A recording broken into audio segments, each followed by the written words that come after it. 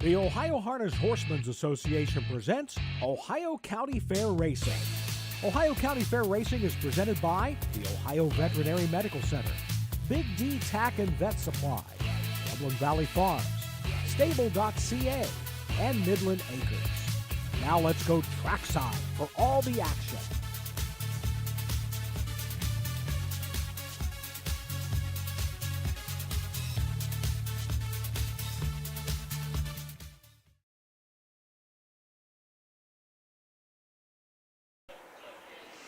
Good afternoon and welcome to the Guernsey County Fair in Old Washington, Ohio. I'm Don Tiger with my sidekick Frank Froz.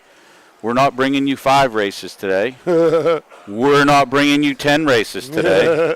We're bringing you 15 action-packed harness races today. 15 of the 85 races between yesterday and today, the 6 race cards from across the state. 85 races. Amen to days. that. Wow. It's a lot of races. A lot of races, and we're happy to do it today. We've got absolutely gorgeous weather here today. Not a cloud in the sky. 80 degrees, sunny, light wind, no humidity. Very, very comfortable. Unfortunately, with the limited budget from the OHHA, I only have one shirt, and it's dark and it's black. So at some venues, I get toasty. Today I am warm and comfortable and I'm feeling good, and we're looking forward to bringing you a lot of harness racing grassroots action here over at Old Washington. Nice track, looks in excellent condition. I actually had to walk across it because I needed to park in the infield. Parking is very limited over here at Old Washington. If you are anywhere in the area, please stop by and see us. Interstate 70 is very accessible to us, so we're right off Interstate 70. It's a hop, skip, and a jump about a mile off of the exit. Typical fair, we've got amusement rides, we've got good food, and most importantly, we've got a good staff here to bring you all the racing action, all 15 of these races. I do not have any changes for you yet. Myself and Frank will give them to you. Frank's always great with putting them on the website. As always, you can get our harness programs at harnessracingohio.com. Again, harnessracingohio.com. We're also up on YouTube today as well. We've got all of our YouTube. We've got our Facebook page. So we're bringing you every venue we can today, and we're here all afternoon to do it. And right now, everything seems to be working great. The only thing we're having a little issue with is our track announcer. It's a good ways across, if you can see, to the where they have their audio set up is way out there. And we've got it, so there might be a little hiss in the track announcer, but I think we've got it the best we can get it. So, but in fact, our track announcer today is Chuck Friedrich. So Chuck does this fair. It's the only fair he does, a veteran of race calls. So he is getting ready to rock and roll. And, today, 15 races, as Don told you. Just a crazy 2 days of racing in the Buckeye State. We're here. Susan and Chris Santacantarina are in Worcester right now. As soon as that card ends, that's 12 there. They are leaving and trying to get to Upper Sandusky for that card. They may miss the first couple of races at Upper just because of the time it takes to get from there to the other one. Matt is up at Montpelier with Ashley Daly.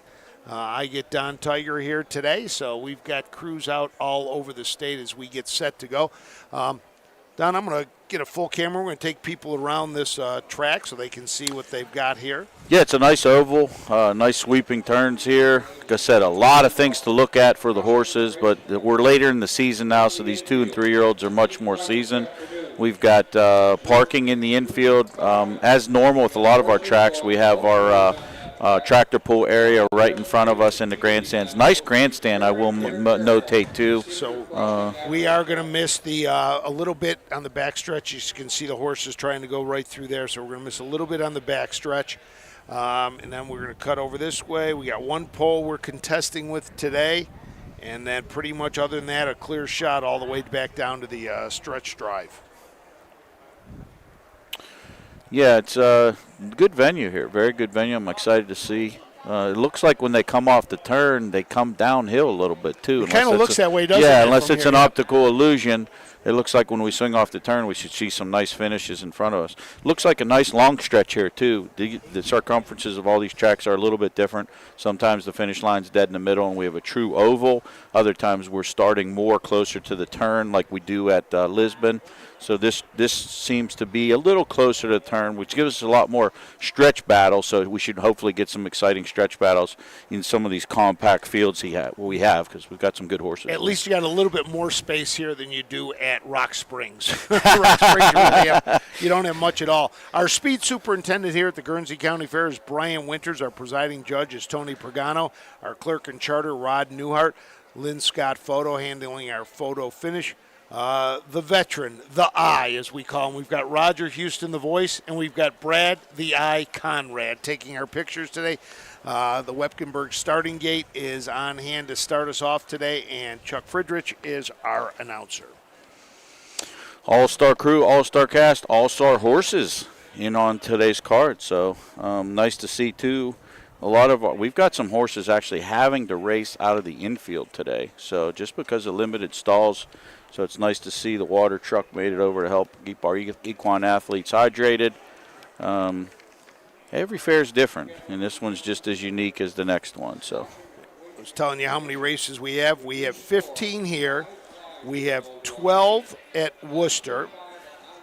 Trying to get the rest of our counts for you today as well. At Upper Sandusky, the crew will get there for 14 races. And then up in Montpelier, we have a whopping 16 races up there. So we got the second longest card at 15. 16, boy, they got a bonus race. Then they got us by one. But it's fun when you have these deeper cards. I love it because we get to see, when we have these one-day meets, we get to see the girls, we get to see the boys, we get to see the trotters, we get to see the pacers, we get to see the freshmen, the sophomore, and then we're in a couple free-for-alls. So everything and anything you want is here today in Old Washington at the Guernsey County Fair. We look forward to bringing you these races. We got some real stellar horses on today's card, like Jailhouse Pearls in the 6th race.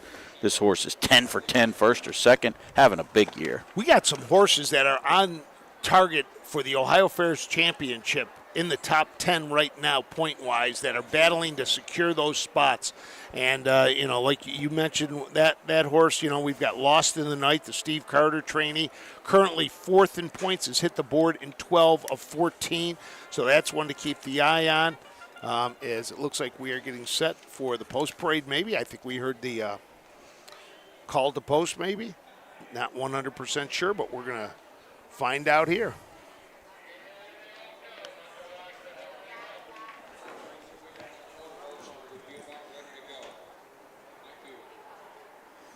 Once we get it, we'll throw it up to Chuck. Here we go.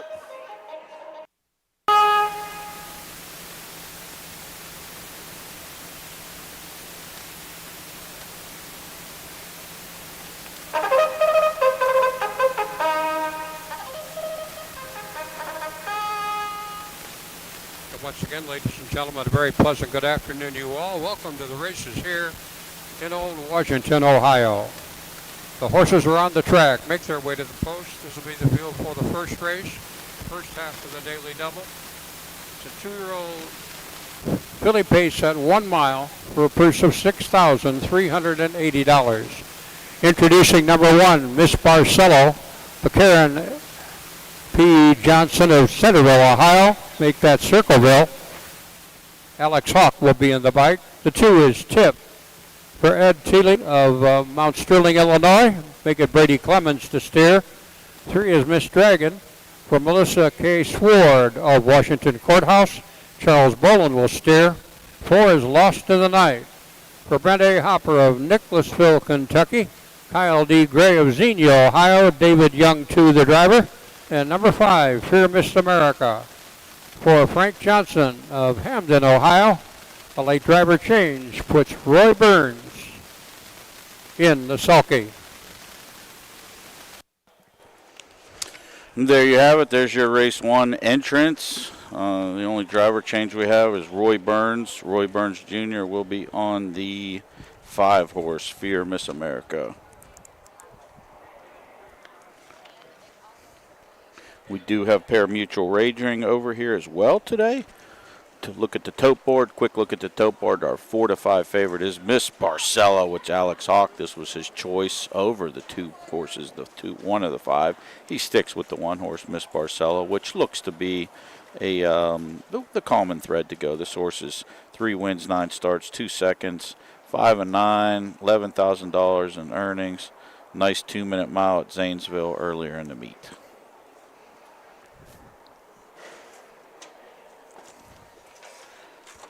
Let's give you a closer look at these horses. We'll start out with the 1, Miss Barcella.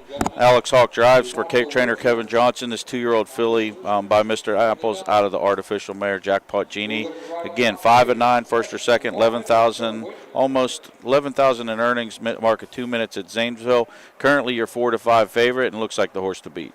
Taking a look at the number 2 here in the first race, it's Tip. Brady Clemens will drive for Ed Ryder. Ed Teefee of Mount Sterling, Illinois is the owner. This is a lather-up out of the Western Hanover mare.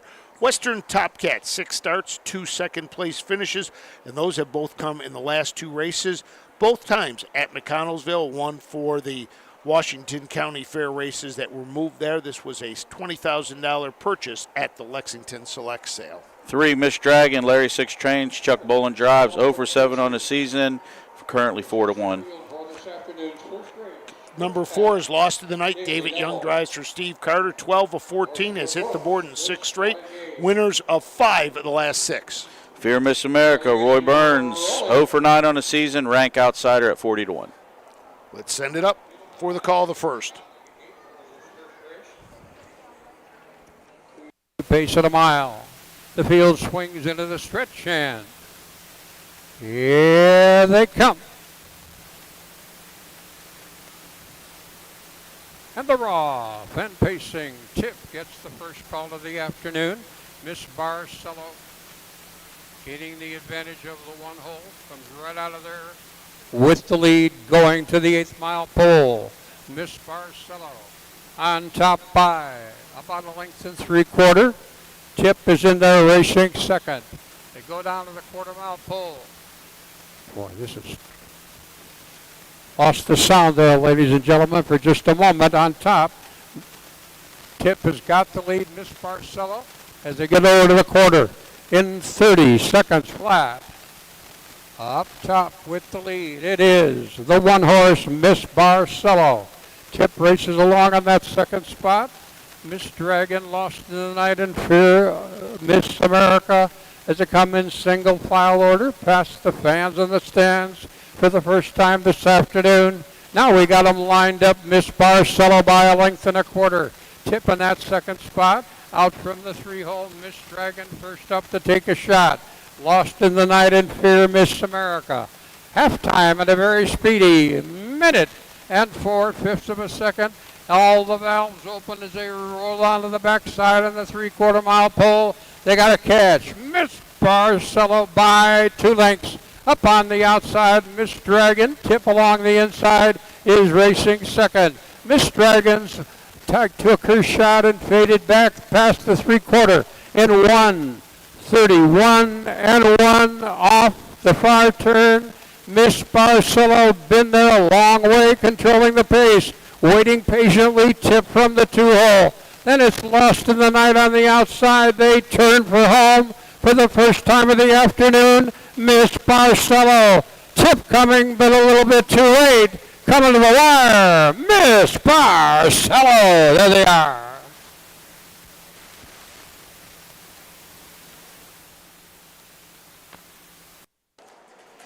Race 1, unofficial, 1-2-4. Nice call by Chuck Fidrich there. Miss Barcella, wire to wire. Never looked back, seated the lead right out of the starting gate and said, this race is mine. Made every pole a winning one and is a very popular 3-5 for the locals here who had pounded on to Miss Barcella. 2 horse Tip, 23 to 1 on a tote board, but took that inside post position, stuck right to the 1. Actually even made a little bit of a challenge in the lane. Never threatened to win her, but a nice game, second place finish. In rounding out for minor awards, the 4 horse Lost in the Night. This horse really didn't have a chance. Got away fourth, and with Miss Barcella controlling the race, had some dull cover up the backside from Miss Dragon. Did pull 3 wide and was able to secure minor awards for a third-place finish. So unofficial 1-2-4 in race number 1.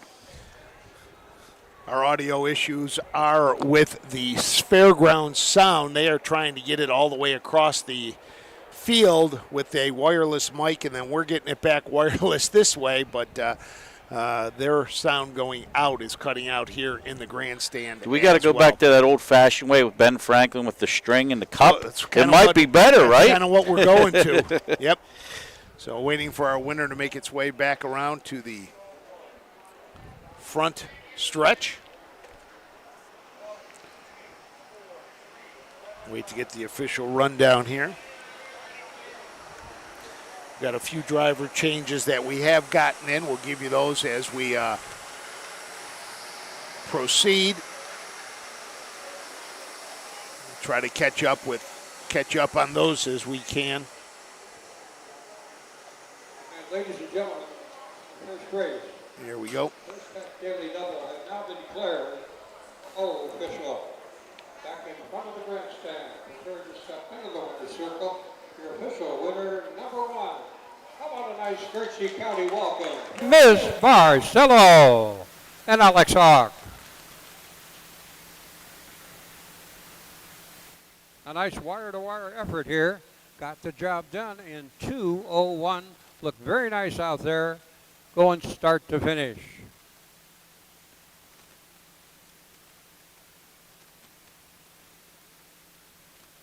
Miss Barcelo. Check Miss Barcelo.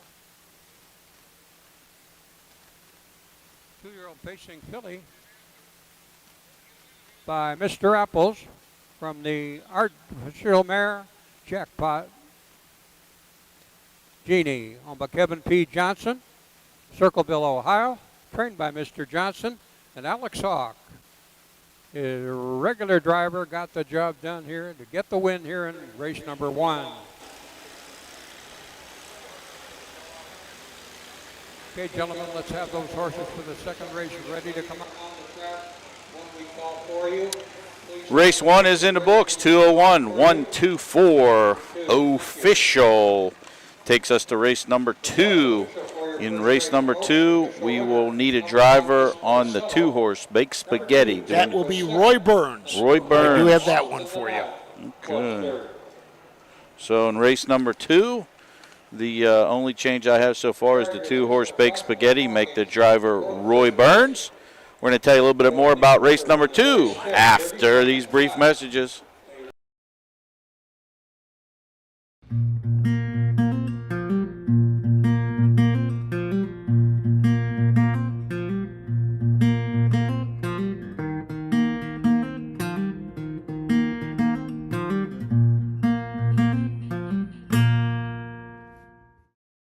The year 1847 saw the creation of the annual Guernsey County Fair. The local agricultural society had organized a year prior and decided to host the fair to promote their industry. Early fairs would rotate yearly around Guernsey County towns, causing disputes specifically between Cambridge and Old Washington.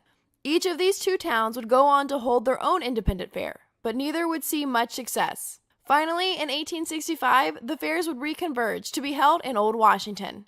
Premiums awarded at the Guernsey County Fair were unlike any others seen at the time. Ladies horseback riding alone paid out $30 and a gold watch to the winner. Crowds also gathered to watch horses race along the half-mile track. The grandstand would be full of spectators, paying 25 cents to see the harness horses. Today, the Guernsey County Fair is a member of the Southern Valley Colt Circuit. They host one day of live-action harness racing. They're often racing in the Southern Valley Colt Circuit. Catch the excitement of Ohio harness racing at one of the county fairs in the Southern Valley Colt Circuit. For over 150 years, people have gathered at county fairs to cheer on their favorite racehorses. Keep the tradition alive. Visit one of the 10 fairs in the Southern Valley Colt Circuit this summer. Horses, racing, and winning. It's the Southern Valley Colt Circuit. 10 great fairs in southeastern Ohio.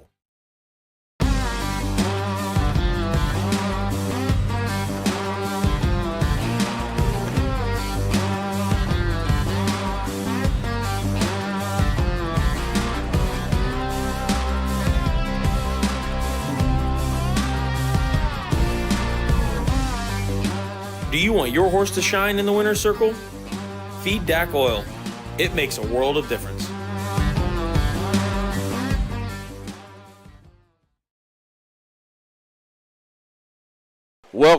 Welcome back to the Guernsey County Fair in beautiful Old Washington, Ohio. Just a picture-perfect day today. 80 degrees, no humidity, light wind, and sunny. What else could you ask for?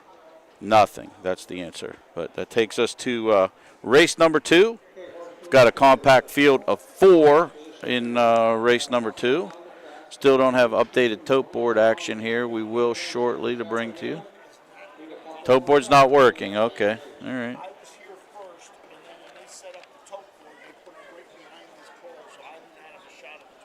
Okay. Well, I can tell people if it does work, kind of where we're at.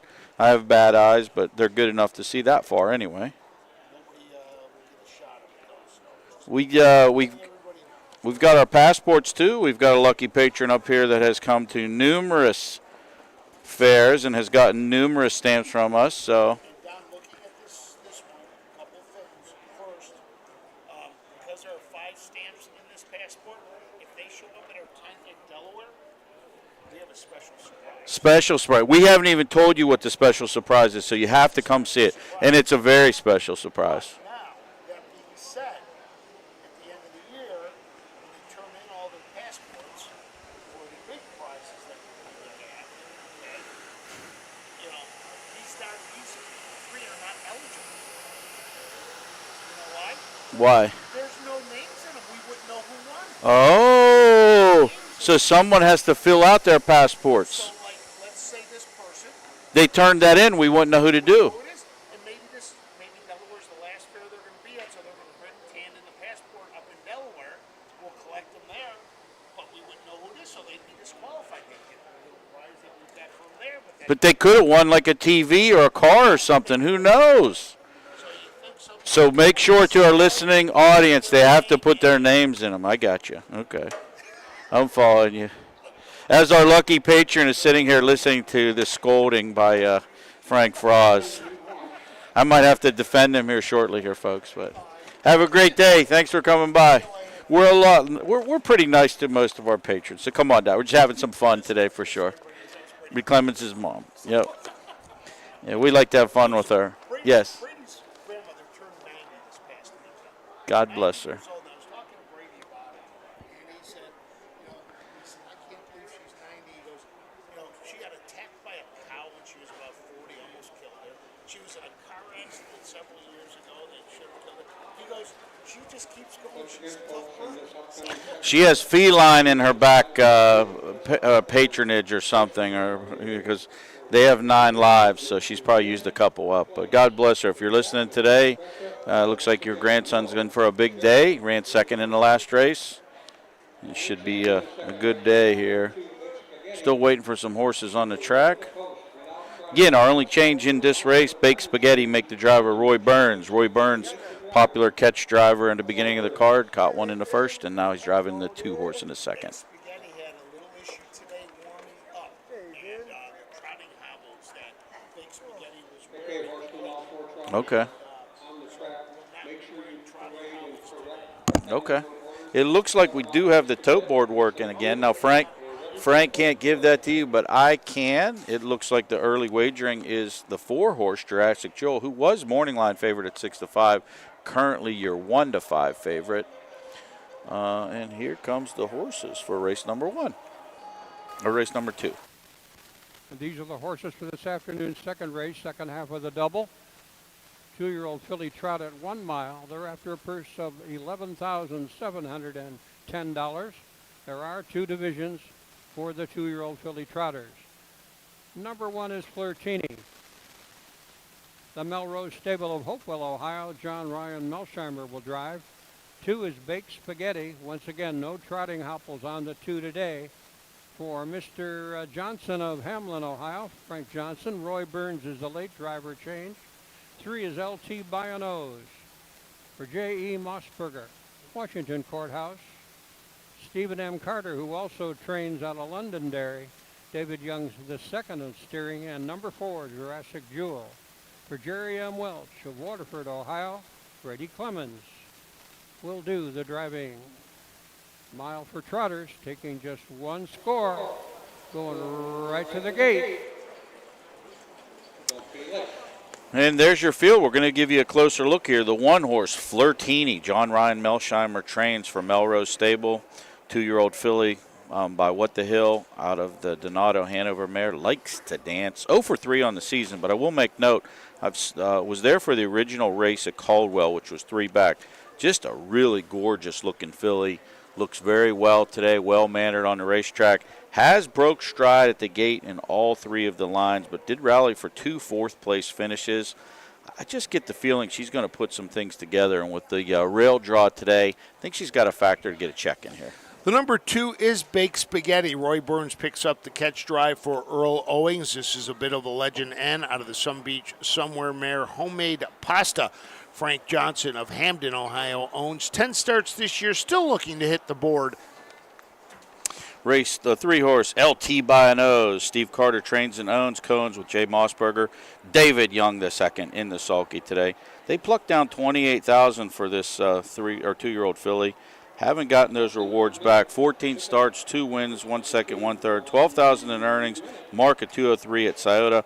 Makes some miscues, but 2 back, she stayed flat and ran second. When she minds her manners, she usually gets a check. The main threat to the 4-horse here. The 4-horse Jurassic Jewel. Brady Clemens drives for Eric Nesselrode. Jerry Welch is the owner and breeder. 8 starts this year, 2 wins, a second and 3 thirds. $13,267 earned on the card. Has hit the board in 5 of the last 6. A winner last time out at McConnellsville. 4-horse Jurassic Jewel is your prohibitive 1-5 wagering favorite. Still getting all the tote action by the locals here.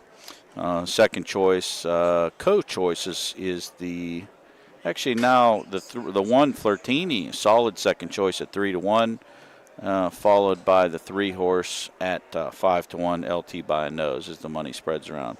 4 now goes up to 2-5 as some money comes in on the other horses. Nice field, though. I do like this Flirtini. I know I said get a check. They're all going to get a check in here, but I think this one's got a chance to run second here today if she minds her manners. Starting gate is rolling. The Wokenberg starting gate is rolling. All 4 horses are gathering up the backside around the turn, and we're going to send it up to race caller Chuck Fidrich for a call of race number 2. And half of the daily double. Horses have reached the starting gate.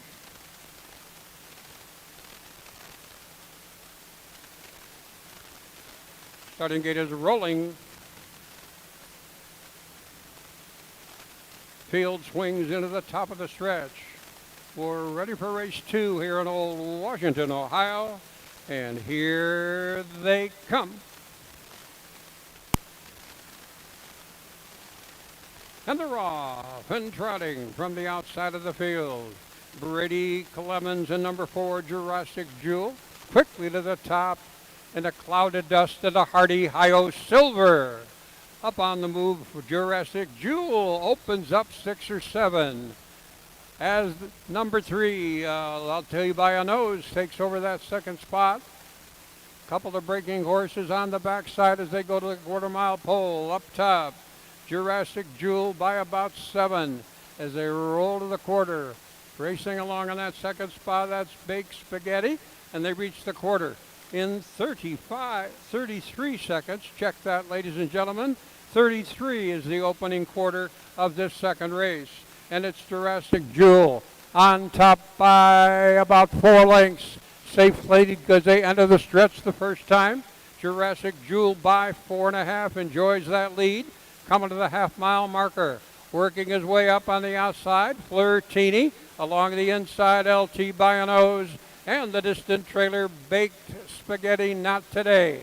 The half went in 105. 32 seconds, second quarter. They're on their way to the third turn. And the 5/8 mile pole. Up top, Jurassic Jewel. As they roll down the backside, looking for the 3/4 mile marker. He enjoys a lead now of 4 lengths. Looking pretty good at this time as they roll to the 3/4 mile marker. Over there in that second spot, that's Flirtini, LT by a Nose, and Baked Spaghetti. Past the 3/4 stretched out in 1:35 and 4. Third quarter in a quick 30 4/5. All the valves open for Jurassic Jewel. He's looking pretty good as he enters the stretch. He's got 7 lengths in his back pocket to work with. Just a jog burger as he comes past the stands. Your unofficial winner of number 2, Jurassic Jewel. There they are.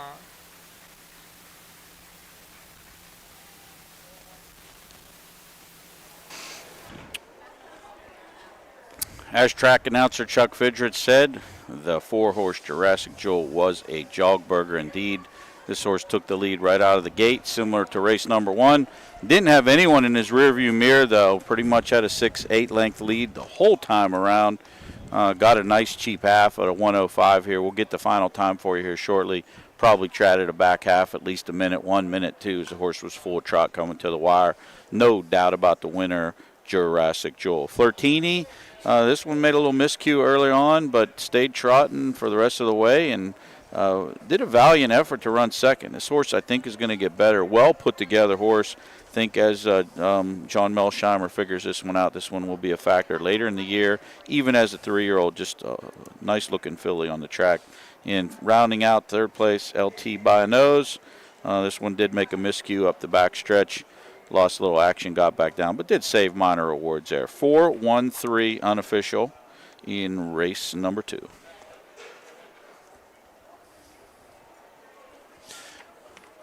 Hoping to get the rest of the driver changes shortly as we wait for our winner to come back around to the winner's circle.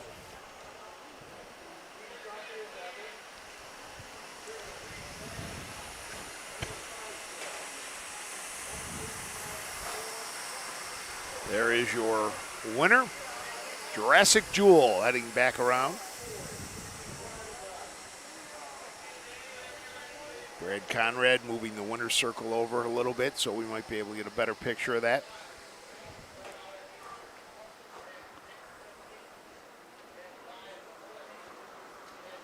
A lot of dust as tractor goes around. Casey Clemens with the winner has to come through it. The now declared official winner of race number 2, that'll be number 4, Jurassic Jewel. Jurassic Jewel, 2-year-old trotting filly by Volstad, by the striking Sabra mare, High Caesar Sabra. Check that high gear Sabra. The owner out of Waterford, Ohio, Mr. Jerry M. Welch, Eric Nesselrode, the conditioner, and Brady Clemens in the sulky. Time of the mile, 2 minutes 5 4/5 seconds, as Jurassic Jewel notches win number 3 in 9 tries here in 2024. Race 2 is official, 4-1-3 in the books. Didn't fool the public again there as they made Jurassic Jewel the 1-5 favorite. $260 to win, $560 daily double, $8 exact. Nice $27 try for a 4-horse field, especially since those were the main contenders. So 4-1-3, and you want to hit the try locally, got $27. Nice payback. Takes us to race number 3. Race number 3, we've got a compact field of 4. We've got some talent in here. A lot of these horses have been doing very well in this circuit. All of these horses except the 3-horse have multiple wins. We've got 8, 5, and 2. We've got 15 wins on the season between the 1, 2, and 4-horse. We're going to tell you more about race number 3 from the Guernsey County Fair after these brief messages. When you need supplies for your horse, one name stands out, Big D's. Since 1976, Big D's Tack and Vet Supply has been the equine experts you can trust. Whatever your horse needs is available at Big D's Tack and Vet Supply. Visit the retail outlet in Streetsboro, Ohio, or order online at bigdweb.com for fast shipping. Most orders ship that day. Or call 1-800-321-2142. Big D's Tack and Vet Supply. The Delaware County Fair, where history meets horsepower. Get ready for the thrill of a lifetime as the world-famous Little Brown Jug takes center stage.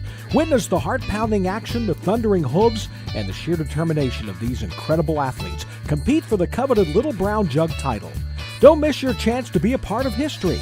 For ticket and hospitality options, visit littlebrownjug.com. The Little Brown Jug, where champions are made and legends are born. Be there! For over 50 years, Midland Acres has provided top-quality Ohio-bred colts and fillies. As a third-generation farm, we understand the importance of delivering well-cared-for and well-mannered yearlings. Get in the winner's circle with the yearlings by Fear the Dragon, Yankee Cruiser, Long Tom, Summa Cum Laude, Ready for Money, and Bit of a Legend. See our yearlings at the Blooded Horse Sale August 27th and the Ohio Select Sale September 13th.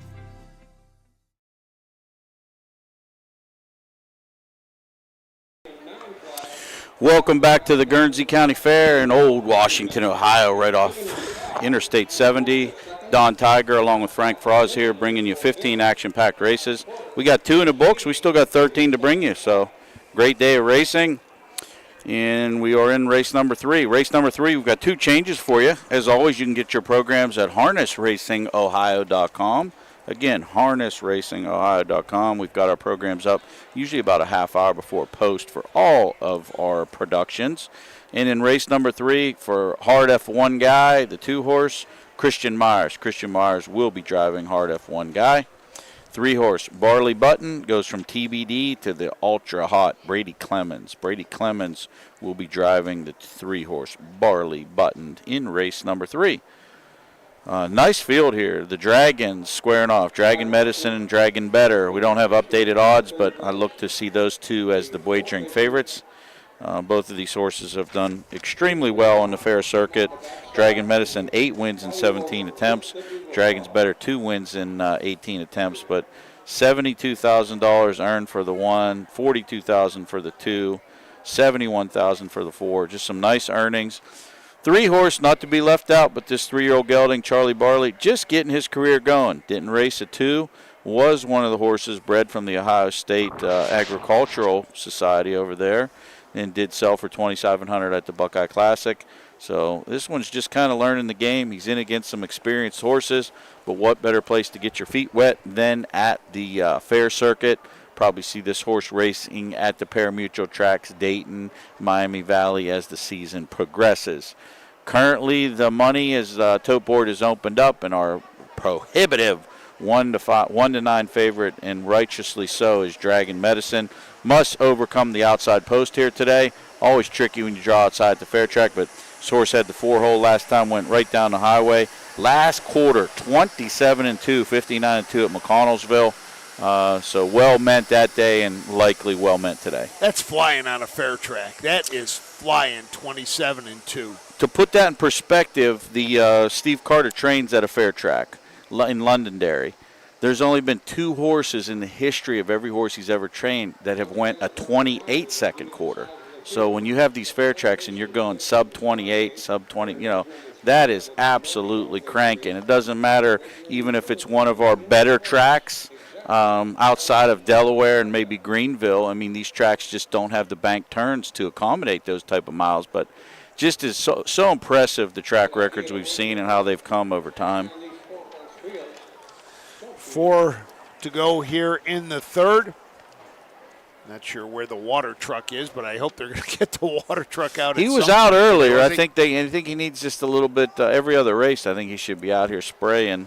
Our track record, while we're talking about track records, all age pace. A very solid filly, Bittersweet Symphony. 2 years ago, Chris Hirschberger trains and drives, 56-4 over this oval. What a mile. She was a special filly. I enjoyed watching her race. Prior to that, the mark that did stand for a while was Standing Date. This horse paced a 58-4 mark back in 2002, so it took 20 years for them to beat it, and when they did beat it, they beat it by 25 lengths with a 2-second differential there. That's a big change for sure. So congrats to Bittersweet Symphony. I don't know we're going to pace that kind of mile here today at all. On the trot side, Stormfield is your track record holder, 2 minutes, 2/5. Maybe have a chance at that. Our first race trotter went in 2:01, so you never know. We could get that picked up, and that was done in 2021. Hey, Don, one of the nice things about today's card, you are not going to have to wait long for one of your friends. Whoa, I saw that. They put it in the middle. Put it in the middle of the card today. So you got one, I think it was the 7th maybe? think you are correct. Or ninth. It's the Ninth race, yep. yeah. So you're not going to have to wait too Ninth long. race, Get my your, favorite, the free-for-all pace. Get your free-for-all pace today. Yep. They put up $1,000, and we got 6 going for the cash. They score 5 across here.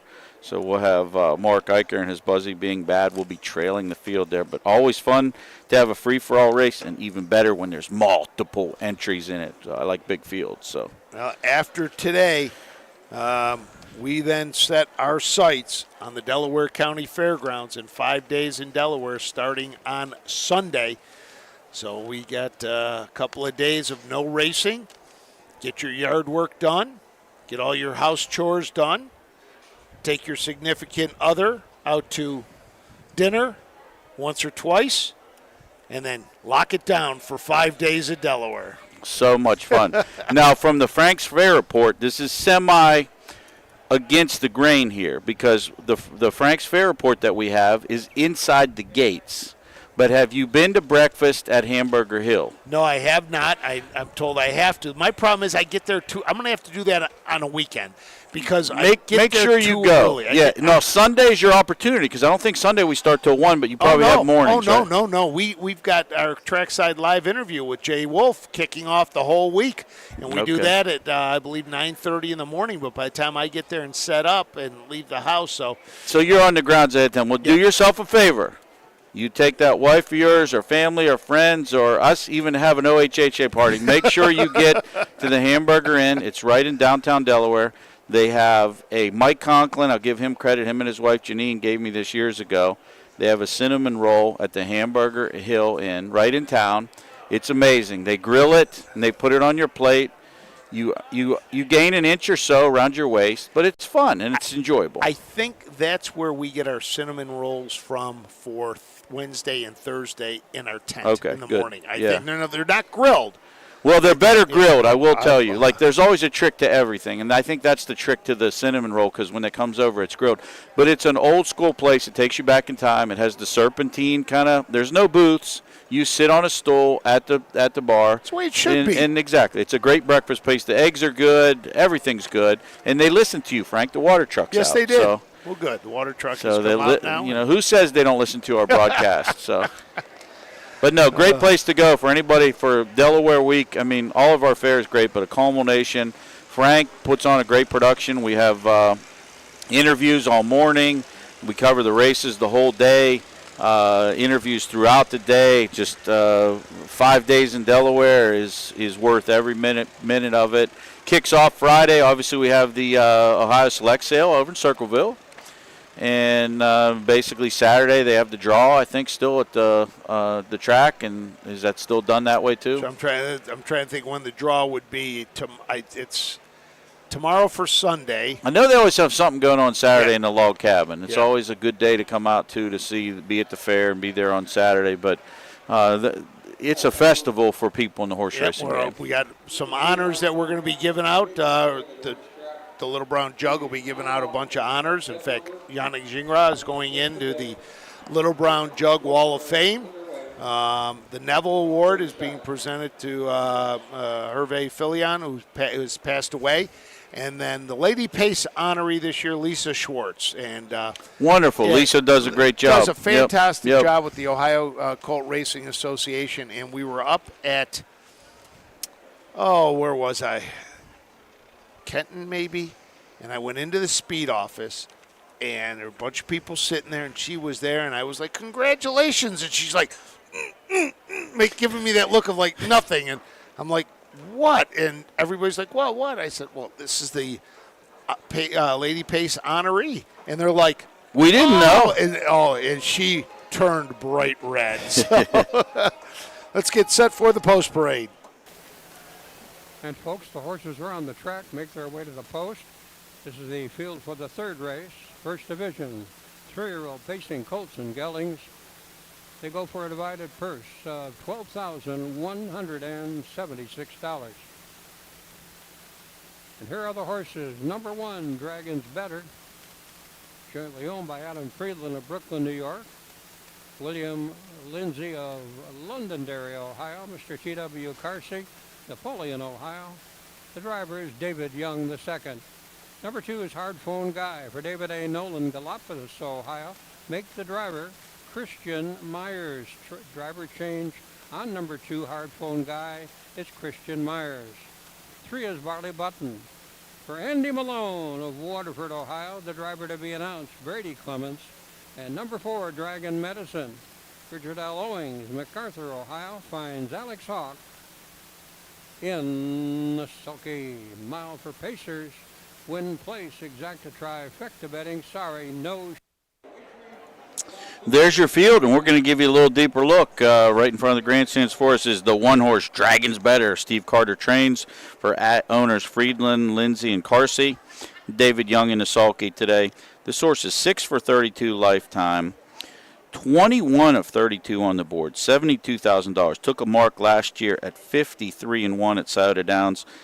For those taking a closer look at the breeding, Better Than Graduate is the same mama of a horse called Pappy Grad, which is one of the top pacers in all of the sport of harness racing. That's the 2-year-old filly, Dragon Better's younger sister. He's currently 4-1, second choice in here.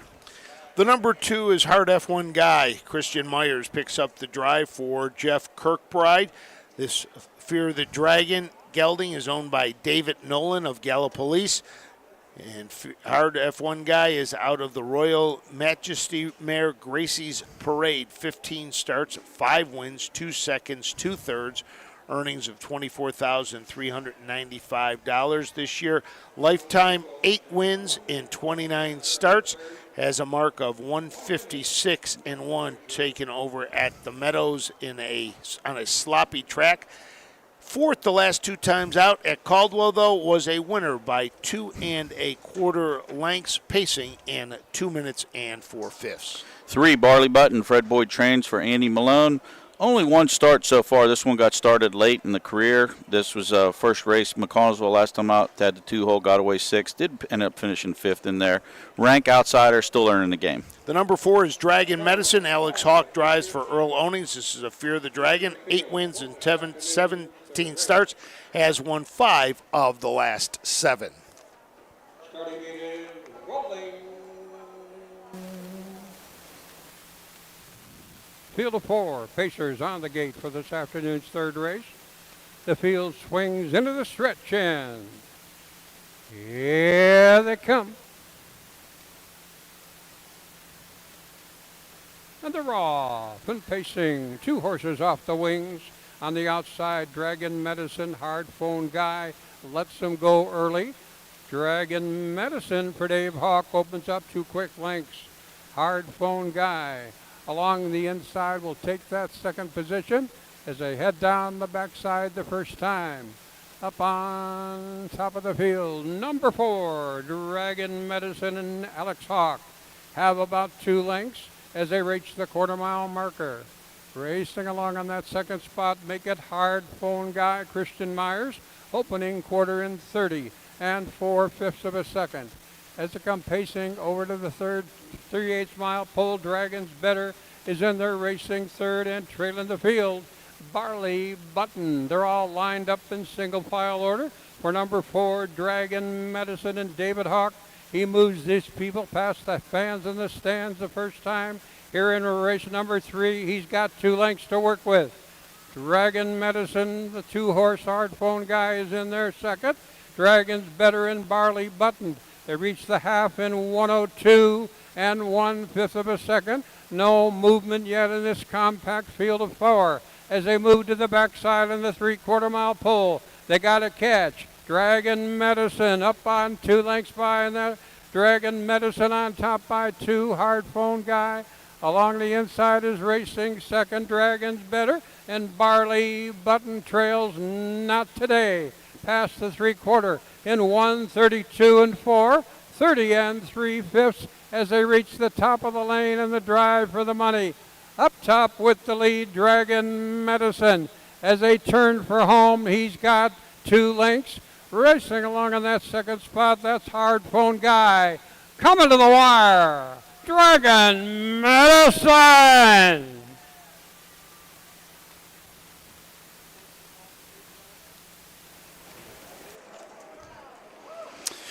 Race number 3, 4-2-1, unofficial. Dragon Medicine, just like the first, just like the second, now the third. Alex Hawk knocked David Hawk, went right down the highway with Dragon Medicine, seized the lead, and never looked back. Jiggy jogged the whole way, drew off in the lane. Very convincing score, probably by 3 or 4 on the wire. Hard for one guy, got away second, held his position, and did hold on for second at the wire. Dragon's better, got away third. Made a brief move up the backside, but again, with the rated mile, very hard to close ground. So 4-2-1 unofficial. Chuck Fidrich, our longtime track announcer here, knows David Hawk, who was Alex's dad. Made a couple calls that David was driving. Obviously, not the case, his son, but obviously good to know from the family affair and the colors. Makes you think how much Alex reminds everyone of David. So great mile there for Dragon Medicine. Very professional. Makes that 9 wins and 18 starts.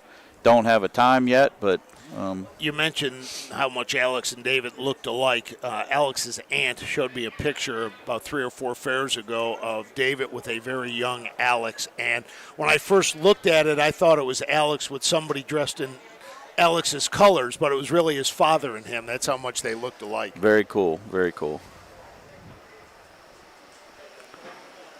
And here comes Alex Hawk back around.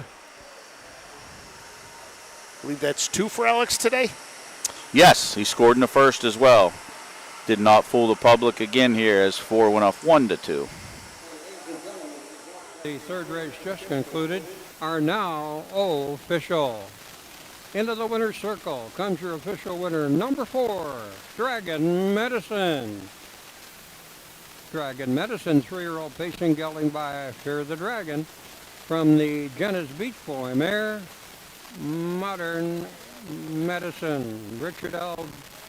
Owings of Monker Arthur, Ohio. Alex Hawk the drive. Alex in for his second win so far in just 3 events. Got the job done this afternoon in a remarkable 2 minutes and 2/5 of a second. Good Lord, that last quarter, 27-3.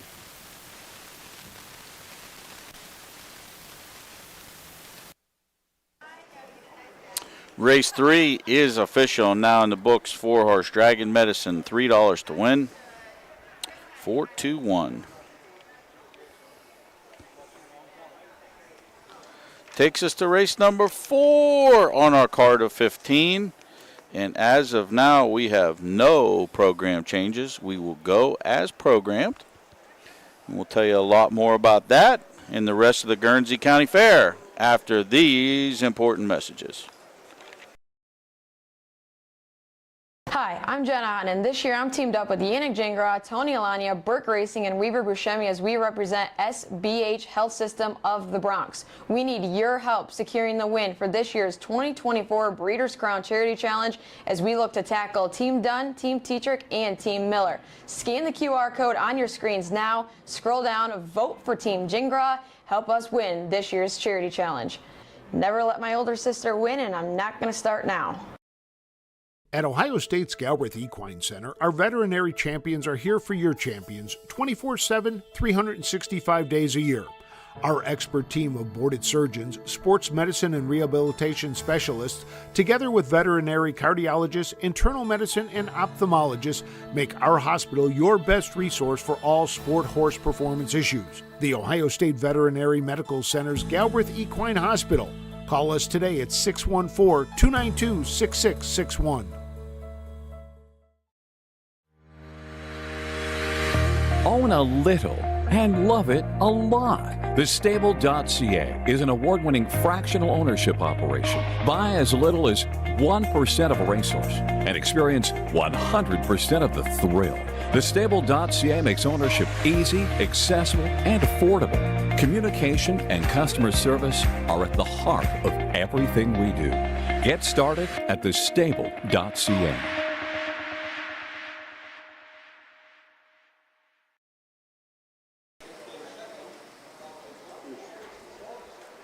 Welcome back to the Guernsey County Fair in Old Washington, Ohio. I'm Don Tiger with my sidekick Frank Frost for the OHHA.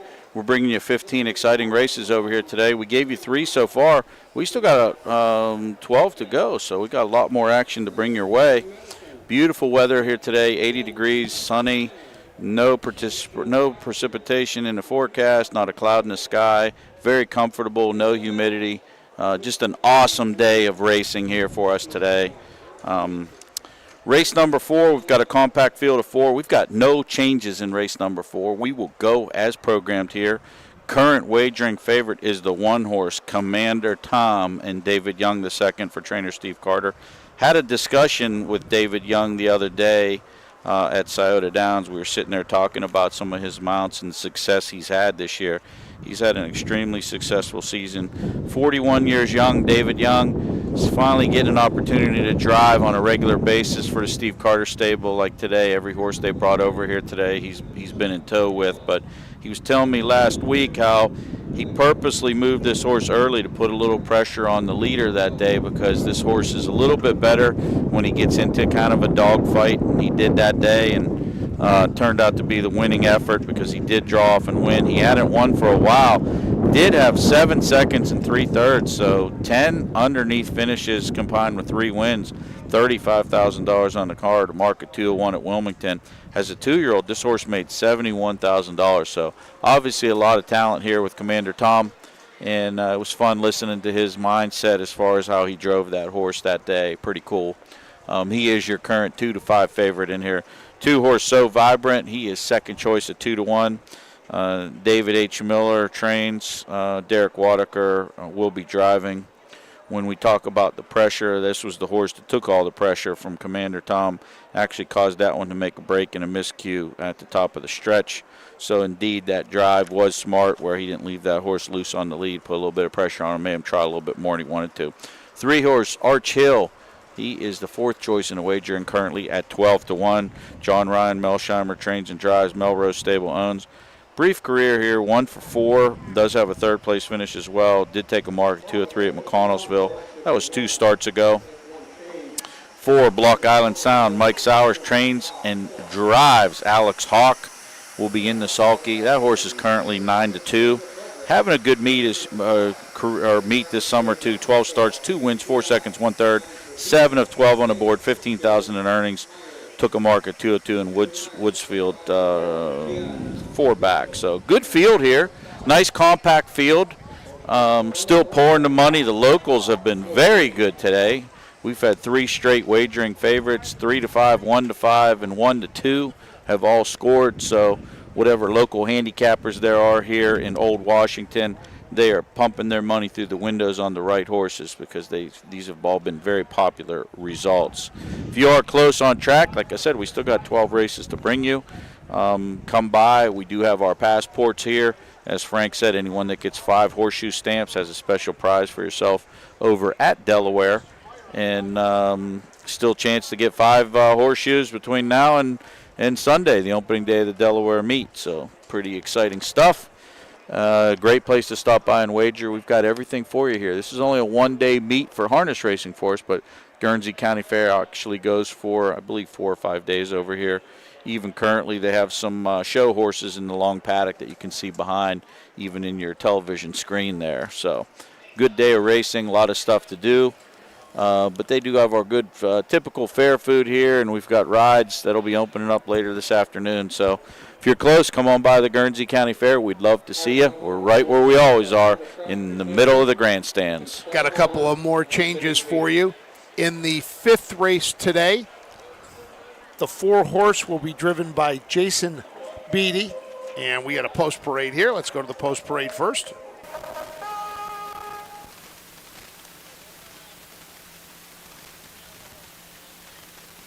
Ladies and gentlemen, the horses are on the track.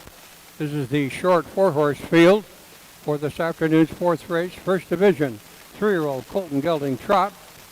They go for a divided purse of well over $11,600. The value on purse number 4 is $5,825. There are no changes. Here's number 1, Commander Tom for Jay Mossberger, Washington Courthouse. B4, Wilmington, Bloomsburg, Ohio. Mr. D. Stanton of Washington Courthouse. And M. Kemper of Yorkshire, Ohio. David Young II will drive. Number 2, So Vibrant for David H. Miller of Salesville. Derek Wadaker up. 3 is Arch Hill. For the Melrose Stable out of Hopewell, Ohio, John Ryan Melsheimer steers. And completing the field, number 4, Block Island Sound. Owned and trained by Mike Sowers of MacArthur, Ohio. Mr. Alex Hawk in the sulky. There's your field of 4. It might be compact field of 4, but it's a well-meant field of 4. And I disagree with the public a little bit here. I think this race is a little more wide open than they're betting. Commander Tom is 1-5, and certainly a nice horse. Has stayed trotting pretty much in all his efforts. I don't know if the rail draw is the best place for this one, though. Drew the rail twice, got away third, and finished second in both of those attempts. Sometimes the trotters, the rail can be a little tricky. I do think the 4-horse Block Island Sound will be going to the lead. He's 4-1, and even though my connections to the Carter stable, I think that horse might be a nice play in here. Sneaky play. Both the 2 and the 4 seem to trot off the gate a little bit better, and I think Commander Tom's going to get away third. We haven't seen much closing here today, so again, here's a brief rundown of these horses. 1, Commander Tom. Steve Carter trains for J. Mossberger, B4, D. Stanton, and M. Kemper. David Young drives Commander Tom. 13-18 on the board, only 3 wins, $35,000 earnings, currently 1-5 favorite. Take a look at the number 2 here, and that will be So Vibrant. Derek Wadaker drives for David Miller, who also owns this Long Tom out of the Cadabra mare Sam's Arsenal. 15 starts this year, 4 wins, his second 3/3, earnings over $20,000, a lifetime 6 wins in 28 starts. Has made some breaks over the last 4 races. Last time out was sitting second by a head, but made a break, finished 6th at McConnellsville. 3-horse Arch Hill. He was 5-2 morning line favorite, and he's currently an overlay at 20-1. Source is only 1 for 4 in the season, is 2 for 4 on the board. Again, another one of these youngsters, John Ryan Melsheimer, is just bringing along for owner's Melrose Stable. John Ryan Melsheimer does drive today. When this one stays flat, 2 back, did that at McConnellsville, just wired the field, aired out in 203. Prior to that, shows breaks in 3 of the 5 charted lines. Even at the qualifier, stayed flat at the Meadows, ran second, stayed flat at McConnellsville. This one's all about staying flat. If this one stays flat, could be a factor and probably wouldn't be bad for a $2 win wager. The number 4 is Block Island Sound. Mike Sowers trains and owns. Alex Hawk will be in the bike. Has a couple of wins in 12 starts this year, 4 seconds and a third. Lifetime earnings just under $39,000. Was a $32,000 purchase at the Ohio Select sale. Has hit the board in 4 of the last 5. A winner 3 back at Woodsfield. And there's your field of 4. For race number 4. They're starting to assemble up the backside and head to the starting gate here. Last flash on the odds. The 1-horse Commander Tom has all the local money at 1-5 and will go off as your prohibitive betting favorite. I do think that one is a little suspect. And here's the call. We're going to send it to Chuck Fedrich for the call of race number 4.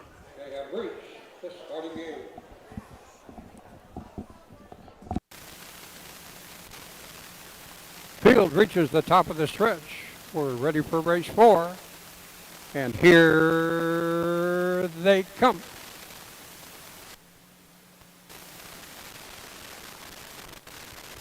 And they're off and trotting. 3 horses to the gate. So first call. Arch Hill along the inside. Commander Tom gets into it. Into the dusty first turn. Up top. As they roll down the backside for the quarter-mile pole. Up on top of the field comes So Vibrant. As they roll to the quarter-mile marker along the inside, Commander Tom is racing second. Parked and pressing on the outside. Block Island Sound and Arch Hill trails past the quarter in 30 2/5 of a second. Oh, to the 3/8 mile pole they come. We got a horse race of 3. As they turn down the lane the first time. Up top with the lead, So Vibrant, stuck on the outside. Long mile this afternoon for Block Island Sound. Down along the inside, Commander Tom. He gets a good seat and enjoys the view as they come trotting past the half. So Vibrant made a break to get back into this thing past the half. In 1 minute and 1/5 of a second, they're some up on the front end. Up top, So Vibrant for the lead by a length and a quarter. Commander Tom has had the best trip. He could dream no better. Down along the inside, trotting third.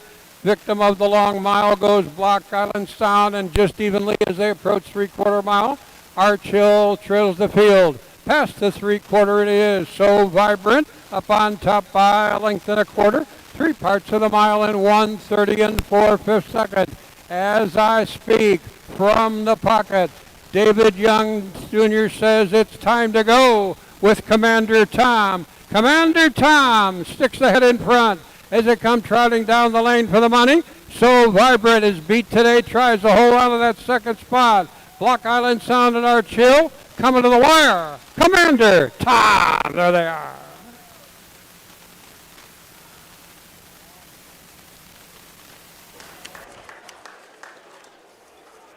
Race number 4, there you have it. 1, 2, 4, unofficial. Commander Tom, I was a little skeptical going to the gate because I thought he would get away third, but the 2-horse, So Vibrant, Derek Whitaker took the lead, parked the 4-horse, so Commander Tom got to get that perfect pocket trip around the 3/4 pole. David Young said go with Commander Tom, and boy, he trotted way off. David had his hands in the handhelds. No whip, nothing, just buggy riding on the way home. And the Carter clan, Ben Lindsay, and the grooms, Donovan, everybody's heading to the winner's circle with Commander Tom. 1, 2, 4, unofficial. Once again, the public had it right. That horse even drifted up to 3 to 5. We'll bring back at least a 320 mutual for the win. So Vibrant did hold on for second. And Block Island Sound, despite being parked the whole mile, did finish third. 1, 2, 4. Ben giving us a big wave from down at the finish line, waiting for Commander Tom to make his way back around.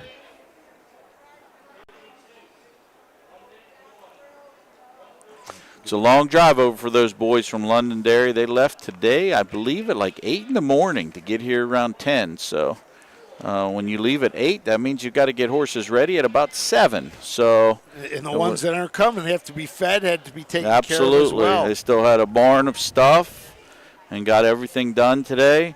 So just a great job by Steve Carter's clan there. And Frank had asked for water. And as Moses is providing it, there's your water. So we've got water on the track, keep this track in good shape today. It's in excellent condition, fast conditions today. Just picture perfect racing day here today in Old Washington at the Guernsey County Fair. Hey, Don, I'm doing another passport right here for somebody. And what I really like to see here is, here's somebody who was at Old Washington today. They were at Worcester yesterday. So they're making their ways to all the. Yeah, they're getting around. Here's something else that's very impressive. I got to show you this. We've already got names in here, which is good. See, that's very important because when you turn those in, we know where to send your prizes to. So don't forget, if you haven't heard, in Delaware, if you can make it over to Delaware to the special tent, you've got 5 stamps. They're giving away a special prize at Delaware if you go to Delaware, okay? All right, thanks for coming by. Thanks for. Wherever Cindy. Owned by Mossberger, Ford, Stanton, and Kemper. All of the Buckeye State, Steve Carter trained, David Young the second in the sulky, as Commander Tom gets to the winner's circle.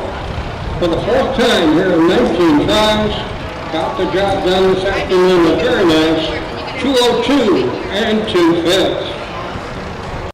Commander Tom, David Young the second, win the 4th. So there goes your winner, Commander Tom. Race 4 is in the books. 320 to win, 740 exacta, 1540 try. We've had some nice tries for these small, compact fields, so nice payoffs all day today so far. And again, the public has it right, 4 for 4.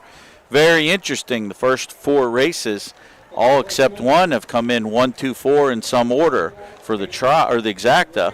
The only other anomaly in race 2, it was 4, 1, 3. So if your numbers are 1, 2, 4 and you boxed them in the exacta every race, you're 4 for 4 so far today. That takes us to race number 5. We've got another 4-horse affair here. We do have a driver change here on the 4-horse ATI, Time for Beachin. Make the driver Jason Beatty. Jason Beatty will drive the 4-horse ATI for Beachin. We're going to tell you more about race number 5 from the Guernsey County Fair after these brief messages. Cool Winds Farm in Lima, Ohio is a full-service standardbred breeding farm. Cool Winds stands the popular dancing Yankee, a 2-time world champion, along with 2019 jug winner Southwind Ozzy, a son of Some Beach Somewhere. Cool Winds also stands the royally bred $2 million earning Western Fame. Be sure to inspect the Cool Winds yearlings at the Ohio Selected Jug Sale at Pickaway on Friday, September 13th.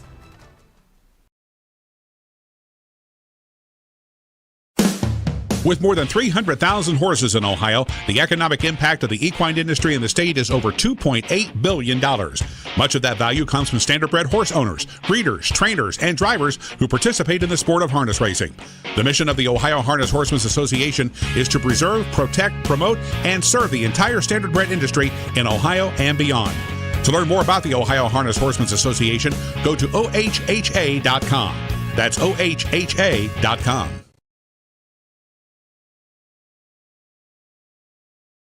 Mark your calendar for the new and exciting North American Standardbred Mix Sale. Tuesday, December 17th at the Mount Hope Event Center in Mount Hope, Ohio. Broodmares, broodmare prospects, racehorses, and stallion shares. Pedigrees announced by Ed Teefee and Gabe Pruitt. Online bidding, clean, heated facility. The North American Standardbred Mix Sale. A live auction to see quality horses with industry-leading pedigrees. Tuesday, December 17th in Mount Hope, Ohio. Entries are now open.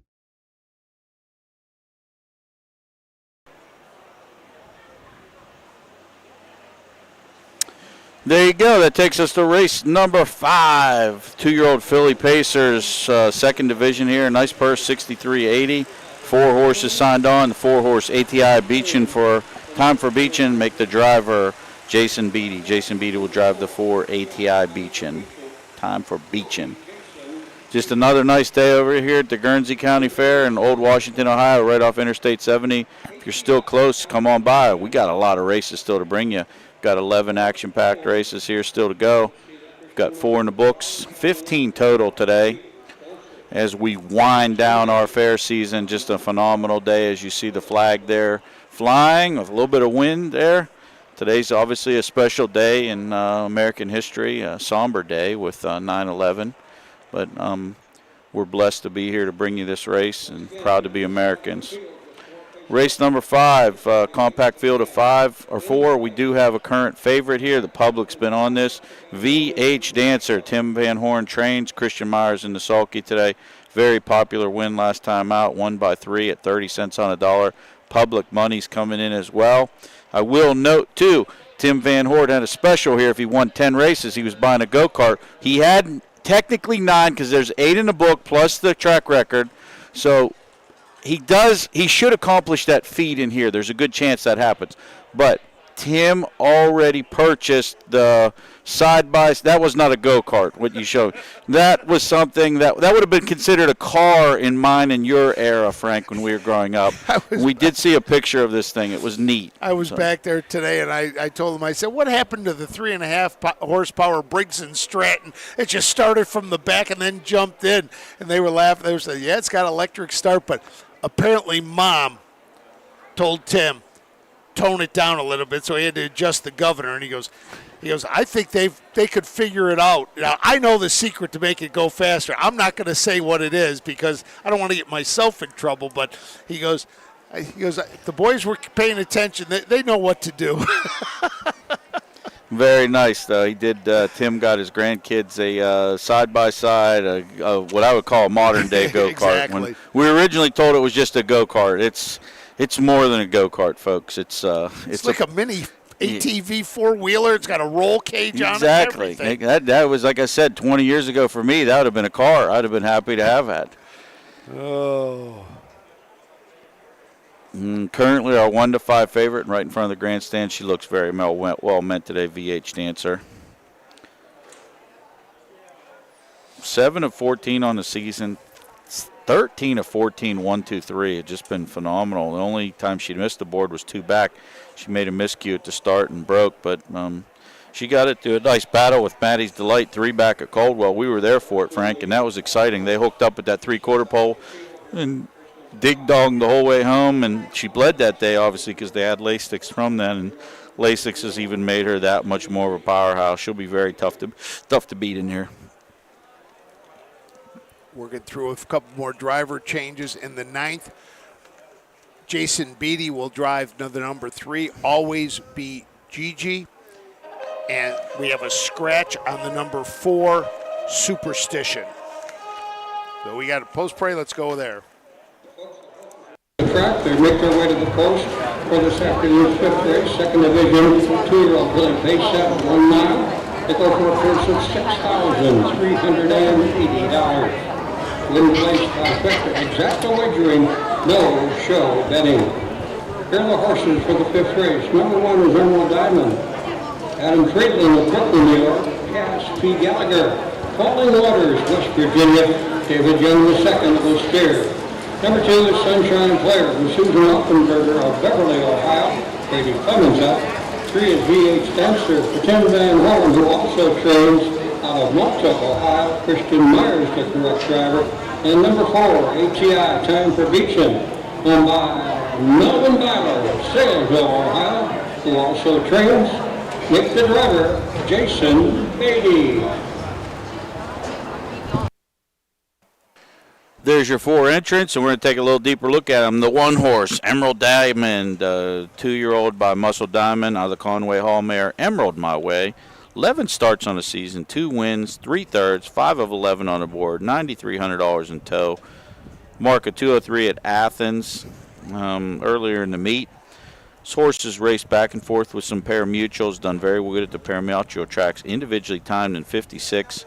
This one's got a bright future, a couple breaks on the card. Go in the right direction, definitely the main threat here. 7-1, second choice. The number 2 is Sunshine Player. Brady Clemens drives for Eric Nesselrode. Susan Offenberger of Beverly, Ohio is the owner. This is a strong player filly out of the Sunshine Beach mare, Sunshine Molly.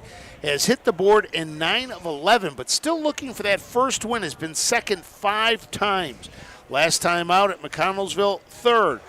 At McConnellsville, 2 back for the Washington County Fairs. Finished 2nd.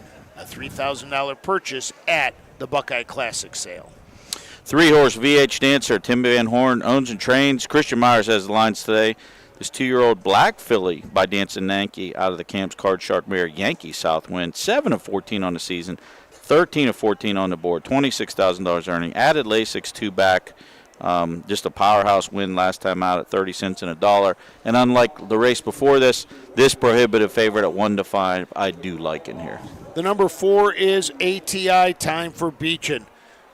Jason Beatty picks up the drive for Melvin Byler. This is a lost in time out of the mare Cruisin' Corrine by Yankee Cruiser. Melvin Byler is the owner as well, making just its 3rd start of its career, finished 2nd last time out at Carrollton.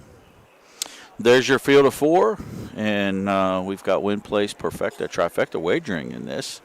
In race number 5, if you're local, you still have time to get to those windows and don't be shut out. Wager early and wager now. In the 10th, we have a driver change. The number 4 will be driven by Roy Burns. Roy Burns has been a popular catch driver today. That's his 3rd mount, I believe, that he's picked up. And then in the 11th, we've got a couple of changes as well as the horses get ready to go. The 3 will be driven by Christian Myers.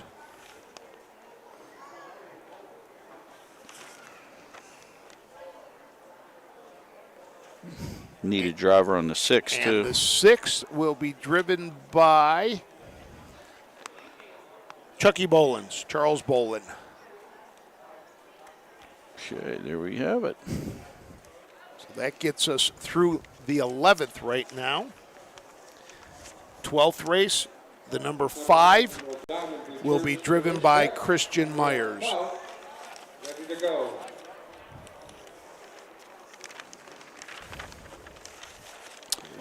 many of these as we can.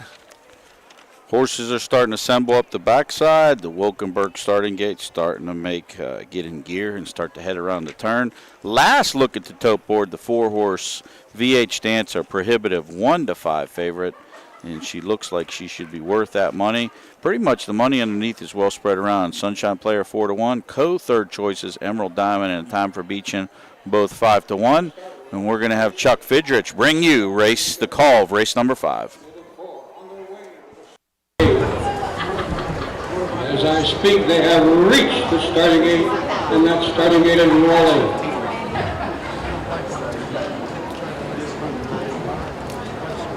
Field swings into the stretch for race number 5.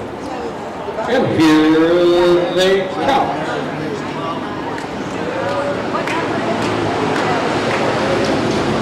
In the raw, pacing VH Dancer, flanked on the inside by Sunshine Player. They go 3 deep in the first turn. Emerald Diamond got away there, pacing 4th ATI, Time for Beachin.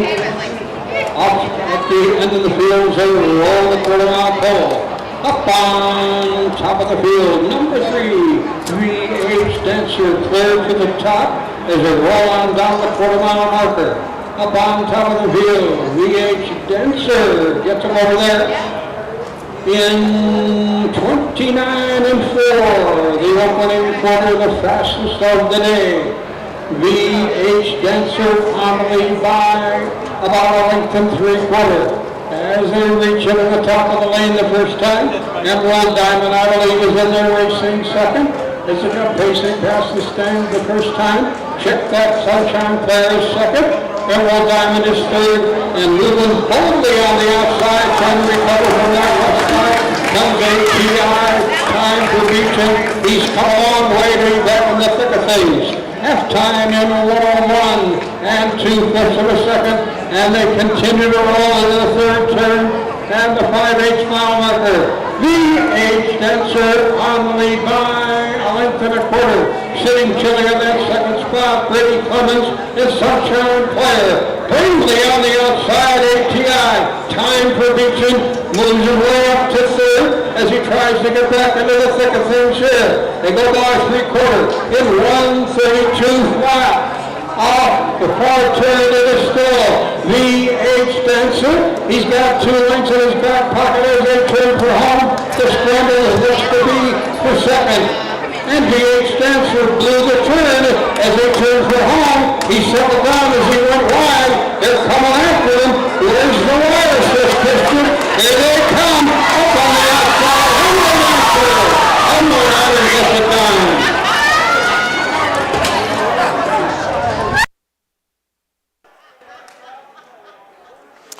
Wow. Wide turn Yep. from Christian Meyer coming around the... Well, as a horse person, I believe the 3 did bleed in that race. Had to go to a big opening quarter. We do have Lasix, but when horses usually stop like that, that horse was coming to the wire. And, I think might have bled a little bit. That's my call, obviously, from just being a horse person, because VH Dancer had this thing well in hand. David Young, though, opportunistic drive here. They were battling hard underneath here with Sunshine Player, ATI for Beachin, and David snuck right up the inside, came right up the rail, and then pulled back off the rail to went by. And nice 6-1 upset was the longest shot in the board, co-longest shot in the boards. But 1-3 unofficial for our top 2 spots. I don't have the third spot for you yet. A lot of late action there, a lot of things to dig into. But Emerald Diamond took advantage of the post position, stayed close, and pounced on it in the stretch. And nice drive by David Young. Wait for the winner, David Young, coming around. Interesting note, the 1-horse Emerald Diamond, this is a pace race, but this horse actually is trot bred. So back-to-back wins for the Carter stable. Correct? Yes, That's what I thought. back-to-back. Yep. Okay. 2 in a row in Ohio. We'll be hearing that a little bit starting Sunday. I love that. I love his euphemisms. I love listening to Roger. He's my buddy, but he also is great at his craft.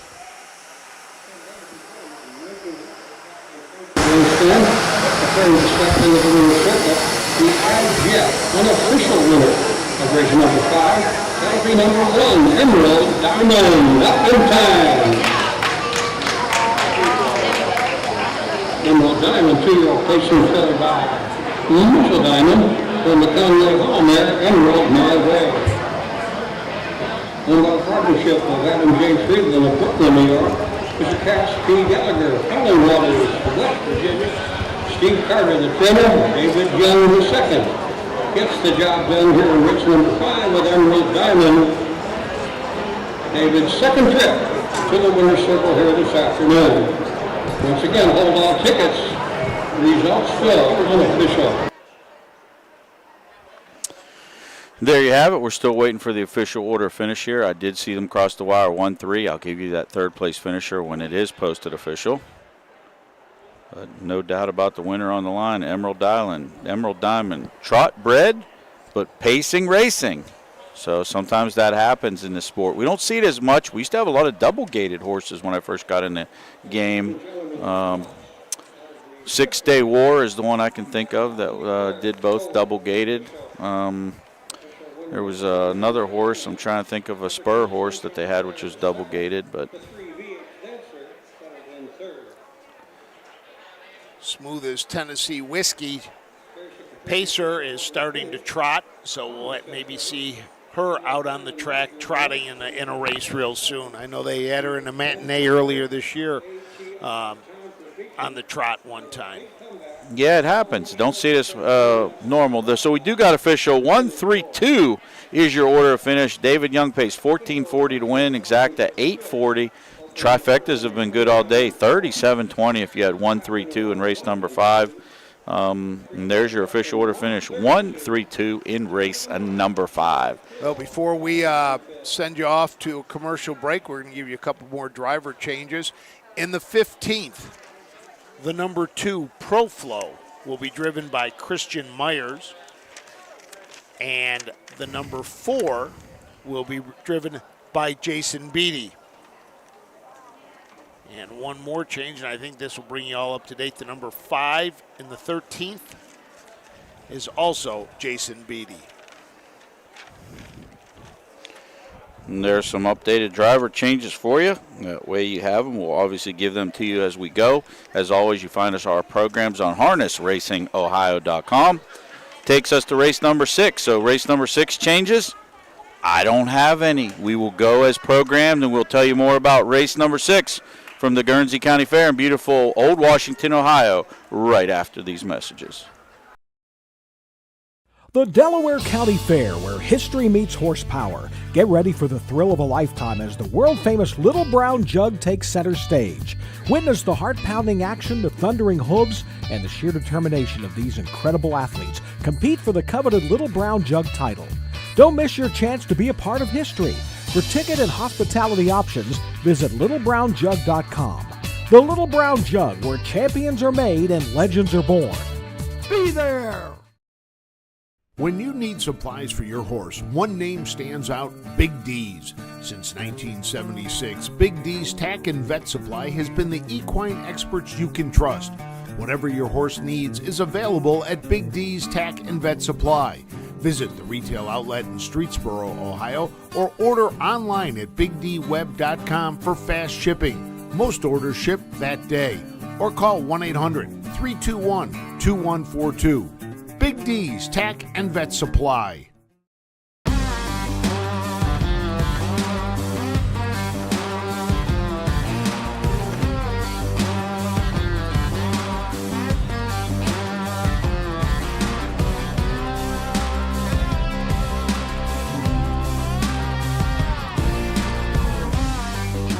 Do you want your horse to shine in the winner's circle?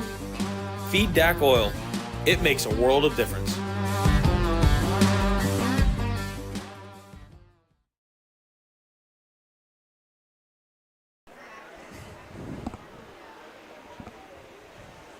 Welcome back to the Guernsey County Fair in Old Washington, Ohio. Don Tiger and Frank Foss for the OHHA.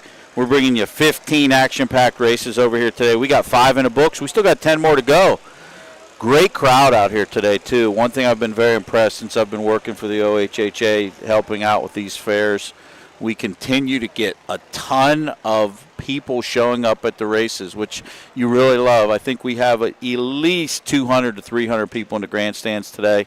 Infield has some people as well. We've got just a great crowd here today, but I will say Mother Nature has excellent weather. We've had 80 degrees, no humidity, beautiful sunshine, and for someone like me that loves the summer, like I absolutely love the summer, the fall is fun. My wife loves the fall. People love the fall, which is good, but in this type of weather, we get these nice warm days, and we get that little bit of coolness at night, but it's always signals to me that winter's coming. So when I get a true day like this where it's hot, sunny, and it feels nice, you just enjoy it because you know that soon the season and the end of the summer is coming to a close. But takes us to race number 6. We've got another compact field of 4 here for you.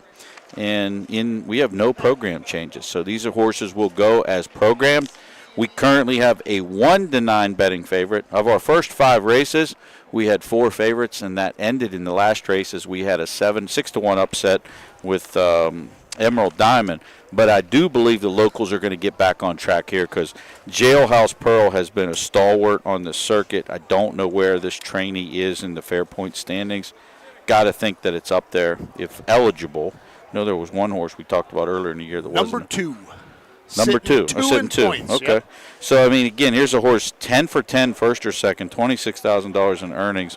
Even when she makes a miscue like she did last time out at McConnellsville, recovered, circled the field, and still won by a couple lengths. So she's been nothing but spectacular. The only race that in the card that she got beat on in the last 6 was Doodlebug over at Woodsfield. I was there that day, and I'm still not convinced she lost. But, hey, that's what photo finish is for stuff. It does show a nose in the program.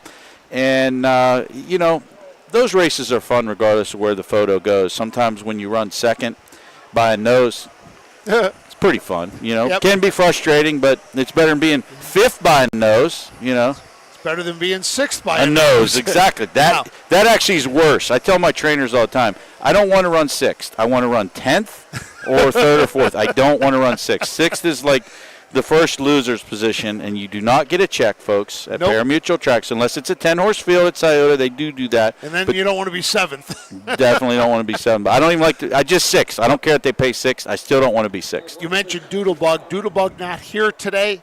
Talked to Vicky Fry before. Doodlebug had a little bit of a cold, so they decided not to race Doodlebug today.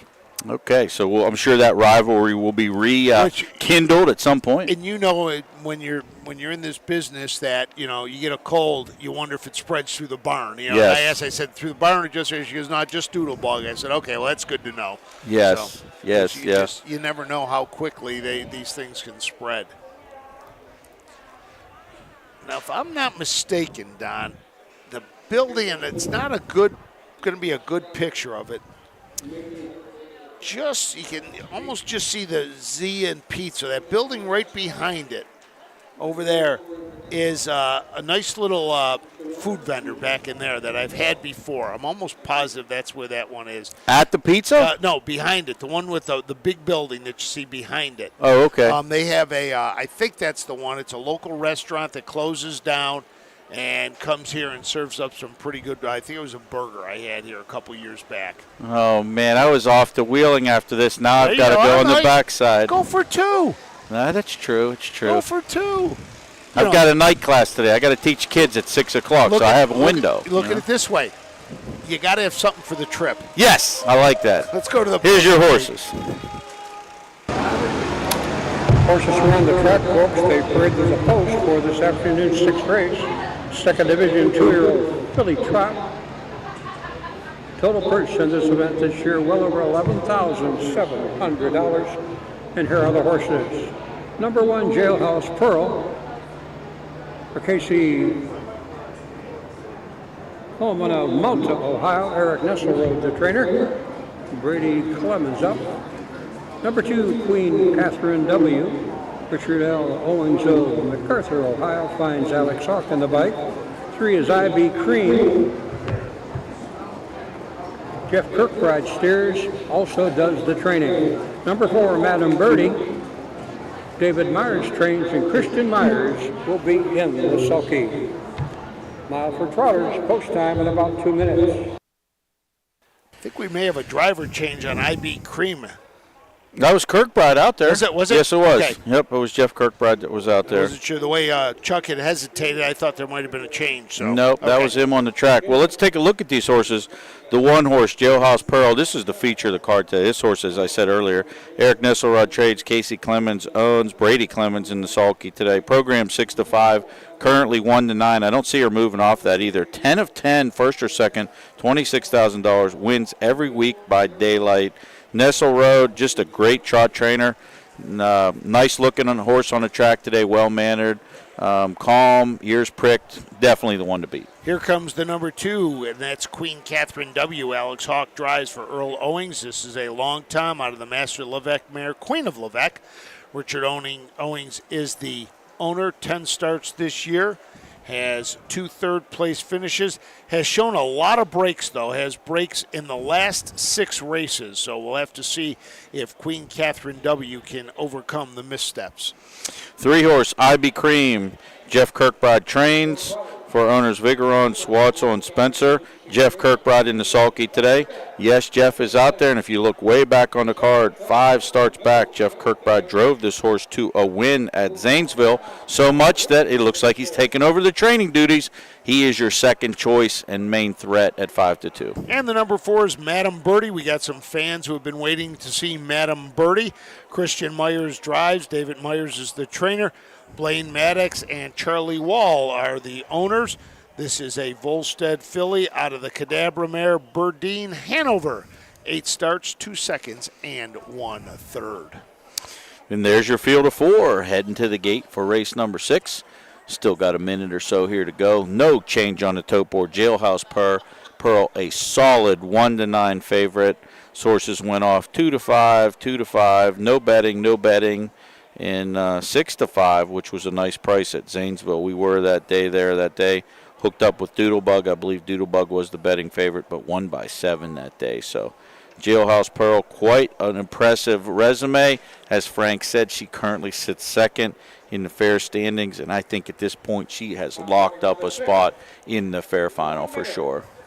Well, I know with just a handful of fairs left, a lot of people are checking those points to see where they are, what they have to do to get into the top 8 are guaranteed a spot in the Ohio Fair Finals if they enter. If not, then, it drops down. And what we tell people when, they'll call the office and say, hey, where am I in the standings? If they can't find it on our website, ohha.com, you can look at it there in the box to the left. There's a little yellow box, the second heading down. You can click there, and that'll get you to the points. And, some people will ask, and we say, hey, if you're not in the top 8, doesn't matter, enter, because you don't know if any of those top 8 may not be entering for one reason or another. Yep. And here we go. The 6th race trotters are at the gate, and we're going to send it to Chuck Fidrich for the call of race number 6. Starting it is rolling, our turn. Field of 4 in behind the gate. We're ready to 6 there in Washington. Field now strip band. Here they come.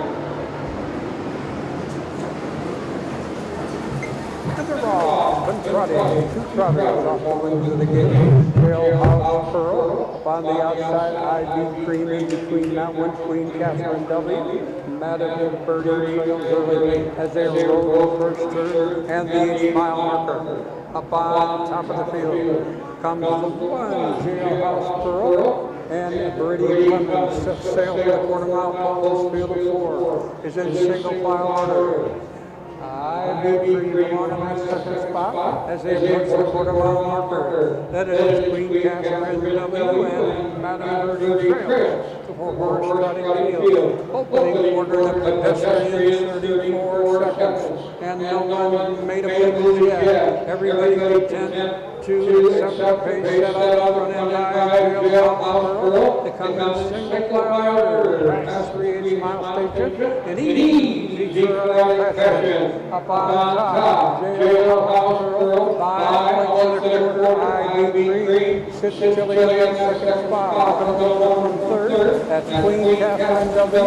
And Madam Birdie has the best seat in the house. She can see them all. The Hatman 108 and 4 for the second. That's 30 miles time, ladies and gentlemen. Jailhouse Pearl will speed it up from here as he heads the length and a quarter width. Along the inside, IB3 reaches second. From the 3 hole, Alex Hawks into the word Queen Catherine W. She's up into that second spot as the trot and tempo picks up. IB3 and 30. They finish on the quarter in 1:41 and 4. Off stride to the outside, went Queen Catherine W. Lost the chance as they turn her home up top. Jailhouse Pearl benefited from the big horse behind him. Set sail on 6 lengths. Jailhouse Pearl, ready coming. Clear, sailing, fire.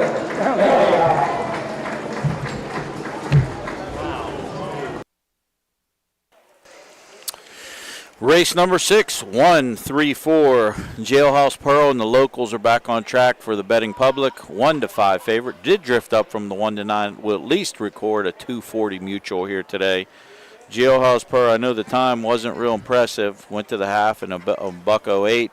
Probably only trotted about 2-3, 2-4 today, but did it well in hand. Her ears were flopping on the way to the wire. Alert horse, looking for action, and just did it all on her own. Seized the track and never looked back. Queen Catherine W. Alex Hawk, as always does, tries to put these horses in play. With the 2 horse, tried to brush up the backside, made a miscue and broke. IB Cream got away second, and Jeff Kirkbride's done a good job with him. 2 driving sits behind this horse, and a win in a second, so no disgrace at all. Was a solid second choice at 5-2 and did hold second here, 1-3. And rounding out the field, Madam Birdie does get the minor awards at 20-1, longest shot on the board, does save third. 1-3-4 unofficial.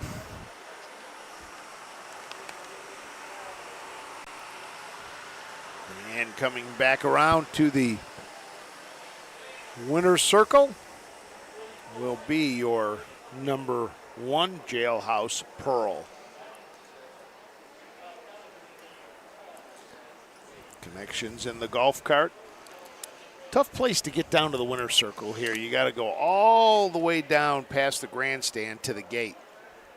Yeah, Mrs. Clemens was saying that too. She doesn't even know how she'll get to the winner's circle, so hopefully she found her way down there. I told her I thought that's what it was. You had to go all the way back and around to come back out onto the track. I think they would make it a little more convenient for the folks in the grandstands, but I remember being one time where I had to leap a fence to get to the winner's circle myself, so people will get resourceful to get where they need to be. You will do whatever you have to get down there, don't you? I saw a guy a couple weeks ago on television, and I swore he had a rocket on his backpack when he was heading halfway from the grandstand to get to the winner's circle. I don't know what you're talking about. It's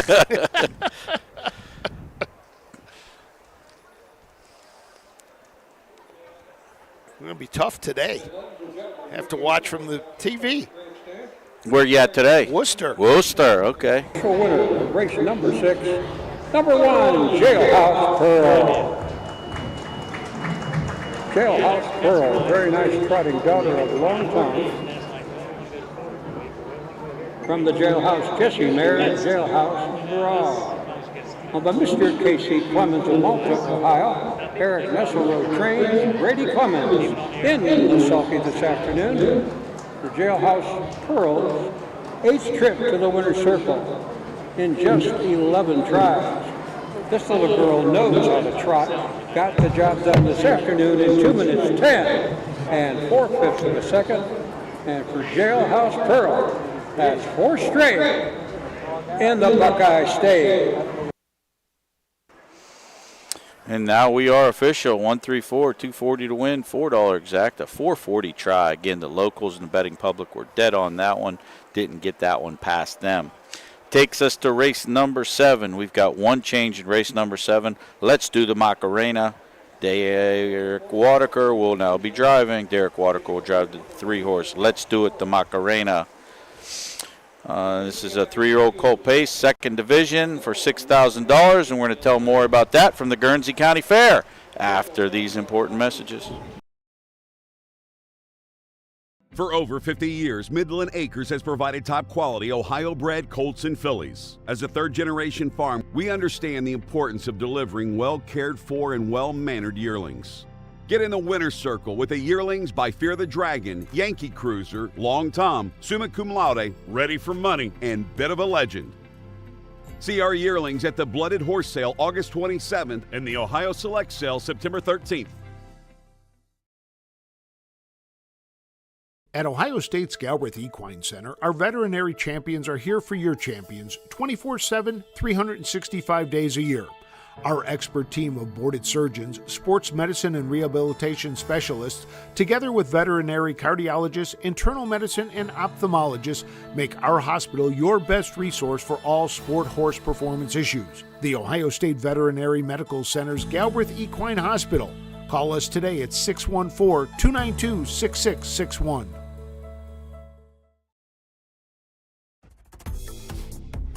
The future is bright in Ohio. Ohio Sire Stakes, Buckeye Stallion Series, 66 county and independent fairs. Whether it's the Ohio Sire Stakes, the Buckeye Stallion Series, or the county fairs, Ohio has a place for your racehorse. This year, Ohio breds are racing for nearly $23 million in stakes purses. Be part of the winning. Breed, buy, race, win in Ohio.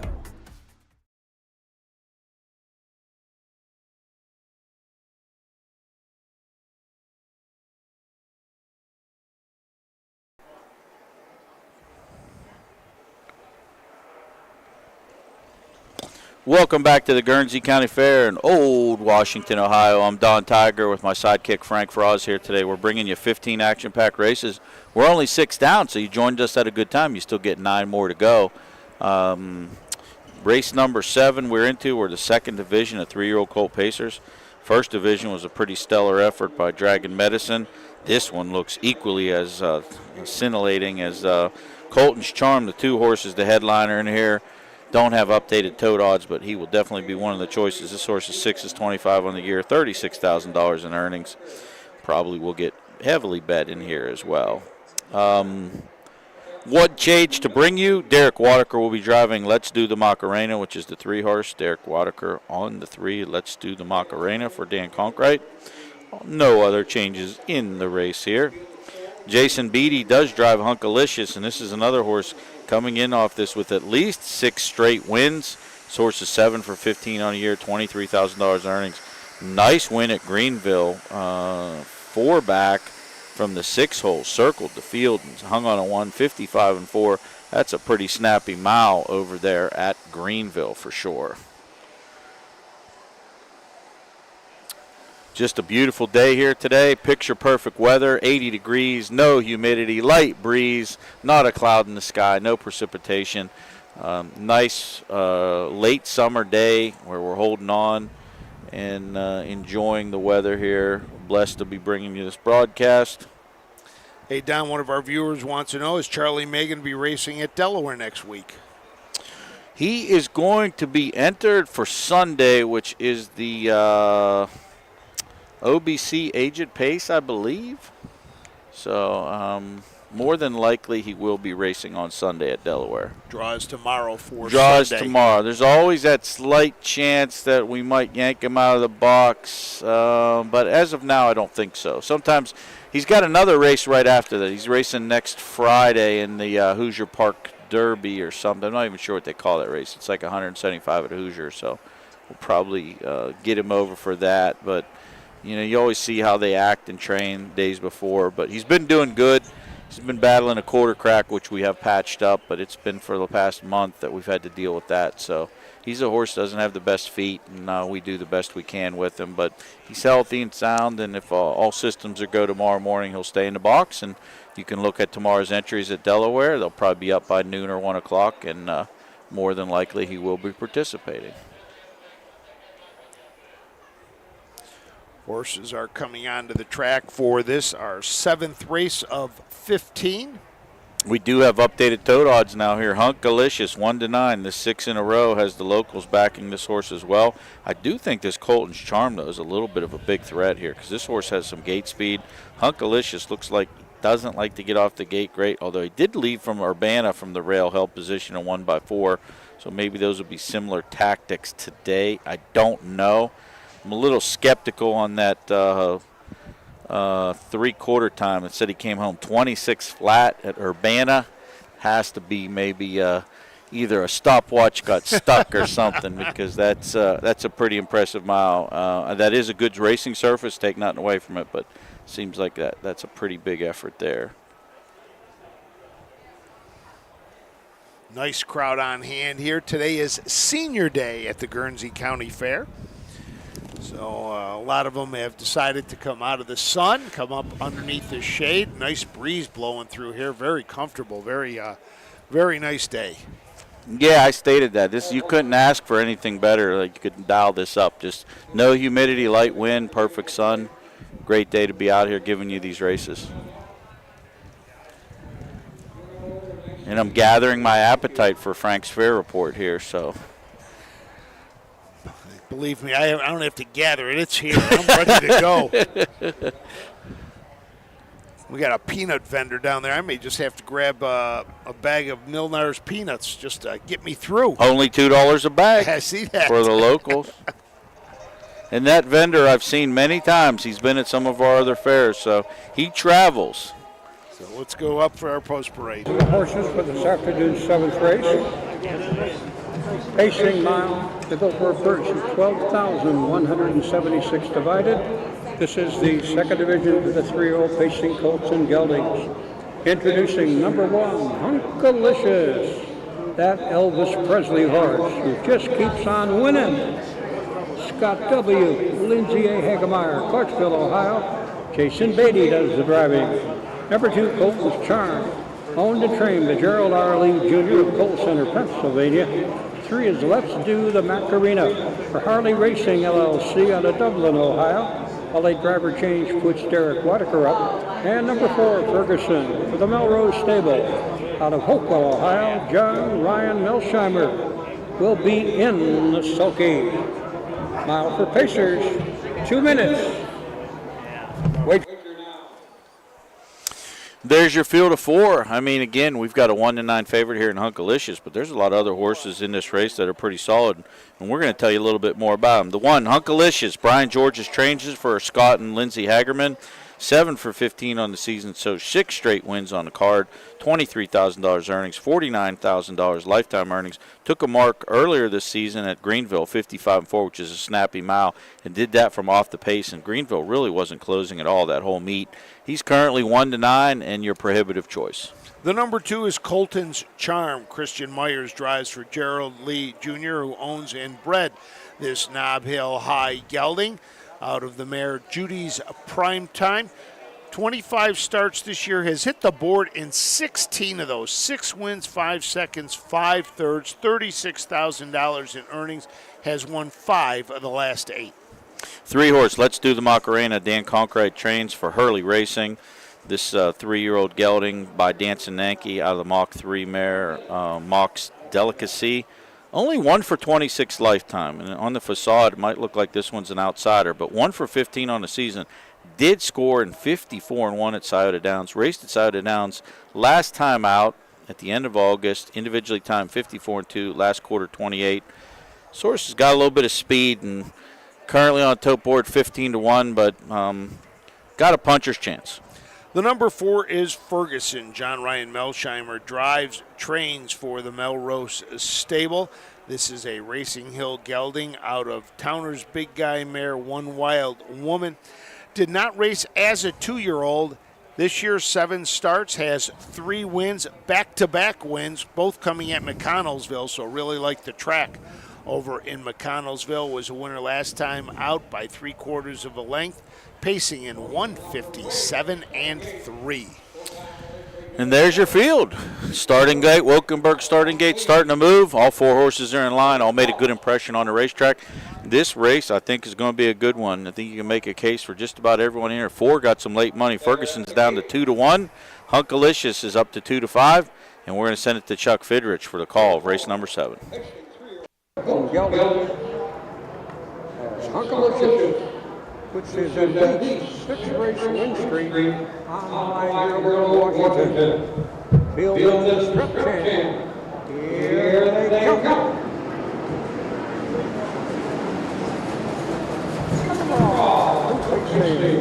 Open Charm gets the first ball, not long. Hunkalicious comes along, and the battle's on. In that first turn, Hunkalicious took a bad step. Meanwhile, on the outside, Open Charm and Hunkalicious slow down the claws as they make their way around the hole. That's where the action is. Hunkalicious holds the charm. He's got Parston pressing on the outside as his 5-quarter. It's 28 and 4. Oh my goodness, that's very fast. For Washington, Hunkalicious on the 5-quarter. Ferguson gets him to her right. Stuck on the outside with Open Charm. Let the two Marina trails the field as they go facing past the stand. Hunkalicious got the lead. He wants to keep it. Up on the outside comes Ferguson. Gavel up to the Marina. Open Charm trails for Horsfield as they make up the third turn in the 5-mile marker. Halftime, 58 and 3. And up on the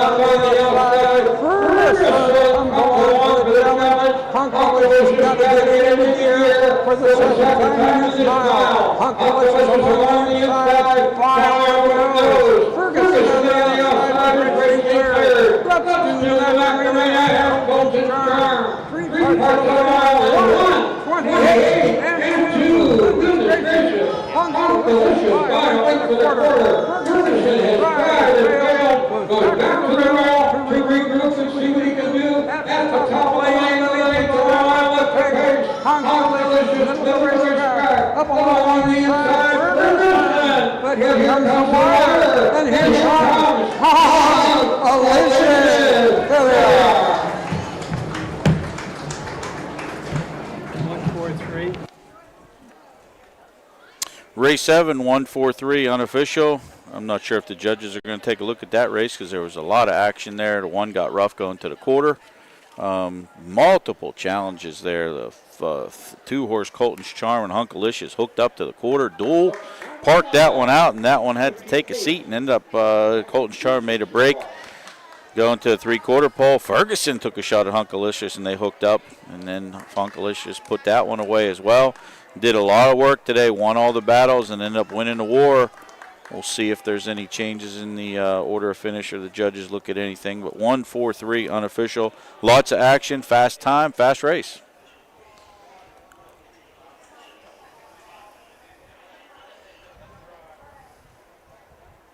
We do have broken equipment on Colton's Charm as well. As I look down here, Source either stepped out of the hobble or broke the hobble. So good job by Christian Myers keeping that horse out of harm's way, and did cross the finish wire to get a check. Yeah, it looks like it's up.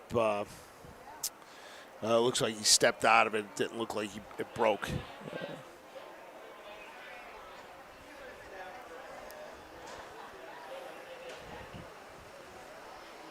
Waiting for our winner, Hunkalicious, to make its way back to the winner's circle. That'll be now 7 straight wins for Hunkalicious.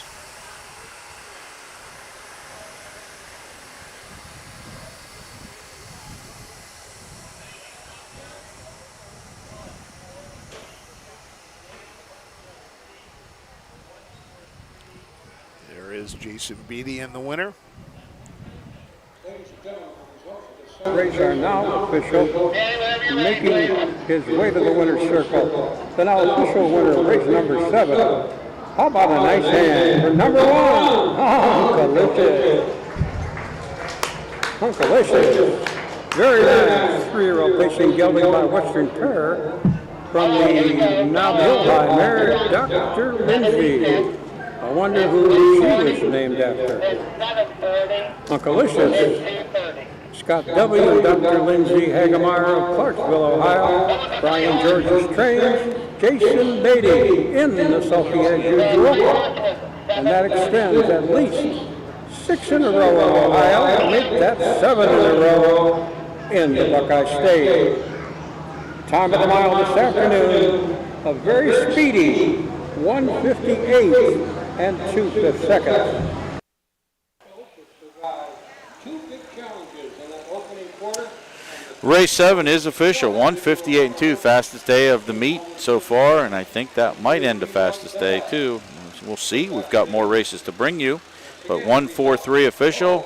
Public again, right on that one. 340 to win, 360 exacta, 980 trifecta. Well meant. Hunkalicious took a lot of battle and went from there. So takes us to race number 8. Race number 8. We don't have any program changes, I don't believe. So we'll be able to bring you that race as programmed after we step away from the Guernsey County Fair from Old Washington, Ohio, after these brief messages.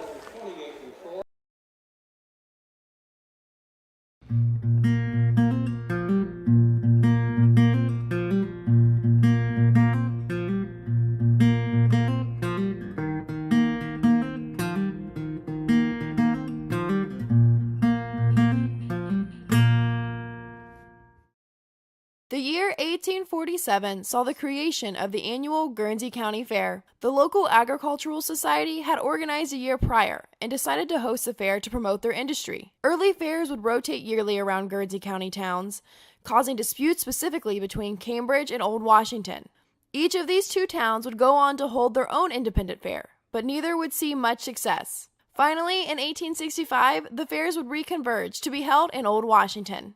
Premiums awarded at the Guernsey County Fair were unlike any others seen at the time. Ladies horseback riding alone paid out $30 and a gold watch to the winner. Crowds also gathered to watch horses race along the half-mile track.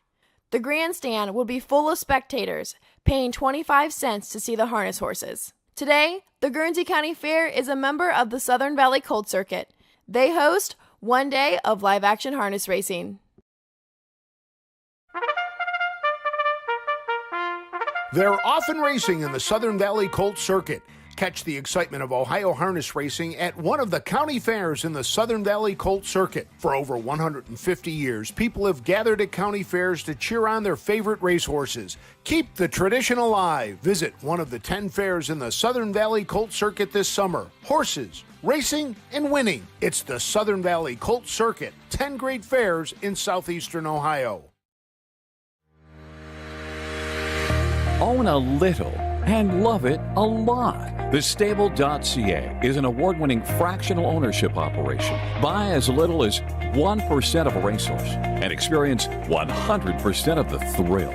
The Stable.ca makes ownership easy, accessible, and affordable. Communication and customer service are at the heart of everything we do. Get started at thestable.ca.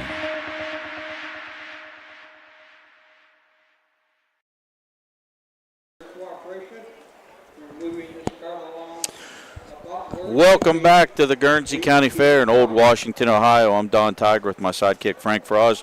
We're bringing you 15 action-packed races over here.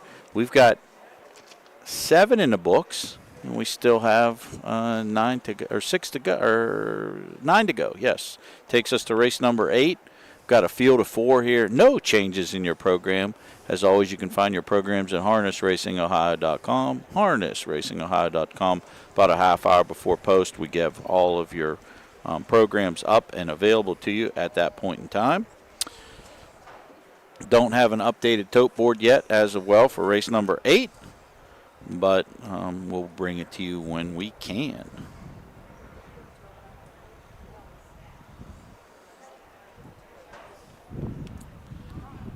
Another 4-horse field today for this, our 8th. Like Don said, no changes. Always good when we don't have changes. No changes at all. Good to see the 2-horse Jurassic Justice racing. This was the horse that got loose over in Zanesville 4 or 5 starts back. Could have turned out to be a disaster, and that ended well as that horse got wedged between 2 cars. The cars weren't as fortunate as Jurassic Justice was. But Jurassic Justice has been back to the races and is racing extremely well.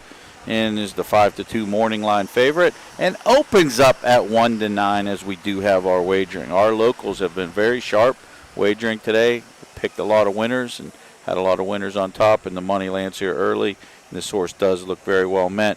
The only winner on the season in the field, the 1 is 0 for 13, 2 0 for 8, and the 4 0 for 16. Jurassic Justice is 6 for 12, $26,000 in earnings, so he is the headliner of this group for the second division of 3-year-old colt trotters. Water truck out again, putting some more water on as this track continues to dry out. Number of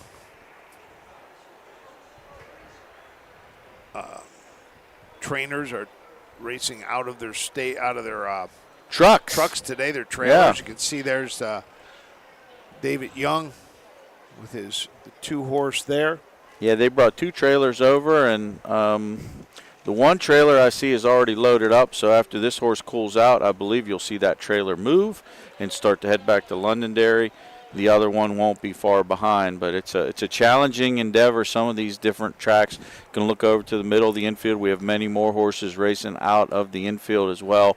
Limited stall capacity over here, so have to deal with the cards that you're played, basically. Carter Stable with 7 in today. 5 have already raced. The next 2 will race in the 11th and the 12th, so they will, as Don said, get that first trailer on the way back to the barn.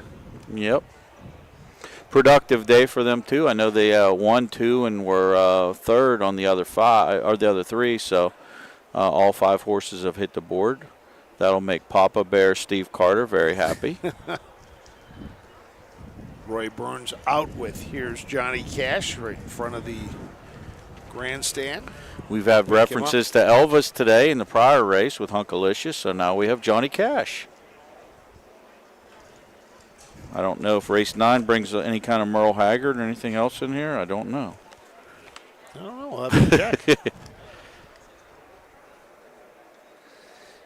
As we get set to go 85 races between yesterday and today at 4 fairs, 6 total race cards.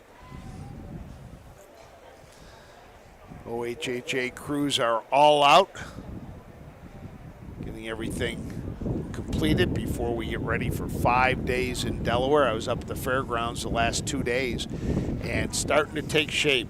Trucks are pulling in, the food vendors are getting there, the tents are going up. You can see the places where everybody will be having their little parties. They're starting to get their hay wagons in and that, so looking like it's neat. It's a festival. They like Chicken Man, that buddy of mine, Ray France, he does stuff up there too on a jug day. So here's your field. Horses on the track, ladies and gentlemen, for this afternoon's 8th race.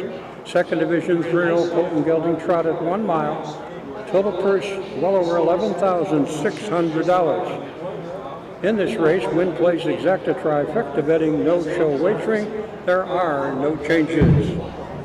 Introducing number 1, here's Johnny Cash. For Roy Burns and Casey Kelly, both of Milford Center, Ohio, Mr. Burns trains and drives. The 2 is Jurassic Justice for Jerry M. Welch of Waterford, and Mike Lowe, McConnellville, Ohio, Mr. Lowe to drive. Number 3 is Joyful Time for Barney Dillon and Dennis Walter Weber, Dennis Weber of Jerusalem, Ohio. Sorry about that. Ms. Vicky Fry up, and number 4, Della Grande for Shirley Vigneron, Williamstown, West Virginia, finds Brady Clemens in the sulky field of 4. Go to the gate in just 2 minutes. There you have your field. We're going to give you a rundown, give you a little bit more information on each one of these entrants. The 1 horse, here's Johnny Cash. Roy Burns trains and drives for Roy Burns co-owns with Casey Kelly. 0 for 13 on the season, but does have 6 underneath finishes, 3 seconds, 3 thirds, $10,000 in earnings. Has the coveted rail position. Source has been forward, third, second, fourth, second. Stays trotting, which is always big. Stays close to the trot and should be a factor here. The number 2 is Jurassic Justice. Mike Lowe drives. This horse is a Volstead out of the Like a Prayer mare Vamp Hall. Jerry Welch is the owner, also the breeder. This year has hit the board in 10 of 12. 7 of the last races on the board, including a win. 2 back at McConnellsville. Lifetime 7 wins in 22 starts. 3-horse Joyful Tom. Barney Dillon trains and co-owns with Donna Weber. Vicky Fry in the sulky today. 0 for 8 on the season. Does have 2 third-place finishes and $5,000 in earnings. Had breaking trouble back 3, 4, 5, and 6 back. Since then, has stayed trotting. Finished 4th at McConnellsville, 2 back. Finished 5th at McConnellsville, 1 back. Rank outsider, but another one that stays trotting, should get minor awards. And the final horse, the number 4, is Della Grande. Brady Clemens drives for Charles Vigeron. Cheryl Vigeron owns. This is a De La Creme gelding out of the Triumphant Caviar mare, Triumphant Swing. Still looking for the first win of the year. 16 starts, a second and 4 thirds. Last year, 5 wins in 14 starts for Della Grande. And there's your field. Nice compact field, and send it up to track announcer for the call of race number 8. Field in at the top of the strip. Field swings into the lane, and here they come.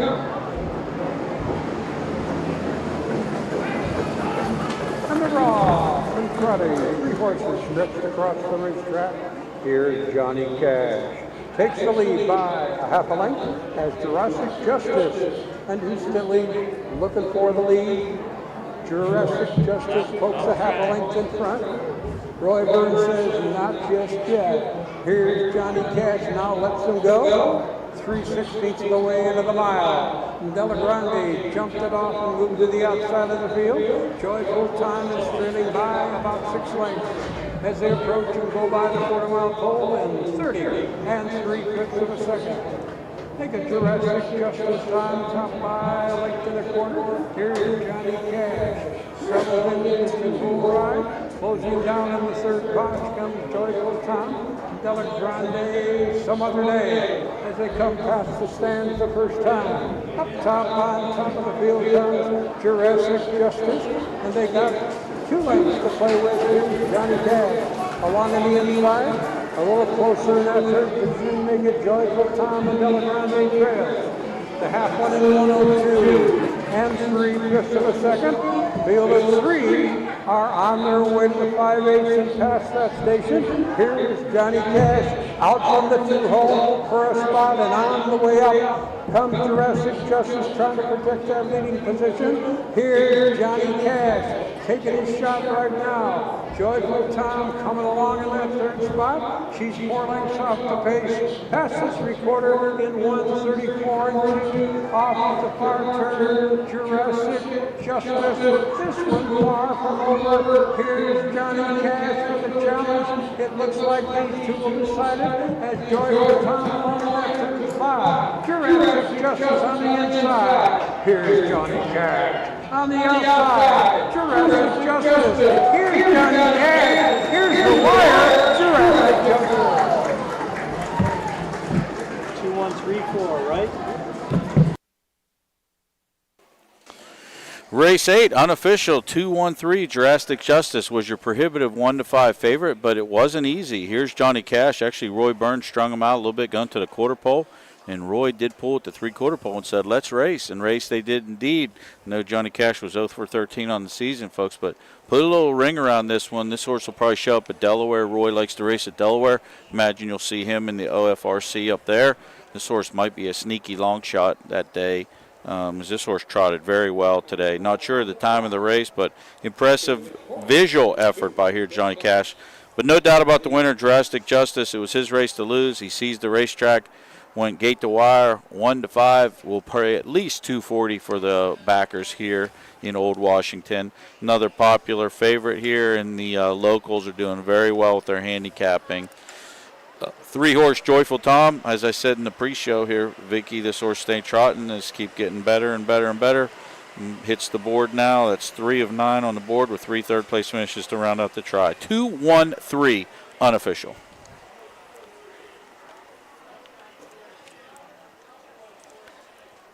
Waiting on our winner to come back around.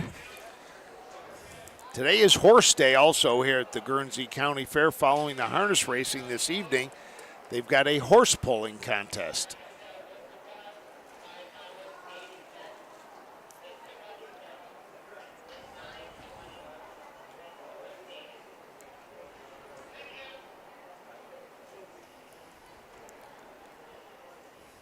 And there is your winner, making his way back around, Jurassic Justice.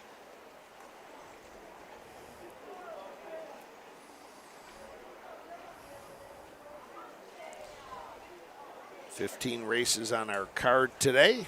We have just crossed over the halfway point. Started at 12:30 today. Just over 2 hours, so should be wrapping up here from Old Washington about 4:30. So now been declared. Official. Back in front of the grandstand, preparing to step into the winner's circle. Number 2, Jurassic Justice and Mike Lowe. Jurassic Justice 3-0, facing trotting gelding Chipsat from Volstead from the Like a Prayer mare Van Paul. A consistent check getter for the Welsh Low combination. Steps to the winner's circle for the 7th time in just 13 tries here in 2024. This 3-year-old jointly owned by Jerry M. Welch of Waterford, Ohio, and trainer Mike D. Lowe of McConnellsville. Mike Lowe in the sulky. Race number 8 is official. 213, $240 to win. $18 trifecta, $5 exacta. Tri's been paying very good over here today, especially since there's only 4-horse fields. And if you single the horse on top, there can only be 6 combinations underneath. So paying very well. Takes us to race number 9, which, as Frank alluded to earlier, it's my favorite race. It's the free-for-all. We do have a defection in here. The 4-horse Superstition has been withdrawn and will not be participating in race number 9. Also, driver change on the 3, always be GG. Make the driver Jason Beatty. Jason Beatty will drive the 3, always be GG. So we'll take a look at the remaining 5 pacers in the free-for-all from the Guernsey County Fair right after these brief messages. Cool Winds Farm in Lima, Ohio is a full-service standardbred breeding farm. Cool Winds stands the popular dancing Yankee, a 2-time world champion, along with 2019 jug winner Southwind Ozzy, the son of Some Beach Somewhere. Cool Winds also stands the royally bred $2 million earning Western Fame. Be sure to inspect the Cool Winds yearlings at the Ohio Selected Jug Sale at Pickaway on Friday, September 13th.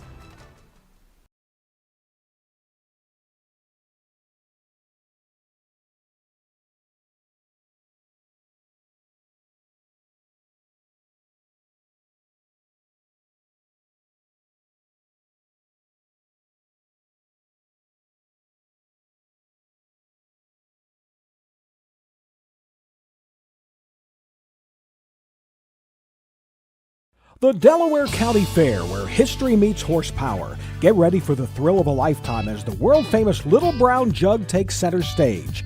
Witness the heart-pounding action, the thundering hooves, and the sheer determination of these incredible athletes compete for the coveted Little Brown Jug title.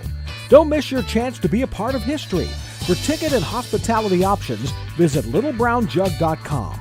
The Little Brown Jug, where champions are made and legends are born. Be there!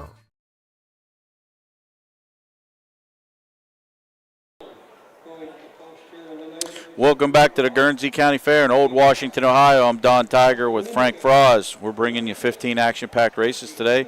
We're just crossing over the halfway point as we put race number 8 in the books, which was 2-1-3 in our last race. Jurassic Justice takes us into race number 9. Usually the last race on most of our cards, the free-for-all, but they stuck it in the middle because they wanted to keep me supercharged today, and we'll go with that. So we've got 5 pacers here going for a purse of $1,000. You did hear that correctly, 5. Your program says 6, but we're withdrawing the 4, Superstition. He is out and will not be participating in race number 9. does leave us to still have 5 signed on here. 6-horse Buzzy Being Bad, he will start from the second tier as they only score 5 across here, so Buzzy Being Bad will be from the second tier. One other change, Jason Beatty will be driving Always Be GG. Jason Beatty on the 3-horse, Always Be GG. Nice field here. Always what I love about this race is we have mares, geldings, aged horses, a little mix of everything. Today we've got 3 fillies and 2 geldings. The lifetime earner in the field is Sundance Lou at $112,000. He's your leading money earner. Second money earner, Always Be GG with $101,000. Lifetime marks in this race, Sundance Lou, 52-2 at Prairie Meadows as a 4-year-old. And some other lifetime marks, Always Be GG, 53-4 last year at Scioto Downs. Is 0-for-19, looking for that first victory for trainer Tyler Tinch. Sometimes that's what they like to do with these horses. This horse last year was 11-for-31 on the board, 38,000 with a mark of 53 at Scioto. Hasn't had the same year, 0-for-19, so they're bringing her over to the fairs, probably getting her back on her game. She shows some breaks, shows some different things going on. So they're kind of, I want to use the word rehabilitate, but kind of reacclimate into racing. Tyler brings her over here and tries to get her back on her game. Same with the 2-horse. 2 a little different, though. Kawhi Knott, David Miller trains this 5-year-old by South Links out of the Barber Pole mare Pixie Cut. This horse was bred by Montrell Teague and is now in David Miller's care. Starting out as a 5-year-old, didn't race at 2, 3, or 4. So sometimes we've got horses in these kind of free-for-all races that are still just getting started and kind of beginning the game and kind of getting rolling. So you see all different walks of life. Mark Eicher trains, drives, and owns the 6-horse Buzzy Being Bad. 0-for-9 on the year. Again, I'm sure he enjoys being out on the racetrack. Finally, Miss Grace C. We've got a QF driver and Daniel Areton. Marlon Smith trains for Lori Fairness. 0-for-13 on the season. So a lot of these horses are kind of in today to trying to get their mojo going. The only horse with a win this season is Sundance Lou. He is stuck with the far outside post here. He did finish second last time out. The David Young owns, trains, and does drive this horse. So Sundance Lou, neat field, and we'll see exactly what happens, and we'll bring them to you here shortly. Horse is still warming up, which we will have for a few more races. Due for another water truck, hopefully after the next race. They like to listen to us, so if they're listening on the broadcast, we can use some water after the next for sure. I don't think we have a free-for-all trot, do we? I don't believe so today. No, I think it's just the pace today. Yep, after this we get back into the 2 and 3-year-olds after this race. Neat here to see Miss Grace C. When you see Miss Grace C, she is a beautiful roan. So those are a gray that just sticks out. When a lot of times when I go to parimutuel tracks, you always see the grays in the post parades and the warm-ups, and they're pretty neat. George Bump, who's a longtime Ohio, he's passed away, but he was a big Ohio horseman. He used to always, his saying was, always bet a gray on a rainy day. So you learn these little things in life when you're a youngster, learn from the old timers. Wouldn't do it today, though, would you? Wouldn't do it today, no, but that's the saying. I'm just giving you the saying. Today, that means that Miss Grace C is up against it. But here's the post parade for the 9th. The horses are on the track, make their way to the post for this afternoon's 9th race. The free-for-all pace at 1 mile. They go for a modest purse of $1,000. 6 FFA Pacers on the gate. I'm a big Buffalo fan. In this 9th race, the late driver change of number 3, Always Be Gigi. Make the driver Jason Beatty.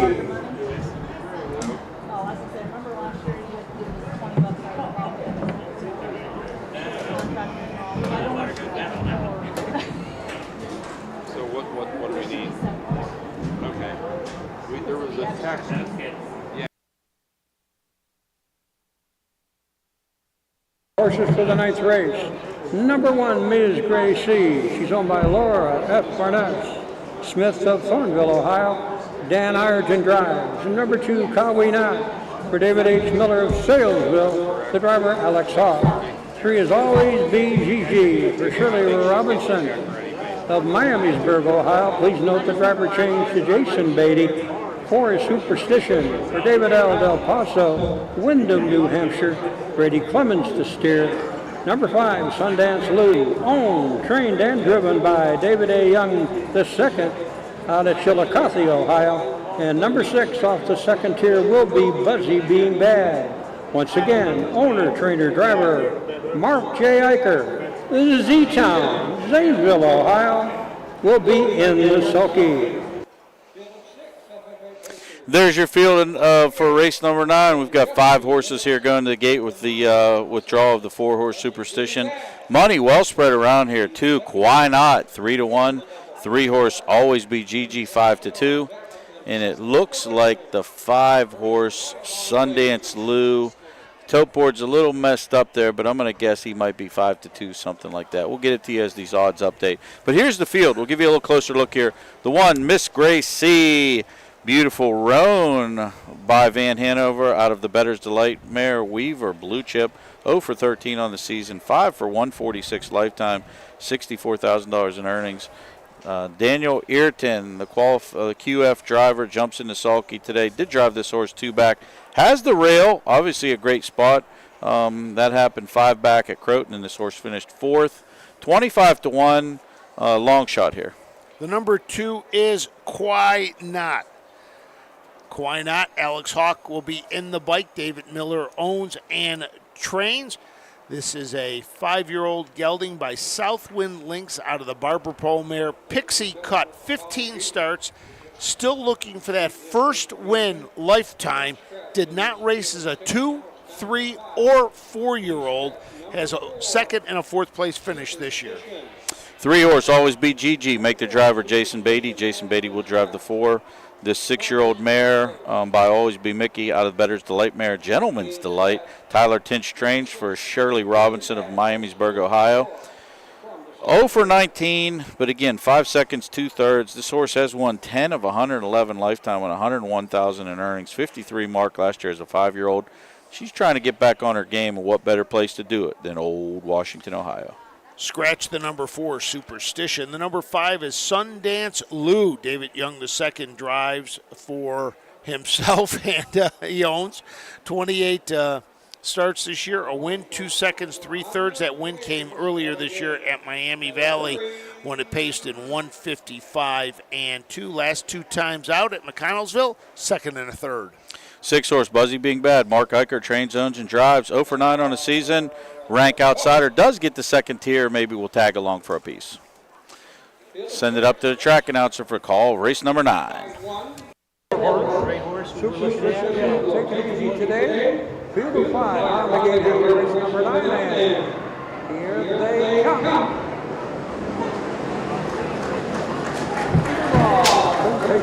From the outside of the field. David Young II sends Sundance Lou right to the top of the field. From the inside as they pace it to the first turn, Cowie Hot came out of the turn on top by 2 lengths now. Sundance Lou decide to back into that 2nd position. They go around Paul. I don't mean easy. It's racing in the 3rd position. Sundance Lou as they go by around Paul. In 30 flat. 30 flat on the opening quarter as they come over the 38-mile station. And up on top of the field, the 5-seat, that's Cowie Hot, David Hawk, brings them in 6-mile order, past the fans in the stands. The first time here in race number 9. 2 holes for Sundance Lou today. Look at the mobile server off BGG. The last of our Buzzy and Lou racing activity from the 2 hole at 59 and 4. Sundance Lou pulls the pocket on Cowie Hot, and the race is on. 5 maybe the way in. Cowie Hot racing from the challenge of Sundance Lou, and the pacing tempo picks up. Sundance Lou puts those in front, fighting back on the inside. Cowie Hot now Sundance gets the lead past the quarter. They're over there 29 for off the far turn. Sundance Blue for the margin of the quarter. Lurking from the pole up the first round. Always BG, and then these two turn off. Who do you buy? Always BG on the outside. Sundance Blue. Sundance Blue. Always BG. I don't know. 536.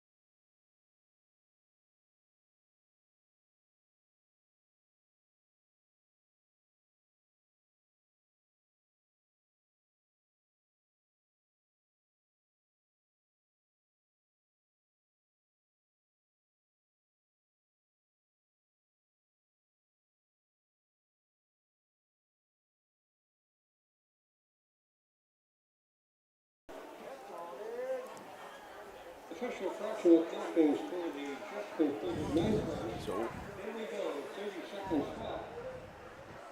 So there you have race number 9. Still don't have the third place finisher for you. When I do get that, I certainly will give that as the photo finish extraordinaire. Had to do something this race for a change, and clearly the winner. We have a good picture there with the 5 horse, a good head up on top of there. So great picture, excellent picture by the photo finish family here. So 5-3 official race number 9.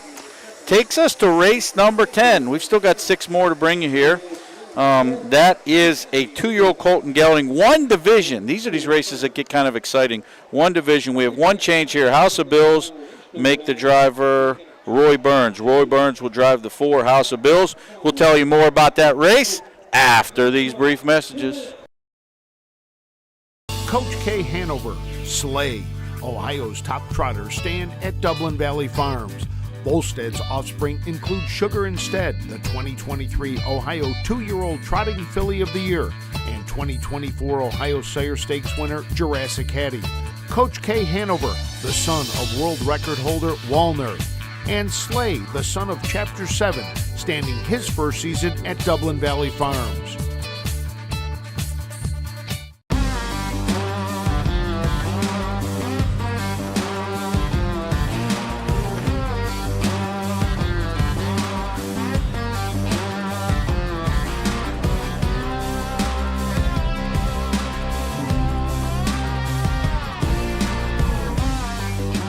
Do you want your horse to shine in the winner's circle?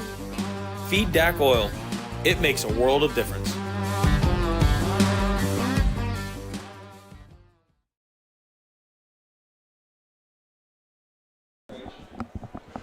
Welcome back to the Guernsey County Fair in Old Washington, Ohio, bringing you a fantastic 15-race card on this Wednesday afternoon.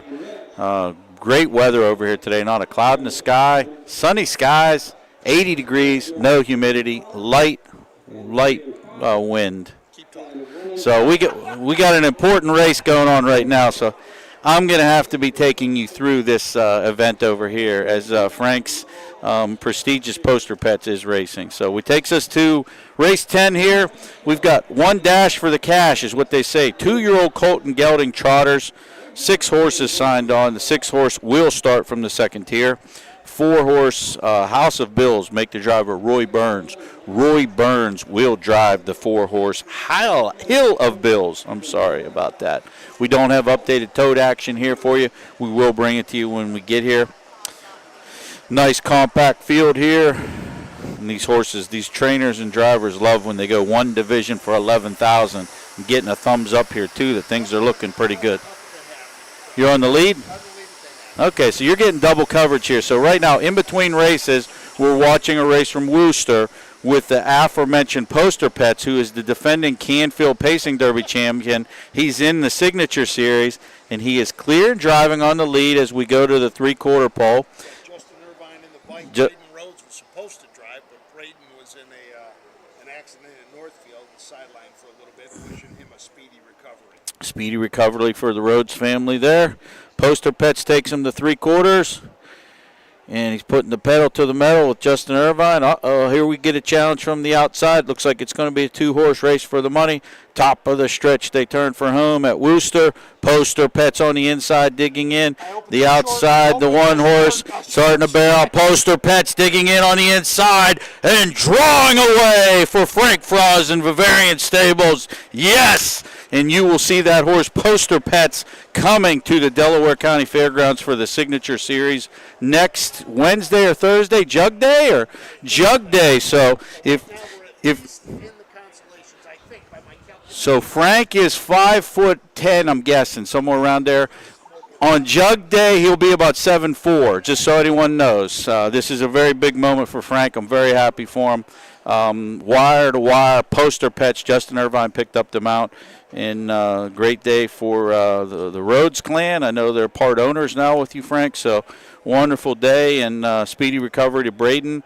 But Billy and Frank, congrats, big effort. So you get double coverage here today. I'll even call the race for you down the stretch since you couldn't see it if you're staying with our broadcast.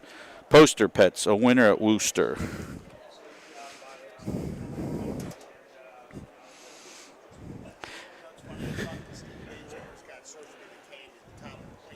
Uh-huh. Surfing in the Canyon was on such a roll. I won like 7 in a row, and Steve's just like, you don't get these rolls. You enjoy them when you can. You enjoy them. Yeah, exactly. And what does that give you now as far as, is that 4 out of the last 5?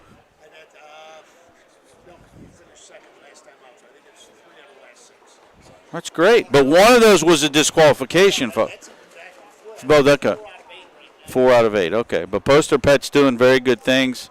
Happy for Frank. His game is a very humbling game. It's a challenging game. But when you do win like that, it gets very rewarding. And I know this was important for Frank because to get to Jug Day. And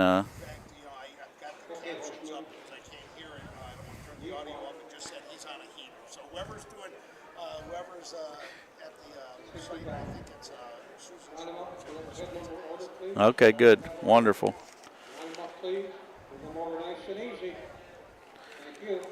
Well, over here, back in live action here, we've got a dash for the cash here. One division for $11K for 2-year-old Colton Gelding Trotters. It's a nice field here. Current favorite is the 1 horse at 3-2. Here's Arthur, and here's the post parade. And folks, these are the horses for the 10th race. 2-year-old Colton Gelding. They go for the entire purse of $11,260, the 1. Here's Arthur for Charles J. Boland of Jeffersonville, Ohio. Mr. Boland to steer. Number 2, 80+80 for David H. Miller out of Salesville, Ohio. Derek Walker up. 3 is My Next Chapter for the Powerline Racing Stable out of Salesville. Brady Clemens to steer. The 4 is Hill of Bills for David H. Miller of Salesville. Derek Walker up. The 5 is Sod Buster for Jacob H. Miller of Salesville, Ohio, as Salesville is well represented here in the 10th race tonight. And number 6, All That Class, Jeremy A. Moore of Washington Courthouse, Ohio. Mr. Moore to drive All That Class. Field of 6 trotters on the gate here for race number 10. Number 6, All That Class, scores from the 2nd tier. Win, play, show, exacta, trifecta betting. Better hurry. You have about 2 minutes. And here you go. There was your post parade for race number 10. We're going to tell you a little bit more about race number 10. 1 horse. Here's Arthur. James Boland Jr. trains. Truckee Boland drives and owns this 2-year-old gelding by Team 6 out of the Equinox B mare. Here's Ethel.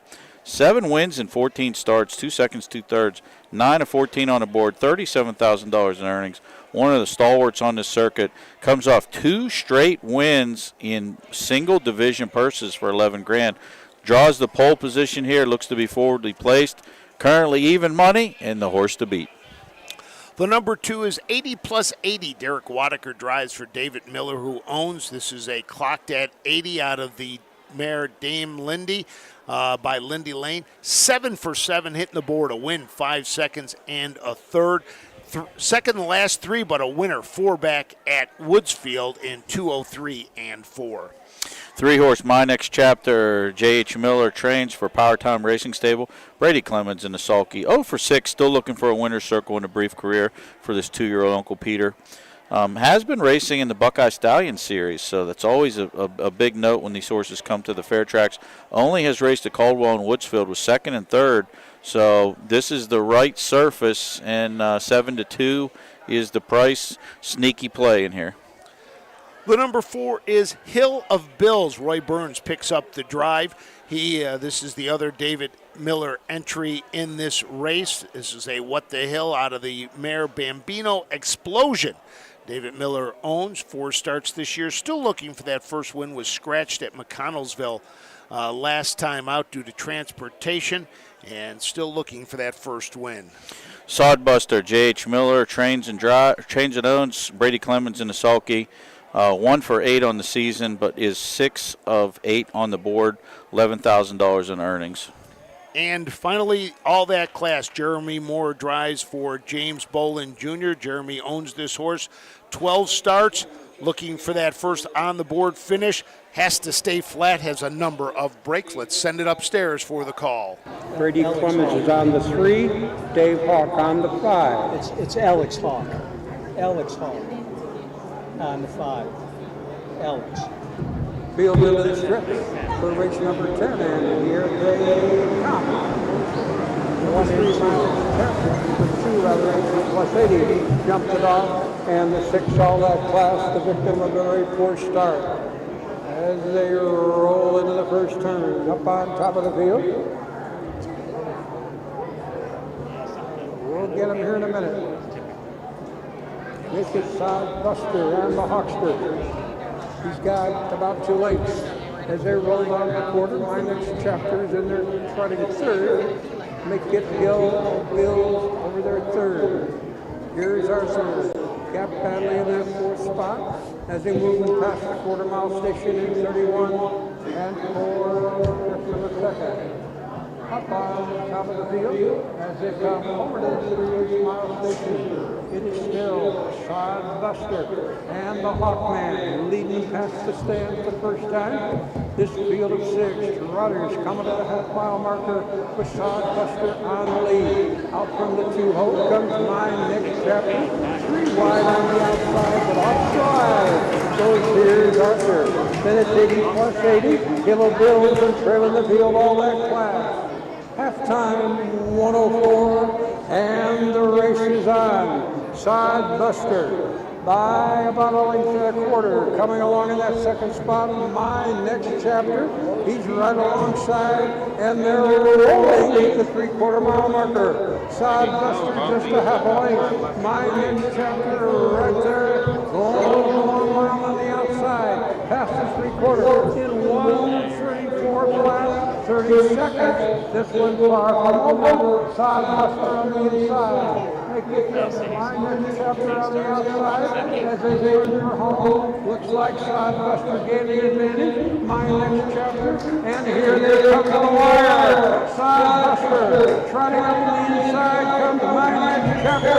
Here comes the wire. Here comes Sod Buster. There they are.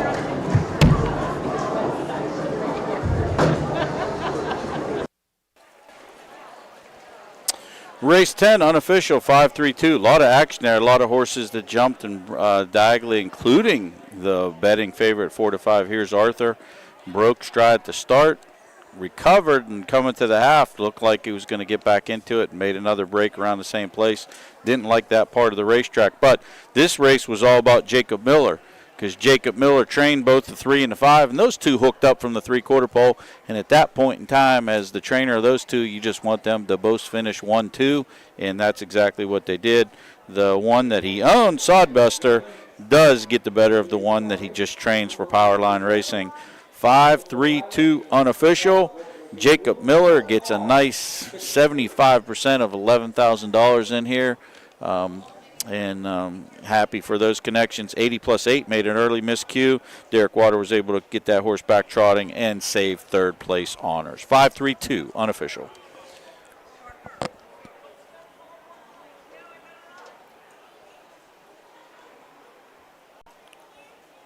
Winning horse now making its way back down the starting line, and just had somebody comment about asking if the water truck was around because it looks like a dust bowl out there, and that it is right now. Talking to, let's go up for the post parade. 5 Sod Buster, and of course is Alex Hawk. 31 and 4, Alex Hawk was the corrector on number 5 Sod Buster. We got the information very, very late. We apologize. I'm looking at that one horse possible violation of the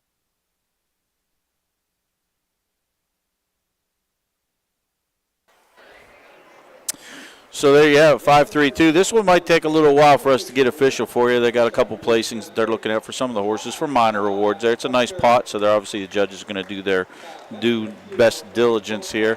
Do have the water truck out. Good news for a listening audience. It's around the upper turn, coming in front of the grandstands here shortly, so we'll have some water on the track.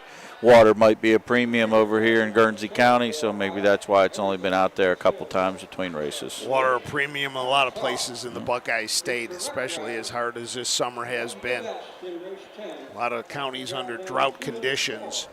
You know, I believe the state has declared 13 counties, I believe, as able disaster. to be. Now, I don't know if they've declared them disasters yet. It's a step underneath, I think, where they can now get aid for. Oh, okay, gotcha. Not sure the exact, verbiage of it. Gotcha.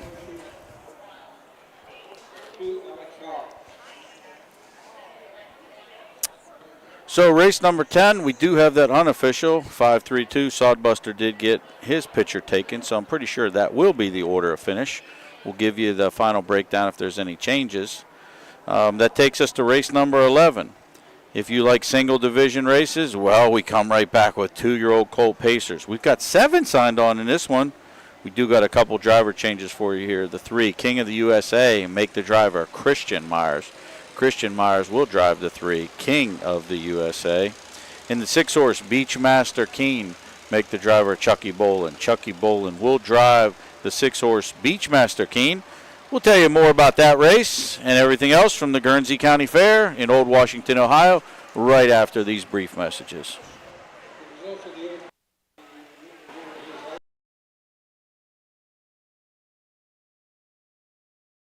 For over 50 years, Midland Acres has provided top-quality Ohio-bred colts and fillies. As a third-generation farm, we understand the importance of delivering well-cared-for and well-mannered yearlings. Get in the winner's circle with the yearlings by Fear the Dragon, Yankee Cruiser, Long Tom, Summa Cum Laude, Ready for Money, and Bit of a Legend. See our yearlings at the Blooded Horse Sale August 27th and the Ohio Select Sale September 13th. At Ohio State's Galbraith Equine Center, our veterinary champions are here for your champions 24/7, 365 days a year. Our expert team of boarded surgeons, sports medicine and rehabilitation specialists, together with veterinary cardiologists, internal medicine, and ophthalmologists, make our hospital your best resource for all sport horse performance issues. The Ohio State Veterinary Medical Center's Galbraith Equine Hospital. Call us today at 614-292-6661.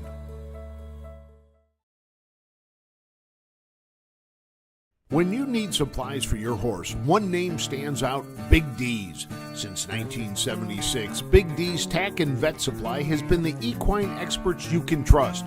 Whatever your horse needs is available at Big D's Tack and Vet Supply. Visit the retail outlet in Streetsboro, Ohio, or order online at bigdweb.com for fast shipping. Most orders ship that day. Or call 1-800-321-2142. Big D's Tack and Vet Supply.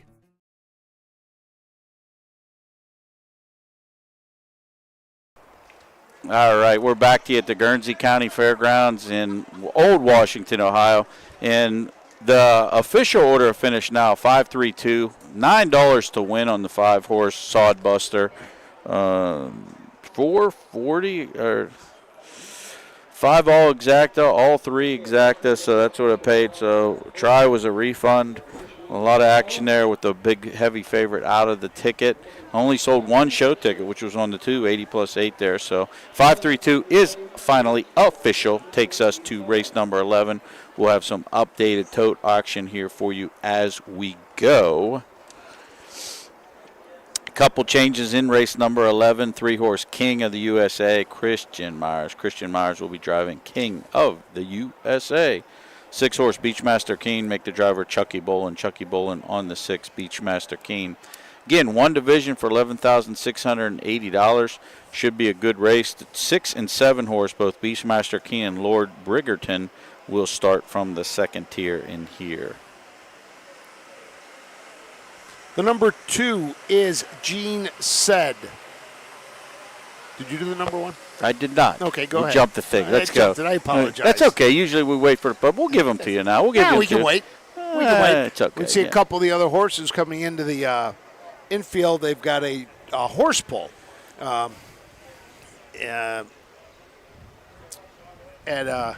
After the races tonight, it's funny, Don. Here's a good story for you. So I'm a student at Ashland College in Ashland, studying radio and television, and we always got down there a little bit early to televise the Ashland County Fair before school started. Now times have changed. School is now fully in session as the fair is going on there.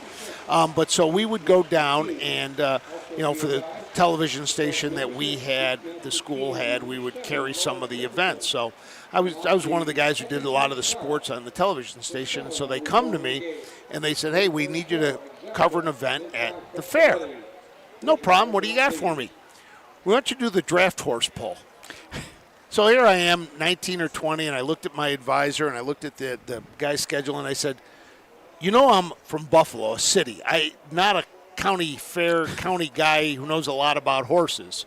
And they're like, yeah, but we need you to do it. So I said, all right. So I headed into the library, and I studied about draft horses and everything. I knew more about So you're a draft horses. horse expert. No, not anymore. I forgot what I knew, but it was kind of funny. They did tell me, though, they said, we are going to have somebody help you out who knows a Look lot at that about it. mane and rump. Pull that sled up to the edge. I see the muscles rippling. Is that all you do? I don't know. That's pretty much about it. So, all right. But yeah, they will be out here on the pulling area after we are done with the harness racing today here at the Guernsey County Fair. Today's Senior Citizen Day. A lot of people in the stands still sticking around. Great place to watch it. Cool, nice breeze blowing through here. We've got shade. I was a little worried about the sun when I got here this morning and I started setting up the equipment because I was in sun when it started, but the sun went behind us, so we didn't have to worry about that then. Yeah, it's just a beautiful day. Turned out to be over here today. Racetrack's still in the sun, so whoever built this place did use some logistics here for sure, because we're nice in the shade, but the track's out there and the equine athletes are in the sun. So good day of racing here today so far. We're in race number 11 of 15, so we've got 5 here to still bring you. And thanks for riding along with us today. It's been a great day of racing, a couple good finishes. And we do have some tote action here in this race now. Looks like the current wagering favorite is money spread out. Maybe the one horse at 7-2. Sam's Legend, Dylan Fagan for Brett Schwartz at 7-2. Gene said 4-1. Is the 4 1-2? I guess you are correct. I'm sorry. Yes, he is. He is 1-2. It looked like 12-1, but there's probably a bulb missing, and rightfully so, because this horse, much like Eric Nesselrod's horse in the 6th race, Jailhouse Pearl, this horse has not been worse than second. Endless Dance in 10 career tries, 8 trips to the winner's circle, 2 places. And the program shows 6 straight wins. It could be 7 or 8. Who knows? Mark a 2-1-3 at Woodsfield, which is always a snappy mile. This horse won by 20 lengths last time out. Hasn't been less than 4-5 in any of the wagering factors. So 1-2 and deservedly so. Looks like a prohibitive favorite in here, and the public has gotten it right all the way down. Got the Pacers on the backside, and we'll be sending up here momentarily to a post parade, and then we'll give you a rundown on these horses.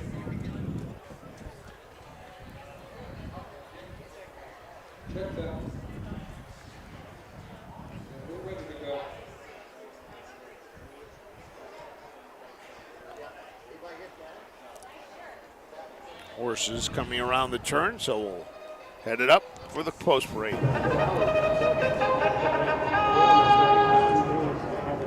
Folks, these are the horses for this afternoon's 11th race. The one division for the 2-year-old Pacing Colts and Geldings.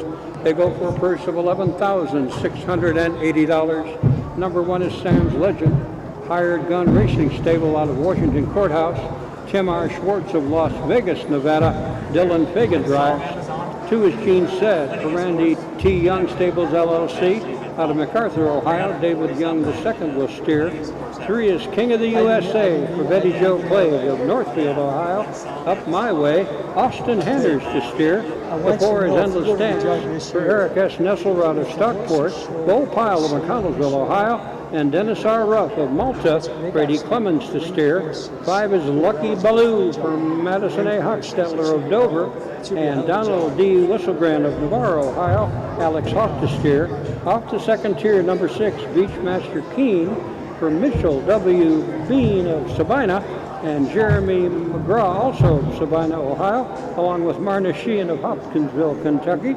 The driver to be announced is Charles Boland. Completing the field, number 7, Lord Bridgerton, for Kay Walker of New Vienna, Ohio, B. Jameson of Washington Courthouse, T. Kelly of Jeffersonville, and J. Georges of Wilmington, Ohio, finds Jason Beatty in the sulky. There you have it. We'll give you a closer look here because they'll probably be going to the gate pretty quick. The one horse, Sam's Legend, Brett Schwartz trains for Hired Gun Racing. And Tim Schwartz, Dylan Fagan in the sulky today. Added Lasix 3 back. that seemed to be the elixir, because has a win, a fourth, and a second-place finish. 2 for 9 on the season. Draws that coveted rail position, getting some tote action at 4-1, and one of your logical choices here. The number 2, as Gene said, David Young, the second, drives for Steve Carter. This gelding, by Well Said, is owned by Randy Young Stables out of the Always a Virgin mare Chasing Maddie. 9 starts, has hit the board in all 9, 2 seconds, 7 thirds, still looking for that first place finish. King of the USA, make the driver Christian Myers. Christian Myers will drive for owner-trainer Betty Clegg. 0 for 9 on the season, but this 2-year-old stallion down by the seaside out of the Roll with Joe mare Queen Josephine. 0 for 9, does have a second and a third. Third last time out, had a DNF prior to that. Does show pacing at Scioto Downs individually in 56 and 57. The number 4 is Endless Dance. Brady Clemens drives for Eric Nesselrode. This is a 2-year-old gelding by Dancing Yankee out of the Real Desire mare Endless Desire. 8 wins in 10 starts, has hit the board in all 10. Lucky Blue, Stephen Harris trains. Alex Hawk drives. 0 for 9 in the season. 3 third-place finishes. Rank outsider in here.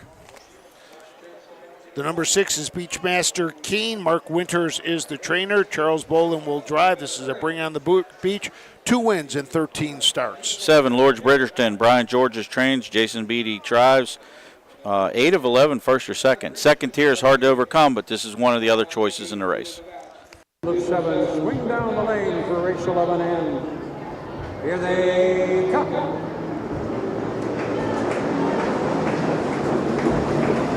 Brawl, facing Endless Dance, gets the first call. Sam's Legend, by virtue of the draw, takes over the second spot. Sam's Legend takes them in and out of the first turn as they roll down the stretch the first time. Endless Grace on top by about 2 lengths as Sam's Legend peeks into that second spot, gaps about 2.5 as they go down the quarter-mile marker.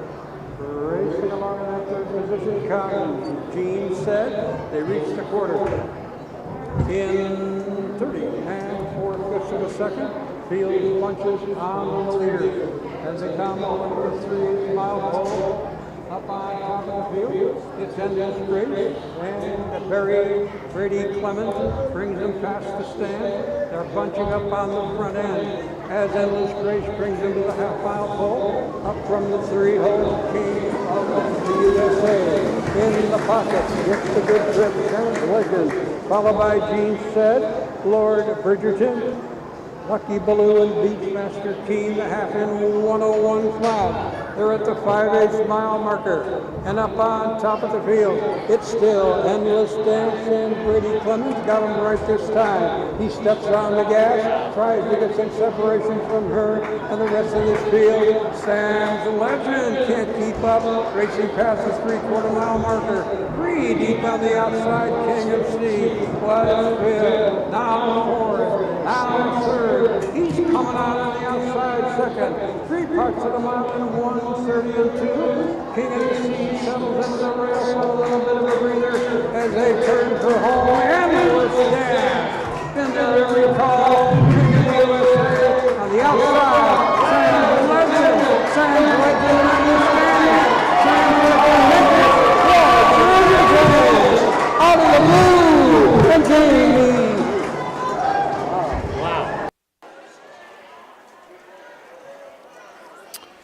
There you have it, unofficial. That was not Sam's Legend. That was actually the 7-horse, a different saddle pad, slightly more orangey type of red. Lord Bridgerton from last to first, as they say. Jason Beatty, what a drive here. I looked at this horse and said, man, this horse has some nice efforts. 8 of 11, 58 in Piketon. Tough post, though, when you draw the second tier from the rail over. You never get away in a good spot, and this one didn't. Endless Dance seized the racetrack right off the bat. And honestly, I thought this one was long gone. Not sure what happened today, but that one got a little leg weary in the stretch. And Beachmaster Keen and Lord Bridgerton were both closing in. Lord Bridgerton did go by, though. That gives Jason Beatty and Brian Georges a double on the card. Endless Dance cut every pole but could not finish the deal. Won a lot of the battles but lost the war and will stay for second place minor awards here and does break that win streak. And Beachmaster Keene put a real big effort in here. This was a driver change to Chucky Bolin. Sources 2 for 13 on the year. Made a break last time out. Did draw the second tier last time out. Was only able to muster a fourth place finish, but a lot of X's on the card, a lot of bad draws. Made a nice effort up the backside and is a game third place finish. But no doubt about your winner, Lord Bridgerton, from the 7-hole to the winner's circle. Jason Beatty bringing him home a winner.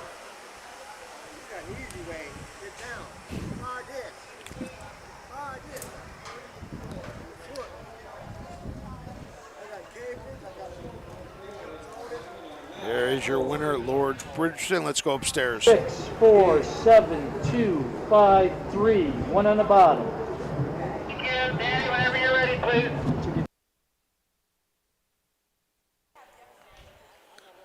And your winner now will make its way back to the winner's circle. Lord Bridgerton, Jason Beatty in the bike.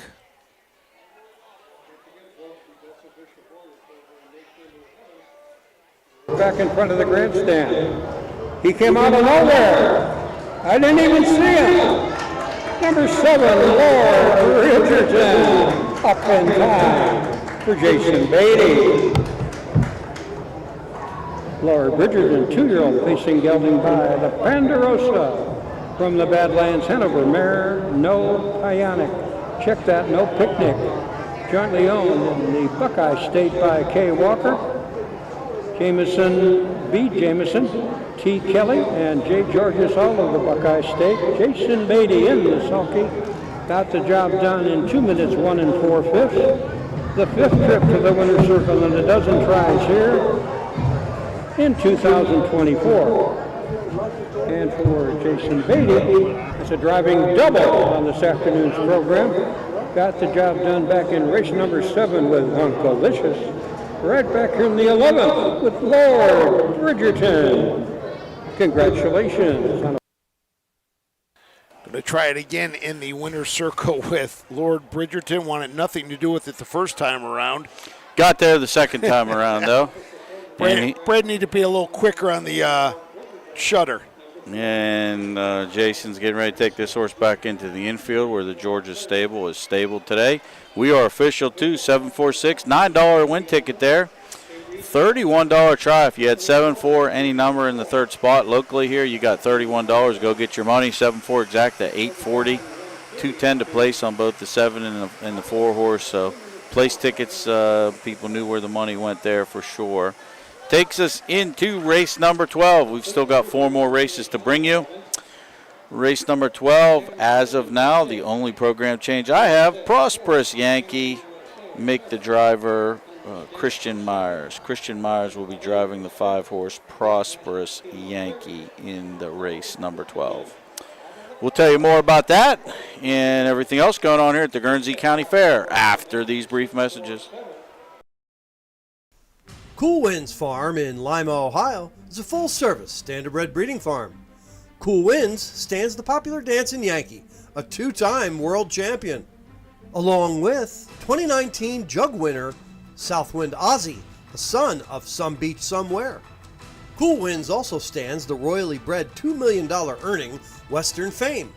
Be sure to inspect the Cool Winds yearlings at the Ohio Selected Jug Sale at Pickaway on Friday, September 13th.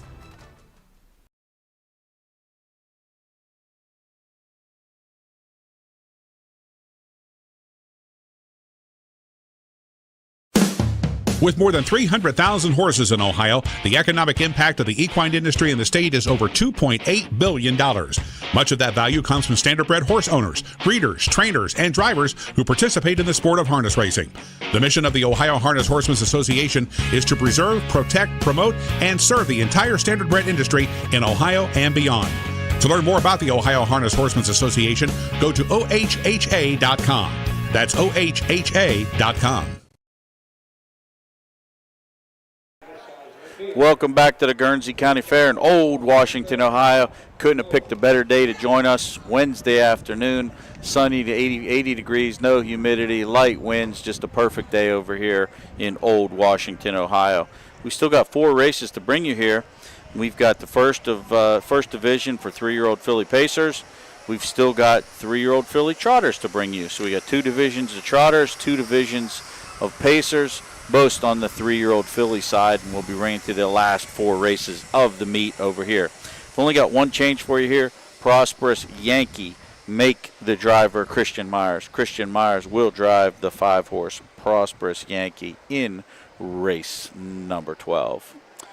Updated look at the tote action here. ATI Girls Love Cruise and Melvin Byler.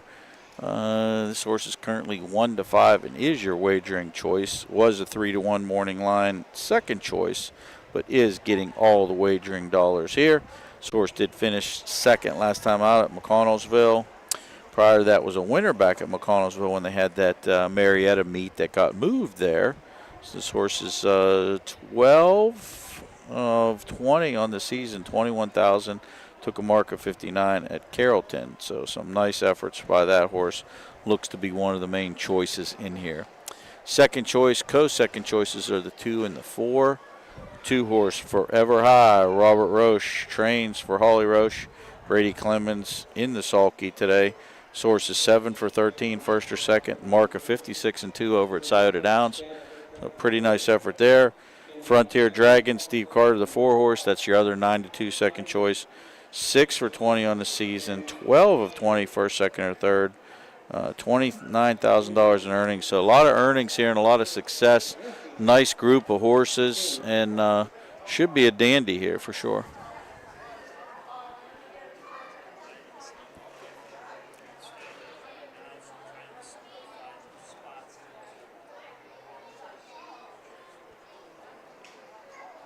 Got some horses on the track. I want to take a minute to tell Frank and the crew and everybody, Frank, Susan, Kim, Tom Pye, our cameraman, Steve, Frank, Matt, Ashley, just everybody associated with the OHHJ. What a great job they've done all season bringing you these races. It is a timeless thing and a tireless. It's people work a lot of hours. It takes a lot to bring all these productions to you. We're driving around in cars, taking equipment all over Ohio. We've got the best group of people in the business. Everybody does a phenomenal job. And on behalf of all the fans and everybody in harness racing, and pretty much everyone out in the U.S. and world, since we have people watch everywhere, thanks to everybody that's part of the OHA for everything they do. You guys are doing great things, Frank, and keep up the good work.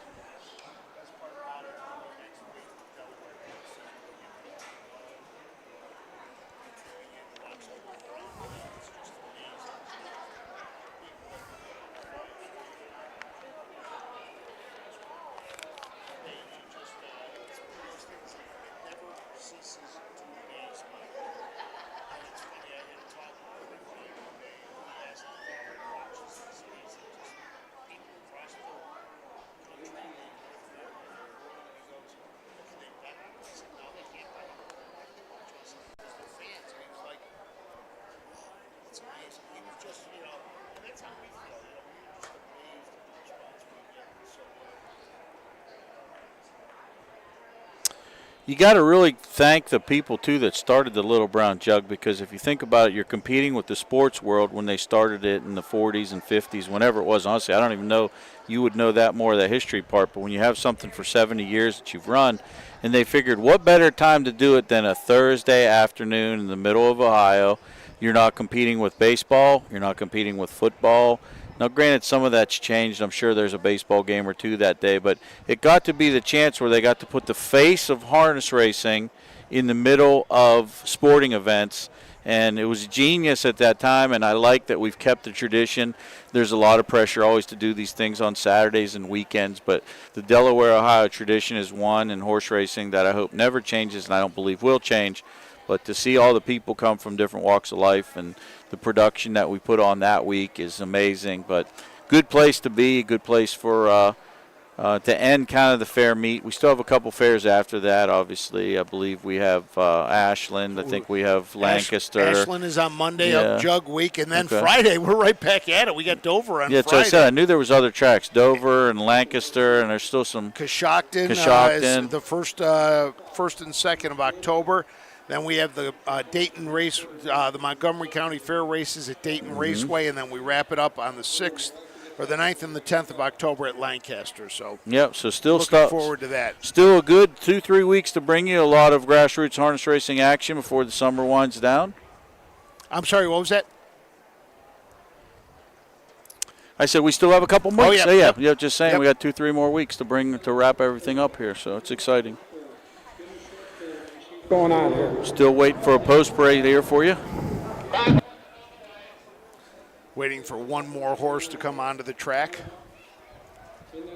Want to thank everybody who has joined us today, and we really want to thank people for today, because we have 3 cards going on at the same time. You could have watched Montpelier, you could have watched Worcester, you could watch Old Washington, and for those of you who are with us, thank you very much.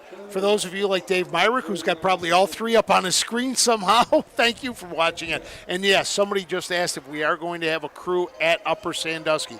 They are on the way. So let me go to the post parade, and then I'll tell you about that after this. These are the horses, folks, for the 12th race. 3-year-old filly pace, first division. Split purse of $12,056. Number 1 is ATI, Girls Love Cruisin', for Eric B. Butler of Quaker City, and Stephen E. Butler of Sales of Ohio, Alex Hawk to drive. The 2 is Forever High for Holly Rush of Wellington, Florida, Brady Clements up. The 3 is Rockin' Ginger for Brett Schwartz of Washington Courthouse, Dylan Fagan drives. The 4 is Frontier Dragon for B. Hopler of Nicholasville, Kentucky, Mr. Gray of Xenia, Mr. Sheave of Cincinnati, and Mr. Gray of Cincinnati, Ohio. David Young II will steer. And number 5, Prosperous Yankee, Samuel C. Clark of Beverly, Ohio. A late driver change puts Christian Myers in the sulky. There's your field of 5, and we're going to tell you a little bit more about them. Your prohibitive 3-5 favorite, ATI's Girls Loves Cruising, just passed us in front of the grandstand. Looks wonderful on the racetrack. Melvin Byler trains this horse for Eric Butler and Stephen Butler of Salesville, Ohio. Alex Hawk in the sulky. 4 wins this season, 12 of 20 on the board. Mark of 59 at Carrollton. Has that coveted post position, scoring down aggressively. I expect this one to try to go wire to wire. The number 2 is Forever High. Brady Clemens drives for Robert Resch. This is a Knob Hill High out of the Stand Forever mare Perfect M Forever. Holly Rush is the owner. 13 starts this year, 3 wins, 4 seconds for Forever High. Was a winner last time out at McConnellsville. 3-horse Rockin' Ginger. Brett Schwartz owns and trains. Dylan Fagan says the lines today. Rockin' Ginger still looking for the first win of the season. Did make 3 trips there last year. 3 at 23 lifetime. Does have 11 of 23 on the board. $16,000 earnings. Good third place finish last time out. Third 3 back and third 4 back. Horse has been holding his position. Should be a factor. The number 4 is Frontier Dragon. David Young II drives for Steve Carter. They will look for another win today. 20 starts is 6 wins, 3 seconds, 3 thirds. 5 straight on the board finishes. Was a winner 2 back at McConnellsville. Currently sits 5th in points for the Ohio Fair Championships. Number 5-horse Prosperous Yankee, owned and trained by Sam Clark. Christian Myers has the lines today. Still a maiden with 13 starts. Just added Lasix last time out at McConnellsville. Seemed to help a little bit as this horse did finish 5th. Has the far outside post and is 20-1 today. As I was saying, somebody asked if we had a crew on the way to Upper Sandusky. We do. Susan and Chris tore down as quickly as they could at Worcester. They are on their way. The ETA is 4:40. Post time is 5 o'clock. We may miss the first couple of races as they get set up, but the crew is on the way there to bring you the rest of racing today. Let's send it up for our 12th race. Here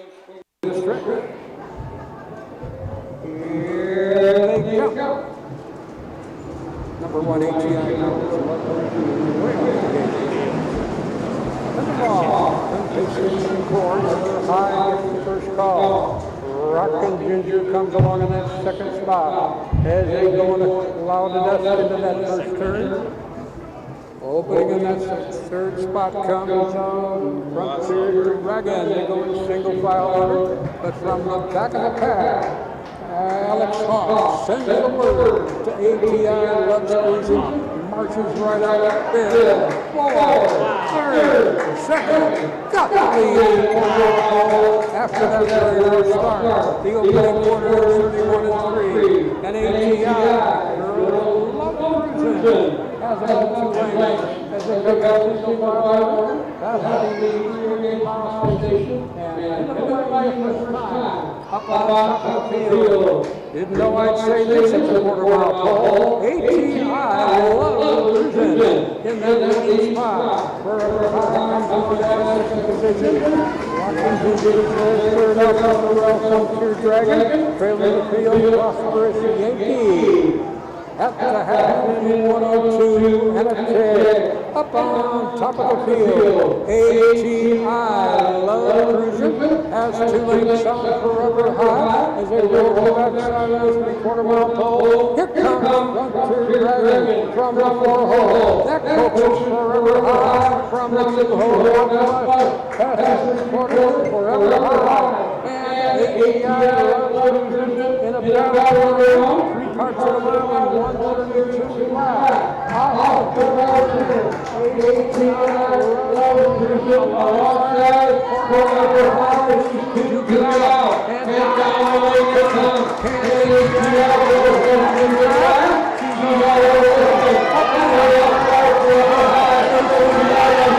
oh my goodness! ATI Love Cruising! There they are. 4-2-5. Great battle, a lot of cheering, clapping in the grandstands as that was ATI Girls Love Cruising, another popular local winner here, 2-5 for the wagering public here. Forever High pulled the pocket. Brady Clemens at the 3/4 pole. He engaged that one, got up to the wheel, and actually they were head-to-head, toe-to-toe, stride for stride. ATI Girls Love Cruising battled back in the lane. Looks like Forever High was a little bit on the line there, had a bearing in, but Brady did the best job he could keeping that one alive. 1-2-4 as they crossed the wire unofficial. Those two were battling all the way down. Not the first time today that Alex Hawk and Brady Clemens have hooked up in a duel down the stretch.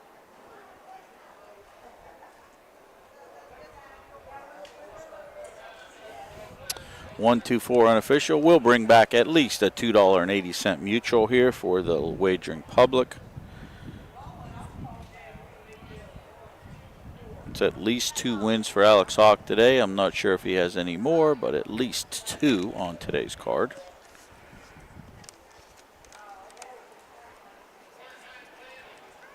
And here comes your winner back to the winner's circle. Well, they were doing a great job with the winner's circle down here in front of us, but now they've moved it up farther and making it hard to get it for you with that pole in the way, but we'll try to do our best. That is a 4-bagger for Alex Hawk. Not 1, not 2, not 3, but 4.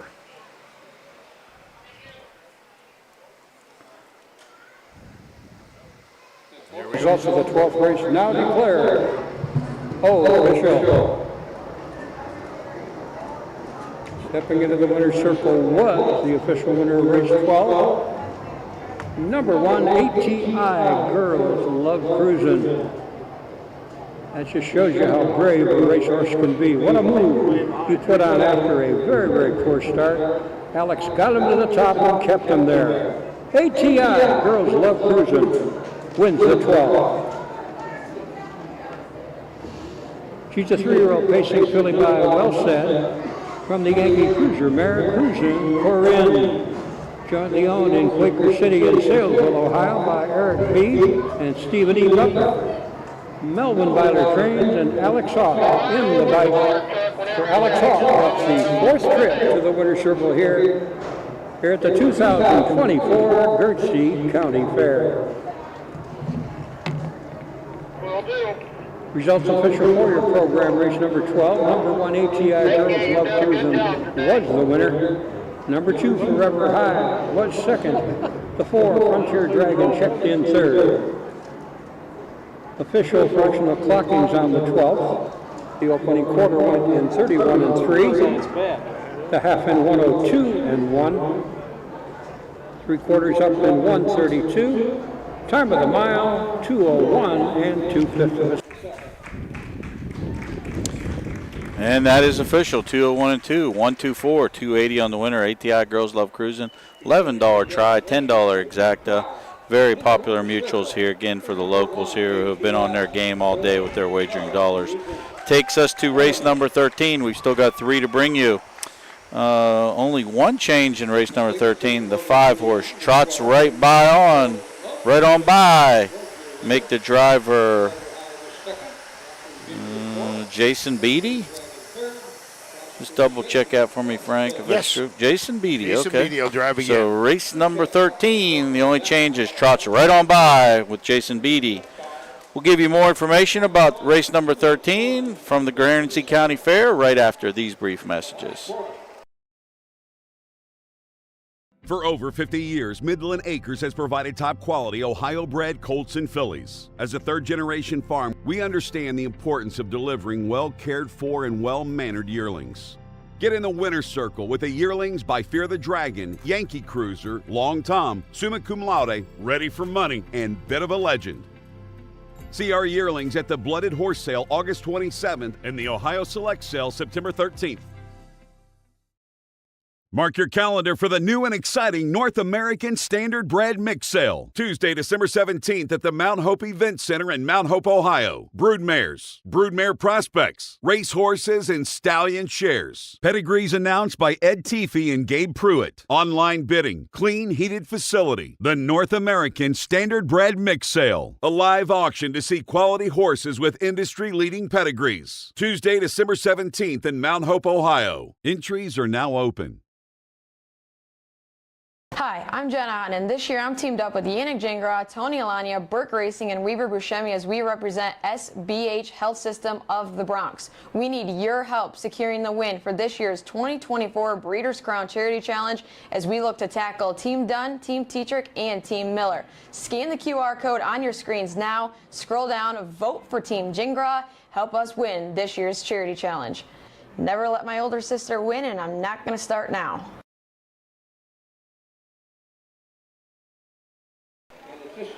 Welcome back to the Guernsey County Fair in Old Washington, Ohio. Don Tiger and Frank Froz on behalf of the OHHA bringing you some grassroots harness racing over here.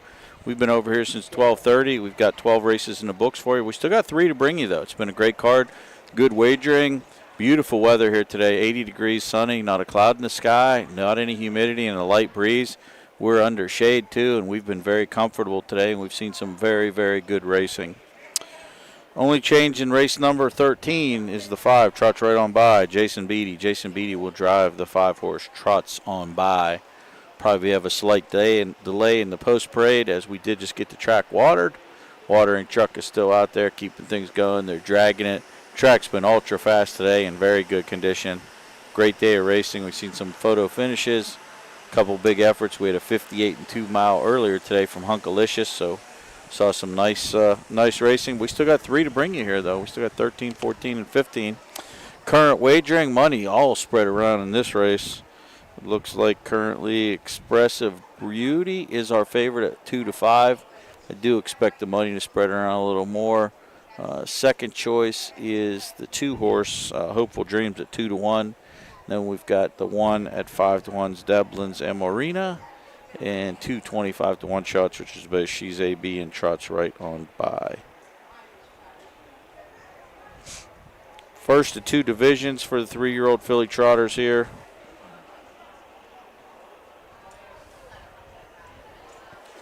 As stated, Upper Sandusky, we have a crew heading there. They were covering Worcester today. Might miss the first or second race. Chris and Susan are on their way there, so we'll get that up to you as soon as possible once you leave our broadcast. If you do, to go to Upper Sand. Jason Beatty on the 5, trots right on by, race 13. Obviously, we've got some coverage coming up as we spoke about. We've got the Delaware County Fair beginning on Sunday. We bring you 5 days of Delaware. There's other productions, too, that we have. We've got interviews, got full card coverage, and that's a long day in Delaware for people that know that. Starts sometimes the morning card, 11 o'clock, still racing at 6, 7 o'clock at night. We'll bring you every minute of the action in every race. Throw in the interviews at 9 o'clock. I'm up early every morning and get there. Make sure, if you're at Delaware, stop by our tent. We'd love to meet you. You know, we have donuts, we have snacks, we have coffee. If it's early in the morning, you need coffee. You can pick up some swag. Kim Poma, who works in our office, will be manning our tent. Matt, Susan, and I, Ashley, Doug Ballinger will be working on the broadcast. Steve Ulrich is coming down to help us as well. Chris, our other cameraman, works for Teletimer, so he's there as well, working for the Jug. It's pretty much all OHHA hands on deck. Yep, all hands on deck for that day or week for sure. So great broadcast. It'll be awesome to watch. As we get set for our 13th race today. Where has the time gone, I ask you, friends and neighbors? My, oh my, look at that clock on the wall. As we get set, 2 more waiting to come out for this, the 13th. This is the first division for 3-year-old filly trotters. Expressive Betty still our favorite at 2-5. No change in the wagering dollars here. Hopeful Dream, second choice at 2-1. Second pass from the water truck this time around. Making sure we're nice and hydrated, our racetrack and drug. No more warm-up, so they should be getting these final 3 off pretty quickly.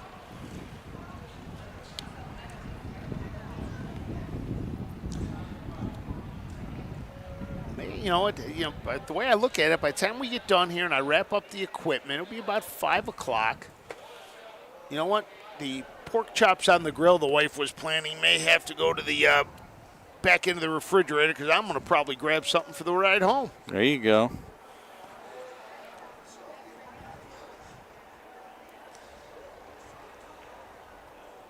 Still waiting for the rides to begin here at Old Washington. One of the nice things, this fair right off I-70 as it cruises through the middle of the Buckeye State. We are on the eastern part of the state. In fact, if you look, not sure if you can, how well you can see it, but I'll go up here. Right there is the highway. There you go. There now you can see the trucks and everything going by.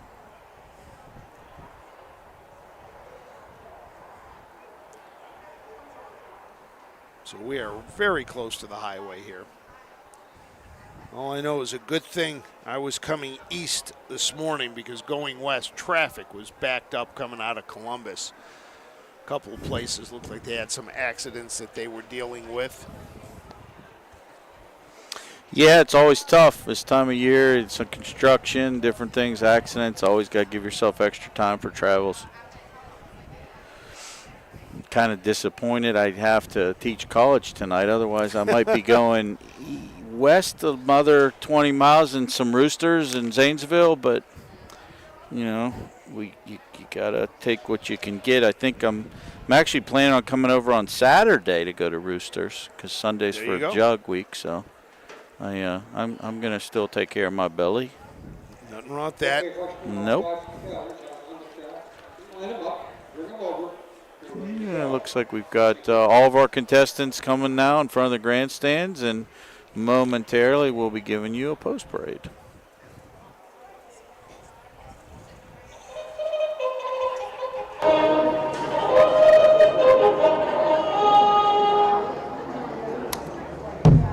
And folks, here are the horses for this afternoon's 13th race. The first division for the 3-year-old trotting fillies to go for a purse of $5,818. And here's the field. Number 1, Dublin's Amarina for Richard L. Owings of MacArthur, Ohio. Alex Hawk will steer. Number 2, Hopeful Dream for David H. Miller, Salesville. Derek Watercroft. 3 is She's Ag. Owner, trainer, driver Royus Burns of Milford Center, Ohio. 4 is Expressive Betty for the Powerline Racing Stable at Salesville. And number 5 trots right on by, jointly owned by Jay Bryan and M.N. Georges of Wilmington, K.D. Manley of Beaver Creek, and Kay Walker of New Vienna, Ohio. Jason Beatty will be in the sulky win place. There's your post parade, and we'll give you a closer look at the field here. The 1, Dublin's Amarina. Earl Owings trains for owner Richard Owings. Alex Hawk in the sulky today. 0 for 10 on the season, does have 3 second-place finishes. This horse is a puller. Young Alex was sitting straight back when they came through the grandstand first time in the post parade. So a little headstrong here today, but stays trotting and stays flat, can be a factor. The number 2 is Hopeful Dreams. Derek Wadaker drives for David H. Miller, who also owns this long tom out of the Sandvik mare Stand Up Babe. 14 starts, 2 wins, 3 seconds, 3 thirds, earnings of $21,779. Was a winner back at Rock Springs on August 16th. Has hit the board in 4 of the last 5. Was a $14,000 purchase at the Buckeye Classic sale. Number 3, She's AB. Roy Burns owns, trains, and drives. 0 for 12 on the season. Does have 5 third-place finishes, though, as they made $8,000 doing it the hard way. Finished third last time out, was only 3-1 that day. You know, shows a little bit of gate speed. I mean, again, this is another horse, 21-1. Couple sneaky lines. Gets away, sits a trip, could easily hit the board. The number 4 is Expressive Betty. David Young, the second, drives for J.H. Miller, owned by Powerline Racing Stable of Salesville, Ohio. This is an Expressive Action filly out of the S.J. Photos mare Betty Jean. 4 starts, a win, and 2 thirds this year. Did not race as a 2-year-old last time out at McConnellsville. Was a winner by 21.5 lengths and 2:07.1. 5 horse trots right on by. Jason Beatty drives today, and the connections hope this one does trot right on by. Made a skip last time out and finished 6th. Prior to that was 4th. 1 for 7 on the season, does have a second-place finish. Brian Georges and Beatty have teamed up to have a pretty good day today so far over here. This horse has a mark of 57 at Scioto, so certainly fast enough. Currently, I believe your second choice at 2-1. And here's the call for race number 13 from the track announcer. Trotters on the gate for the 13th race, and that starting gate is rolling.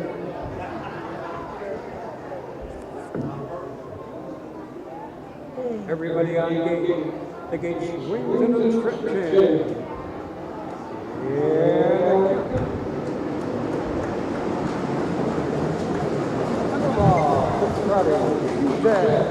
And Roy Burns gets the first call. Hopeful Dreams tucks in along the rail, racing in that second spot. Now, as they roll to the first turn, she's establishing a 1-length advantage as they roll past the 8th mile marker and start their way to the quarter pole. Hopeful Dreams is in there racing second, occupying the 3-hole Expressive Betty. Then it's Dublin Amarina trots right on by. They're in single file order, going in past the quarter-mile pole. And up top, she's for Roy Burns in 30 and 4 for the second.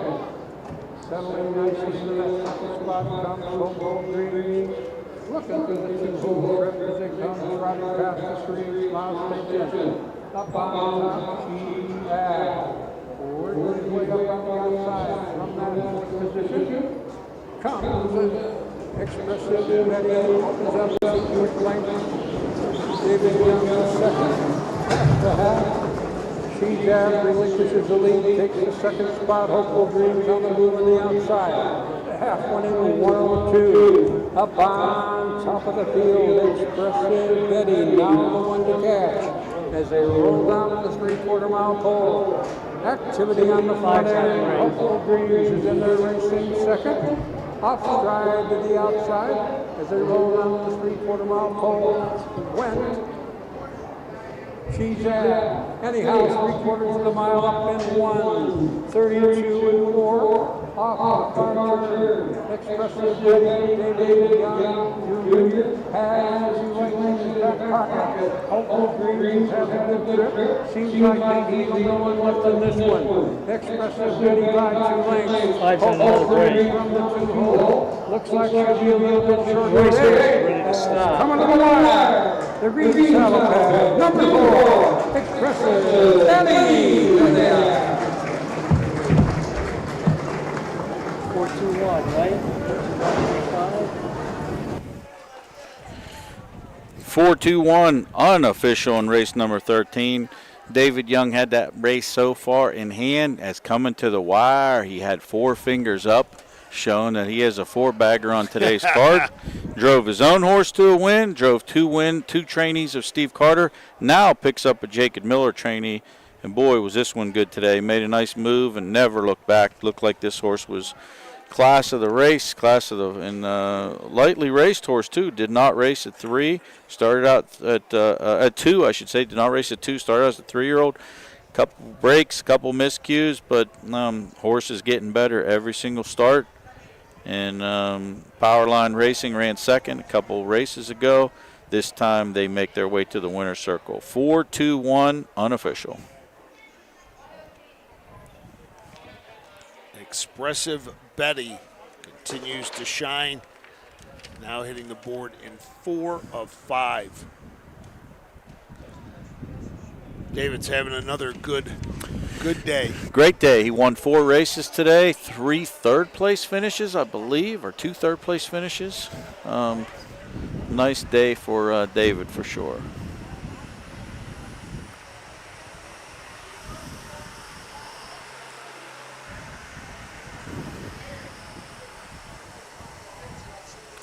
Expressive Betty starts to make her way back to the winner's circle. Still got 2 races to bring you on our card over here today. We're not finished. We've got some more action here for you. For the backers of Expressive Betty, they got a nice 7-2 mutual here. Source will pay at least $9. So for the faithful that have backed David Young here today, they've been rewarded handsomely. He brought the longest shot so far of the card in.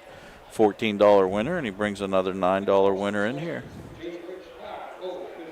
Back in front of the grandstand, preparing to step into the winner's circle. That unofficial winner of race number 13, that'll be number 4, Expressive Betty. There she is.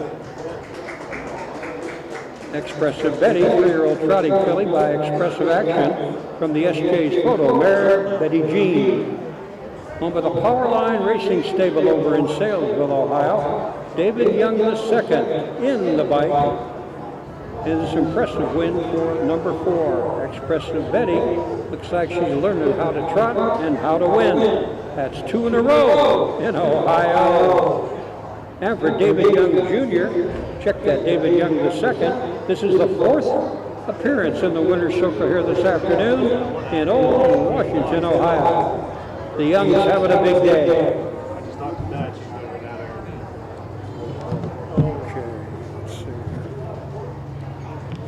You have it, Expressive Betty. 4-2-1. It is official. $9.20 to win. $8 exact. $11.60. And that race number 13 is official. 4-2-1 takes us to race number 14. And we have 4 horses signed on here for the second division of 3-year-old filly pacers. And we have no changes. We will go as programmed in race number 14. We'll tell you more about that race from the Guernsey County Fair after these brief messages.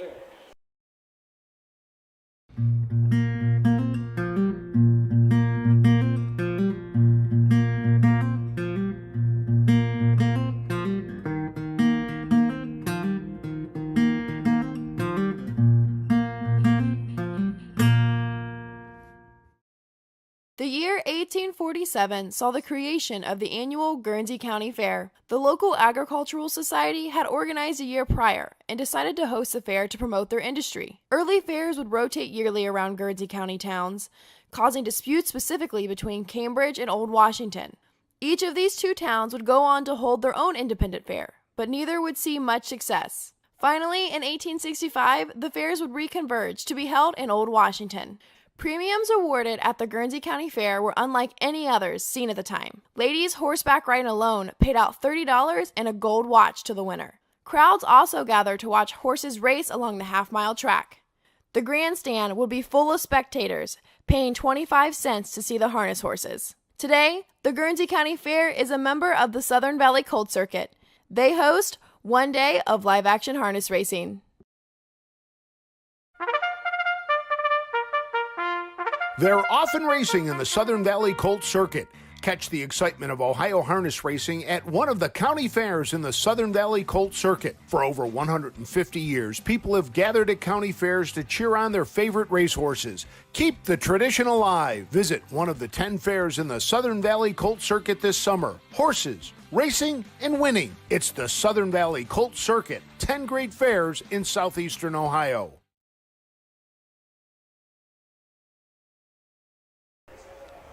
Welcome back to the Guernsey County Fair in beautiful Old Washington, Ohio today. We've had 80-degree temperatures, not a cloud in the sky, no humidity, light wind, good friendship, good racing. What else can you ask for? Doesn't feel like 80 at all with this breeze blowing. I could take this all the time. No, this is picture-perfect weather. This is when you reach out and you ask for the perfect cake, and this is what comes out. Not too sweet, not too tart. Icing's just right, melts in your mouth, not in your hand. So, still got 2 races to bring you, the 14th and, of course, the getaway feature, the 15th. Horses making their way to the track for the 14th race today. Interesting note here, earlier in the card, Lord Bridgerton won. Now we have Lady Bridgerton. And frankly, Lady Bridgerton looks like she has a very good chance of winning. She's 8 of 16 on the season, $48,000 in earnings.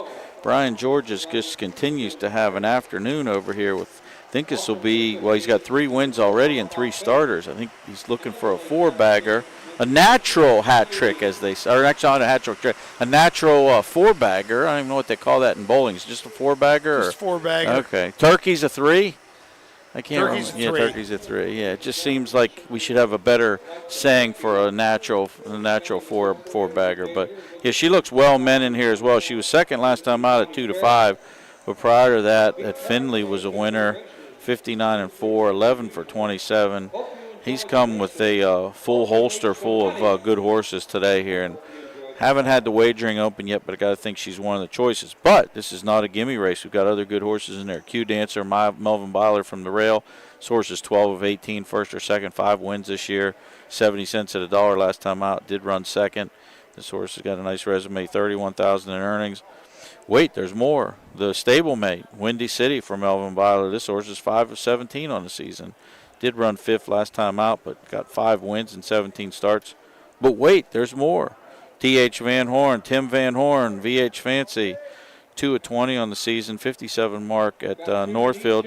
This horse was 6-5 last time out at McConnellsville. So all these horses are well meant and a nice tight bunch. The Lady Bridgerton and the Lord Bridgerton. The Lady is a bit of a legend, and Lord Bridgerton was by the Ponderosa, but they have pretty similar ownership groups. I think there's only one of the group is different in the from the different horses, but you got to love the names, Lady Bridgerton and Lord Bridgerton. I do love them. Since one was a 2-year-old and one was a 3-year-old, I was hoping they were out of the same dam, but they're not. Yeah. For, yeah. Yeah, they have different dams. See if they were sisters. Yeah. Or a brother and a sister. Yep. So 3 are out, and and right now Lady Bridgerton sitting 4th in the point standings. Q Dancer sitting 8th. You talked about how good Windy City is, and VH Fancy has been racing well. This should be the feature race. This is going to be a humdinger, no doubt about it. Well, the faithful backers of George's and Beatty have come out in full force today as this horse, Lady Bridgerton, opens at 1-9, a prohibitive betting favorite in here. We'll see if that trickles up at all. But the way the other 3 George's trainees have raced, she's if they're all on spot like the other 3 were, they're going to be really hard pressed to beat her today. So we've got 3 of the 4 are out. Looks like we're waiting on one still. Nope, all 4 look like they're out now, so we should have our post-parade any second. As this is our penultimate race of the day. Still have a lot more racing tonight. We've got a card from Upper Sandusky scheduled to start at 5 o'clock. Our crew is en route. Hopefully they get there and are able to get set up quickly and bring you all the action this afternoon for our final card before it's 5 days in Delaware. Let's go upstairs.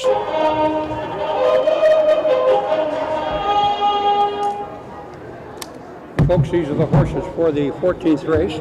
Second division, 3-year-old filly pace at 1 mile.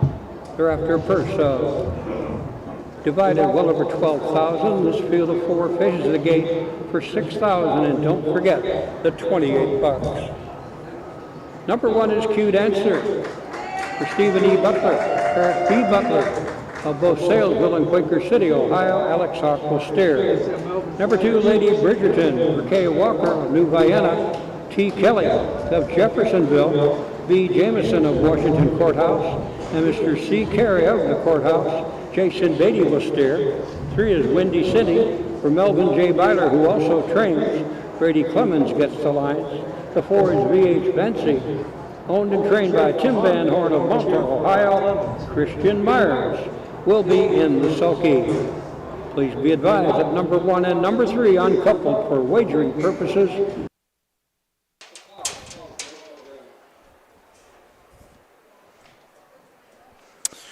There you have it. There you have it. There's your post parade for race number 4.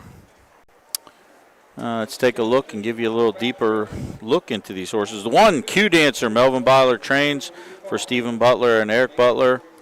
Alex Hawk has the lines today. 5 of 18 on the season in the winner's circle, but 16 of 18 on the board, $31,000 in earning. What a consistent type. This horse was 12 of 14 last year.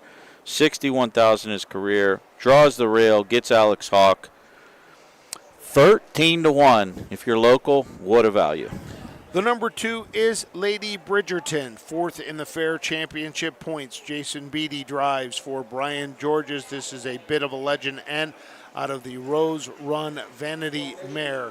10 straight on the board finishes, has hit the board in 13 of 16 with 8 wins this year.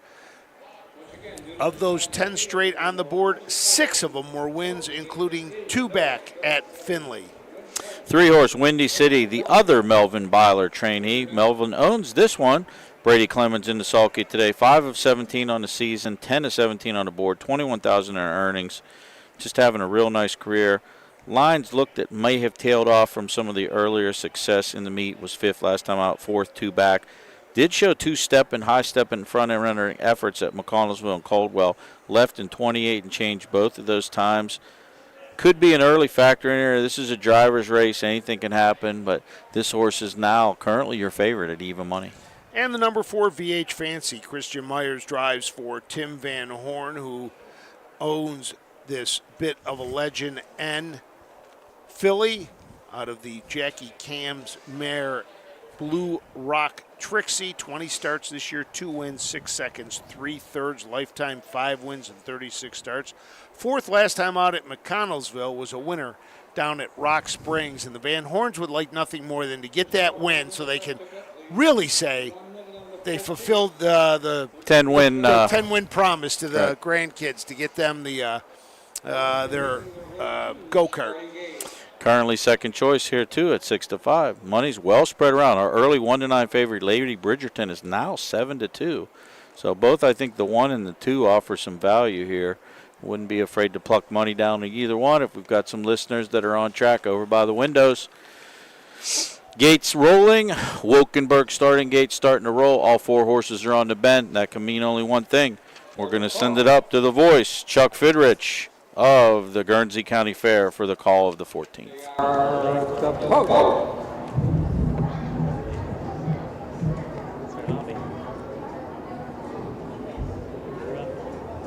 Field of 4, racers on the gate for this afternoon's 14th. Field of the strip chain, here they come.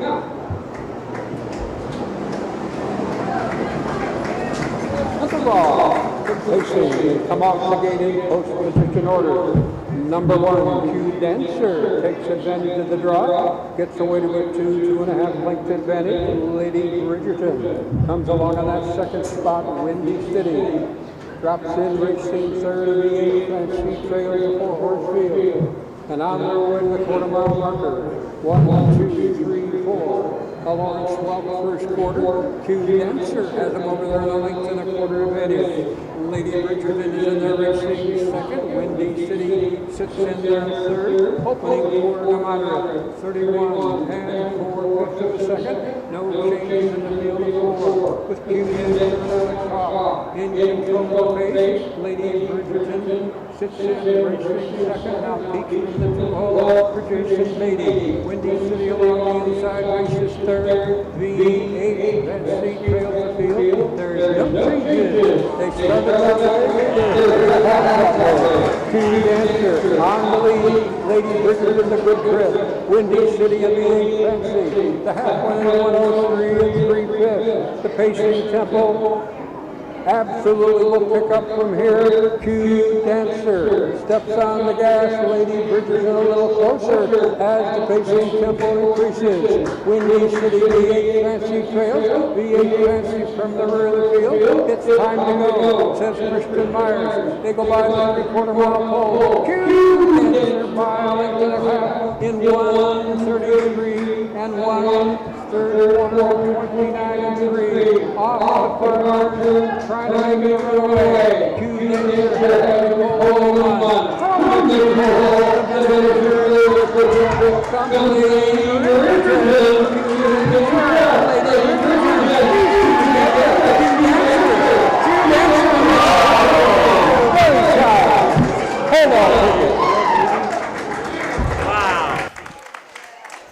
We are going to have to look at that photo when it comes down from Yes. Lynn Scott Photo. I was just going to say, Lynn Scott Photo and our photo finish person will definitely need to go to work on that one. Because I'll be honest with you, Frank, I usually call myself someone pretty good at calling those.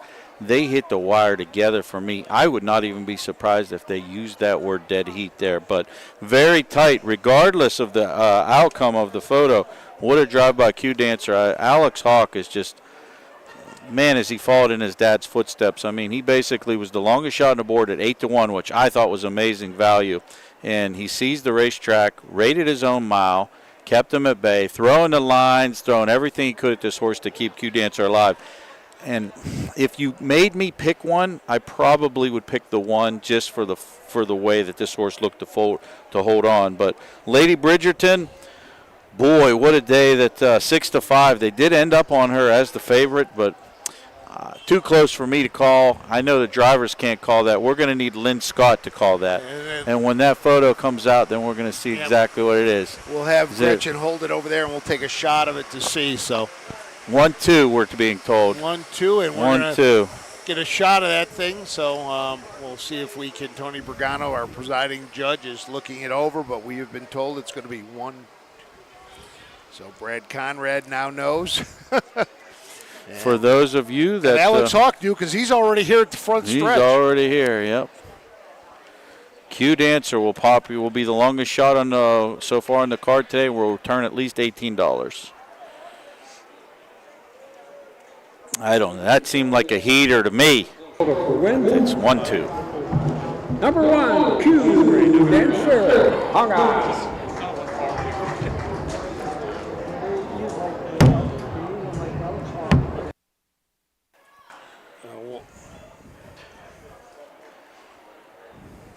So here comes Q Dancer back to the winner's circle. Alex Hawk getting very familiar with where this winner's circle is. The official winner of this afternoon's 14th race will be number 1, Q Dancer. Q Dancer, 3-year-old pacing filly. A dancing Yankee from the Dragon Again mare, Akula Hanover. Owned in Salesville in Quaker City, Ohio by Stephen E. and Eric B. Butler. Alex Hawk in the sulky. Q Dancer's 6th win in 19 tries here in this racing season. And for Alex Hawk, win number 5 on this afternoon's program. Congratulations to the Hawkster. 5 wins here at the Guernsey County Fair this afternoon. We got one more to go. That's in the sun. This is in the shade. There you have it. 1-2 unofficial. I did not get the third place finisher. Right there in the photo, left second, and number 3, Windy City, checked in third. There you go. Official clocking for the adjustment went at 14th. The opening quarter went in 31 and 4. The half in 103 and 3. They sped things up nicely in that third quarter, 133 and 1. Time of the mile, 2:01. So big last panel, 28 and change there. Q Dancer, expertly conditioned by Melvin Byler, expertly driven by Alex Hawk today. Longest shot on the board and returns $19 to the faithful backers. A trifecta, $46, exacta, $440. Congratulations to those connections. 1, 2, 3, 4 they finished, elementary in exact order. Takes us to race number 15, our getaway feature, final race of the day. We've got 2 driver changes here for you. On the 2, Pro Flow, make the driver Christian Myers. Christian Myers will drive the 2, Pro Flow. In the 4-horse, All About Faith, make the driver Jason Beatty. Jason Beatty will drive the 4-horse All About Faith. We'll tell you a little bit more about the race number 15 when we return from the Guernsey County Fair after these brief messages. The Delaware County Fair, where history meets horsepower. Get ready for the thrill of a lifetime as the world-famous Little Brown Jug takes center stage. Witness the heart-pounding action, the thundering hooves, and the sheer determination of these incredible athletes compete for the coveted Little Brown Jug title. Don't miss your chance to be a part of history. For ticket and hospitality options, visit littlebrownjug.com. The Little Brown Jug, where champions are made and legends are born. Be there!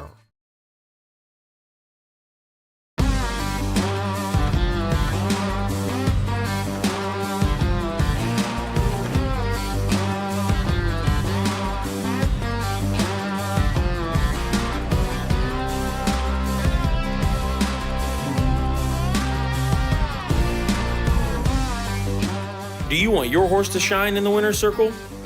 Feed DAC Oil. It makes a world of difference.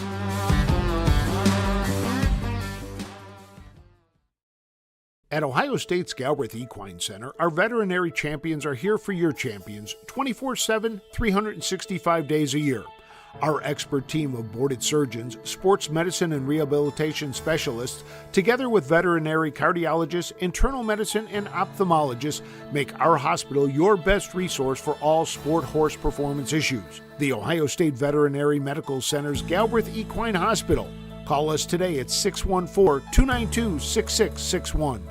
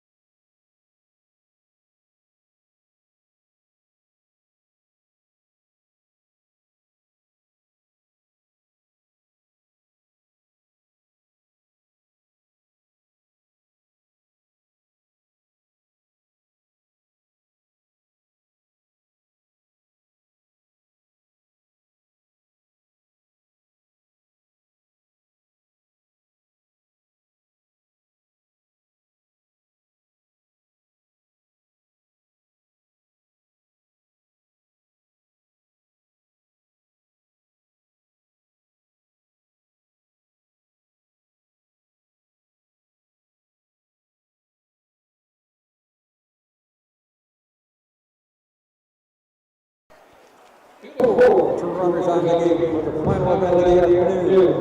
For last time in 2024, here they come. Running from the outside, all about pace. This is Clementine down behind, gets in there, racing second. Then it's Pro Ray, Kim Joyce. Off stride to the outside goes Pro Flow, taking over the third spot by virtue of the 15 trotter, Kim Joyce. Meanwhile, as they roll down the backside for the first time, for the final time of the afternoon, the quarter-mile pole. Up on top of the field comes All About Pace. Opening quarter went and gone in 29:04. Very nice opening quarter for the as they ramble over to the 3-mile marker. Up top, All About Pace. Continuing to lead back as they can run right past the stand for the first time. All About Pace in control. Short horse field. Sitting in that second spot, this is Clementine against the good ride. Gas about and Pro over the field. We got a 2-horse race with 3/8 mile left to trot. Opening half in 1 minute and 2 for the second. All About Pace.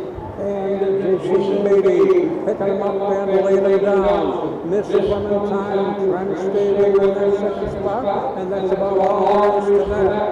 Kemp's Joyce and Pro Ray complete the cast as they go by the quarter-mile marker. All About Pace is still there. In that second spot comes Miss Clementine in 1:30 and 2 for the second. And that's to me like we're down to the last couple of miles about to come and go. All About Pace 5 3/4. Stretching it out to 3. Miss Clementine trying a little bit short today. All About Pace. Miss Clementine coming. It's so there. All About Pace over there. 4-3-1-2. Unofficial 4-3-1-2 for the getaway feature. It was a 2-horse race on paper, and it turned out to be a 2-horse race on the racetrack. The money got well spread around there. Actually, Kemp's Joy, I don't know if someone came in late and just took a swing of the bat or what. Kemp's Joy went 3-5, looking for Roy Burns to break the maiden, but we will make that horse 0 for 27 now on a third place. Nice finish, check.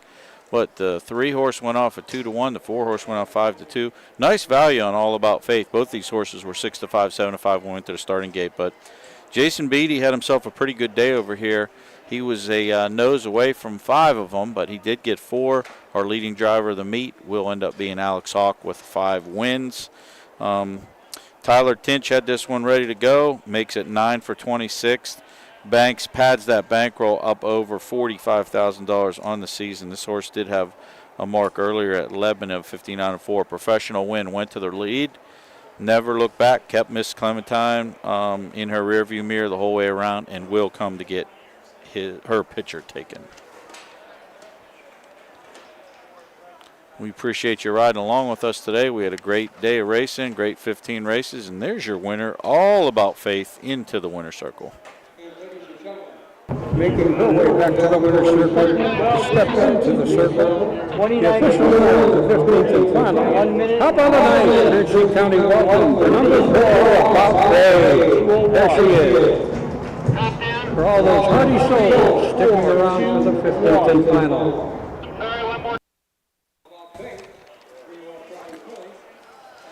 And there you have it. There's our 15th race card wrapped up for you. We had a great day over here for you in Guernsey County Fair. We just got a one-day meet.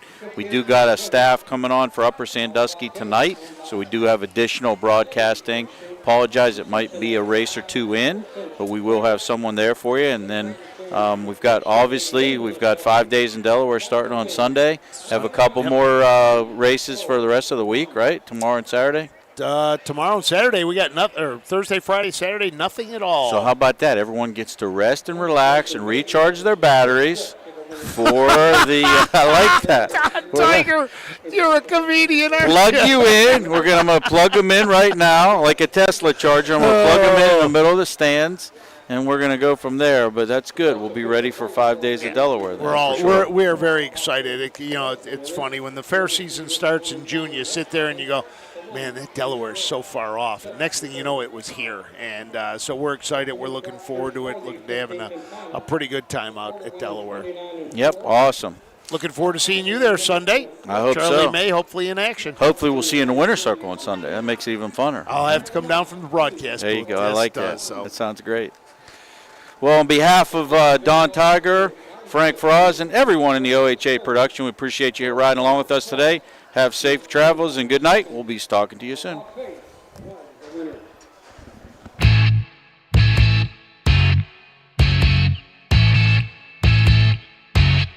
This has been Ohio County Fair Racing. Ohio County Fair Racing has been presented by Midland Acres, thestable.ca, Dublin Valley Farms, Big D Tack and Vet Supply, and the Ohio State Veterinary Medical Center. Ohio County Fair Racing is a presentation of the Ohio Harness Horsemen's Association.